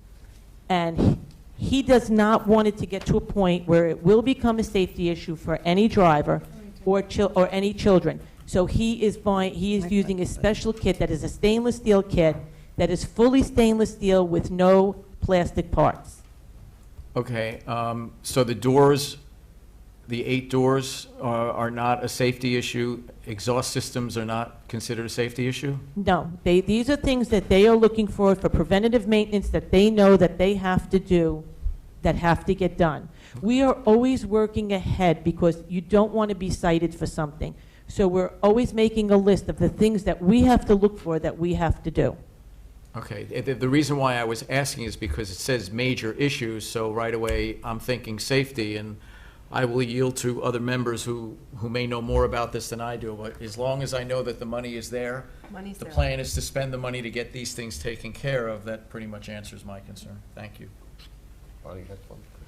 Yeah, somewhere around along the line, I seem to have read that the kingpin takes 2 days to put in. It could, yes. Yeah, 2 to 3 days. 2 to 3 days. Michael, I don't know what the book is called. When mechanics do repairs, there's like a book that says it takes X amount of time. I couldn't tell you what it takes for a bus king. Mechanics for Dummies. No, when you take cars in for servicing or trucks in for servicing, they say that the expected work will take X amount of time. When you change a transmission, it'll take X amount of time to change it, and that's how they figure out how much it costs. And if they do it faster, that's where they make more money. If it takes longer, they lose money. That's how dealerships and mechanics make their money. So do we know if you take that out to a bus service outside the district, how long that would take? No, but here is one of the things that is a concern for us. If we take it out to somebody and they are going to put the same type of kingpin that we currently have in there. No, that wasn't the question. I'm just saying too. I don't really care. Okay. That isn't the question. It doesn't matter. I'm not asking what type of kingpin they're putting in. My question is, because that seems like an awfully long time to put a kingpin in. 2 days, 3 days. The question really is. You're taking apart the whole steering column, aren't Yes. Mm-hmm. The question really was, I know where a kingpin is because I can look into that for you. I wanted to know if you took that out to a bus mechanic. Would it take 4 hours instead of 2 to 3 Would days? it take 8 hours for them to do? Would it take 12 hours for them to do? Because 2 to 3 days seems an exorbitantly long time to take of time. I will check that for you. I will get that information. One thing you gotta take into consideration, though, and I don't know how your shop runs, I'm not gonna ask you how your shop runs, but I'm sure if the guy's doing a kingpin and the driver comes by with headlights out, he's not gonna say, wait till I'm done with my kingpin. He's gonna say, fix that headlight and go back to the kingpin. I don't know how many of those situations you have or don't have, but I'm assuming that probably happened. We just had that with steps that were just done. They started the steps, they start doing them. They have to wait for something to dry, you go away, the bus sits there, now you have to do something else, you come back, you're back working on that to do another portion of it until that portion dries. So, but I will find out for you, Mrs. Rosenwald. I have one question. How many bus drivers do we feel we're short? How many would you like to have additional than you have now? Right now, I have, I believe, 2 additional open packages. You're short 2 bus drivers. 2 drivers, yes. That's a lot. Yeah, we were just thinking with the issue, try to see, to figure out that you were talking. Can you speak up, John? The issue here, right? We're talking about the one, wrap up the correction for the correction for the numbers percentage. So that's the Nancy's responsibility, make a correction for the number two, I'm thinking, for the mechanical, we have, say, we only cover 2-3 days. We want to reduce the, the timing. So could we do somehow, like outsource some garage to, have someone to fixing this? You could, we do outsource some things, I've known I've seen that before, but it's up to Nancy and to decide what should be outsourced and what we could do better in-house. And don't forget, when we outsource it, someone has to work on it and has to make money on it, and we do it in-house, we just pay our mechanic. So, that's a job for them to decide which is better, because they do it every day. But I'm sure Nancy outsources some stuff, I know they do. Yes, we do. And some stuff we do in-house. Yeah, but just to reduce the time, this is because mechanical issue. And you didn't mention, but Dr. Hibbs had mentioned to me as well that you did outsource a Kingpin job, you weren't happy the way it came back. In fact, we are actually sending the bus back again for the third time to have and it's out of warranty, but the mechanic fought with the company that did the Kingpins and said, this was a spare bus. I'm not happy with the way the bus is. You need to take it back. So they agreed that even though it's out of warranty, that they will redo the job. Okay. John, I know you had your hand up a long time. I remember last time we had an inspection. It was not very good, but this time I think it's worse. So, are you going to reduce the percentage number of the failure? Go ahead. I cannot ask this question. I think the question honestly has already been asked, is are you going to reduce your initial fails? That's right. And how? Yeah. How?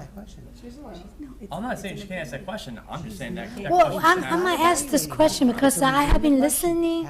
What bothers me, and I wanted to ask this question again, is that I hear all the explanation that things are difficult, cannot be changed. And how can we get a better I agree expectation? with Mrs. Rosenwald, she's basically just asking. She's asking a legitimate question. General. You can't. I'm concerned. Is the question, Who do we is the address? question, Person in charge. Then why bring her in well, front of us actually, if all you of can't the, answer all the of the questions should be addressed to Dr. Hibbs. Then don't bring And her in front of us. then if the question is, what are you going to do, or are you going to reduce the number? So now we have to be lawyers. I'm glad you're sitting here, because now I got to go No, lawyer it's on not how this I question. address my question. Well, we can go to the bar, so we I'm asking this qualify. question because I've been listening all this time. I start questioning, can that be better? Because with all this, A question, your observation, John, if I got it right, was that if you're telling me that 70% is accepted, how are we gonna get better if we accept that? Is that what you're saying? But you don't accept that. You always strive So you don't- always so strive you're to not improve. Right. You don't, Okay. you always strive to improve. Okay, And perfect. I also heard her say that the number this time was worse than the last time, and you are correct. It is. yeah. But she did say they're gonna start. Last time when we asked, Process is because changing, there's different. So they have a processes. plan, they have a plan in place with the hopes that their percentages will increase. So here, then I'll answer, then call on me. Yeah, Bonnie. Call on me. I'm not talking to you. I'm gonna talk to Dr. Hibbs. Dr. Hibbs. I don't like my answer, but go ahead. Yeah, I'm not asking for an answer. You and I had a conversation. Yeah. You told me that I'm always here for children. The what? You told me today that I'm always here for children. I did say You that. don't like the way that I get there. So, That's not what I said. what did you say? I said, sometimes I don't love your methods. That's You what I don't said. like my methods. Yeah. Okay. So you're not gonna like my method now. Go ahead. Okay, so here I go. Sure. I'm not talking to them, I'm talking to you. Is that You've acceptable? already clarified that, so why don't you go ahead? Depends on what you said, what's coming out of your mouth next. You say 4:03 in the morning. We hired. Is it okay if we eavesdrop, though, while you talk to him? We hired people to on a temporary, what did we hire? On a, What are you getting at? Whatever. On a, Whatever. what is the word I'm looking for? Trial? Trial basis, thank you. On a trial basis 3 years ago. And I understand.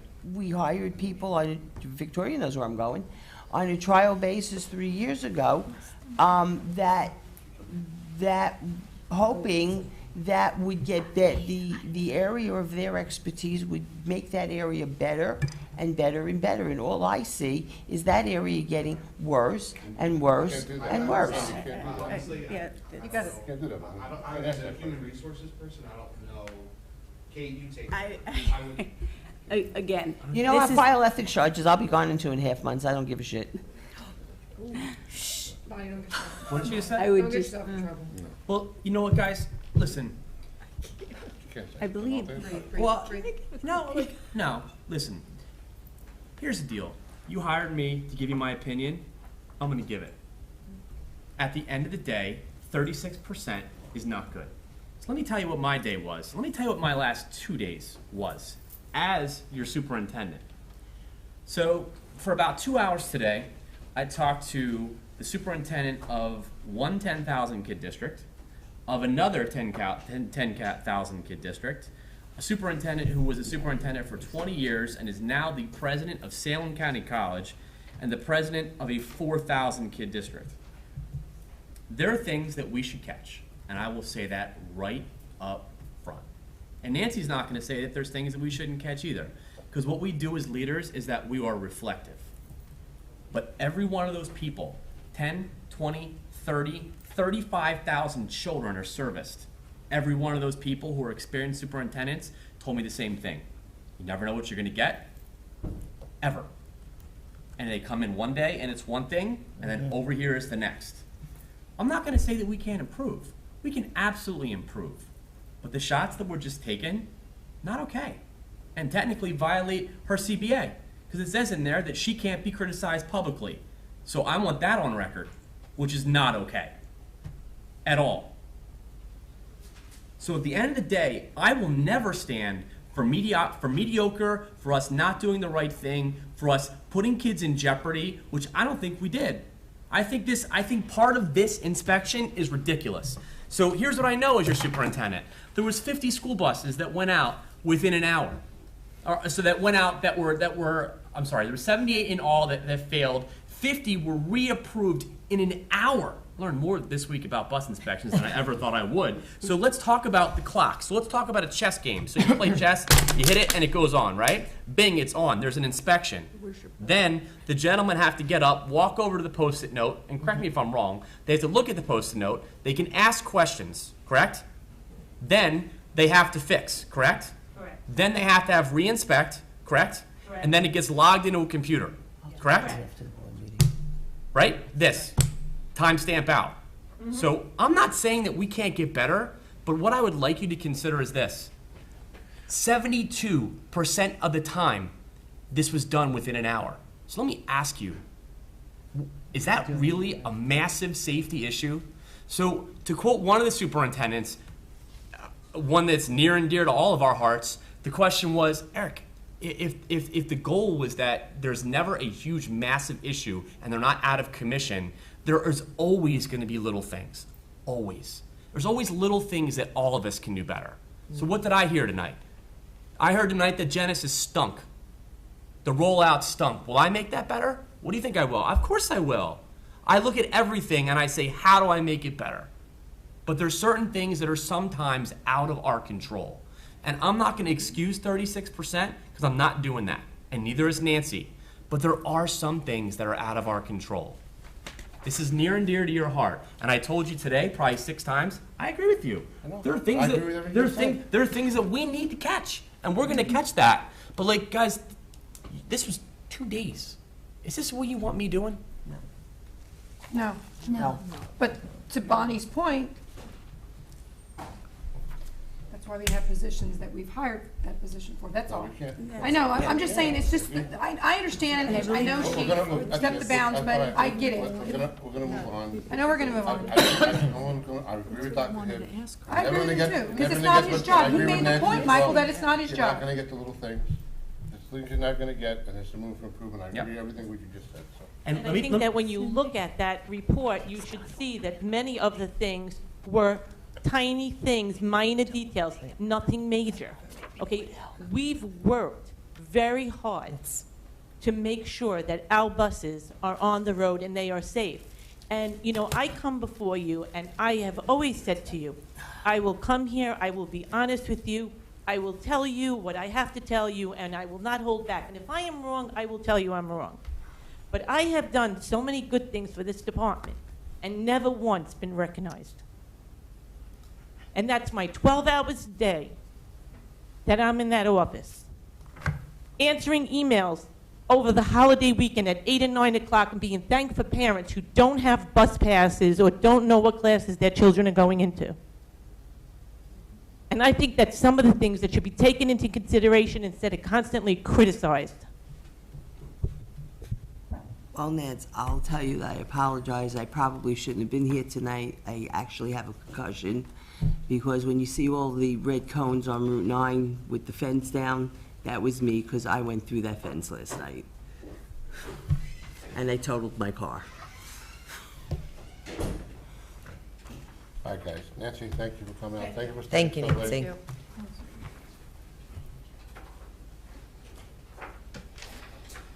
She's right. And Nancy, thank you for your hard work. Thank you. Thanks, Nance. Thanks, Scott. Thanks, Kathy. Good night. Okay. Do you have any other? Good night. That was all business. Anybody have any new business? Yes, I do. Raise my hand. Okay. It's just a suggestion, under new business, a couple parents came up to me and they said they were always very active in the district, Dr. Hibbs, Okay. and they're no longer here because their kids graduated. Okay. But they said, as a taxpayer, we really would still like to receive the agenda. So they were wondering, because once you're out of the district, you don't get it emailed to you automatically, is that correct? The agenda? You know, like you mail it on a Monday, because they were already, It's posted on the website. Listen, when I was a parent in the school district, Yeah, we stopped doing that. it gets sent to the parents automatically. We don't do that So, anymore. y'all don't send it on every Monday to all the parents? We don't, right? Why'd y'all stop? Because we post it on the website, do we? A link. No. No, It's you on send there. the link, you send the announcement of the gets sent. meeting. Yes, the You still announcement. do Oh, it. okay, I apologize. Yeah. For the Oh, board I thought meeting? you were talking about like the key communicator people that they got. No, emailed. I meant that it gets sent to all the parents saying the meeting's Tuesday, Yep. it gets sent on a Monday, they're We aware, it receive- still we- goes out, The right? agenda is So, posted. let me jump in here. Wait, This is- she's calling a timeout on me, I don't know what. Teresa, at 10 o'clock every Monday morning, Teresa has the system fixed. Yes. All programmed, so that at 10 o'clock, the message goes out. Our next board meeting is Tuesday, September 29th, 7 PM. Click here for Yep. the agenda. You click, we go right to the Right. website with the agenda. But that's to every parent that has a child in the district, correct? Easy to do. Let me jump in, because we have a community list as well through School Messenger. So people in the community will be people like that. So anybody that falls into that category, easy to do. They can get added to the community list. That's all I'm trying to bring up. How Yeah. can they get added? Is there something they can, like the township has you click if you want to Yeah. go in and put your information, if you want to get Do you alerts. Why don't we have that on the website? Can we have it on the website where they click and say, add me to your community list so I can receive your agenda? That's all, because they were like, Yeah, I don't- I we're don't see why we taxpayers couldn't still do in the that. town and we would like Mm-hmm. to see the agenda, be able to click and go to it instead of okay. going to the website. It reminds Liz, people. make that number 5 or whatever it is. And then they'll also get the 20. thing about the referendum. And they'll get notified in the next month if we do it About the quickly, the referendum. referendums. Right. Push that to Teresa. You know, because I think she's if you gonna do have a to check Facebook with- post, at a that, hey, if you want to 9301 receive website. stuff. Well, it's a great one. I mean, look, if it's automated, then it's easy. Well, she to said, do. she goes, I didn't even have to, 'cause, you know, they didn't Yeah. come to meetings a lot, but she said, I knew it was there, I'd go read it, oh, I want to. That's something we will on our main page. I'm sorry. On our main page, you know, if you'd like to receive our X in the future, please enter your email here. Yeah, because I know Okay. the township does it, so it's like, Yeah. Thank you. Liz, can you check and see that our check with, hand this to Teresa, because she runs the point on website. Perfect, easy. That was positive. Very good. Very positive. That's kind of. Anybody else in business? Okay, seeing none. Second last public session. Any members of the public wish to address the board on any item? Michael. Michael. Transcript. Mr. Reporter, do you have anything you want to address? Would you like to tell us that it wasn't you that edited Dara's? No, okay. Okay. Thank you. Yeah, I would go on direct. I'm going to read the executive session resolution. Be resolved that according to the provisions of the Open Public Meetings Act, the Marlborough Township Board of Education shall conduct a closed executive session pursuant to personnel and legal sections prescribed by NJSA 10:4-12 for purpose of discussing personnel matters, discussion of school safety and security, matters of attorney-client privilege. Did I leave anything out? Negotiations. Negotiations. Anticipate length of time in executive session will be 60 minutes. Action will not be taken in public executive session. Be further resolved, the minutes of executive session will be released from NEPA confidentiality according to NJSA 10:4 no longer applies. That is seconded by Debbie. All those in favor? Aye. Anybody against? No. I will now make a motion to go to executive session, seconded by Craig. All those in favor? Aye. Anybody against? No. We adjourn.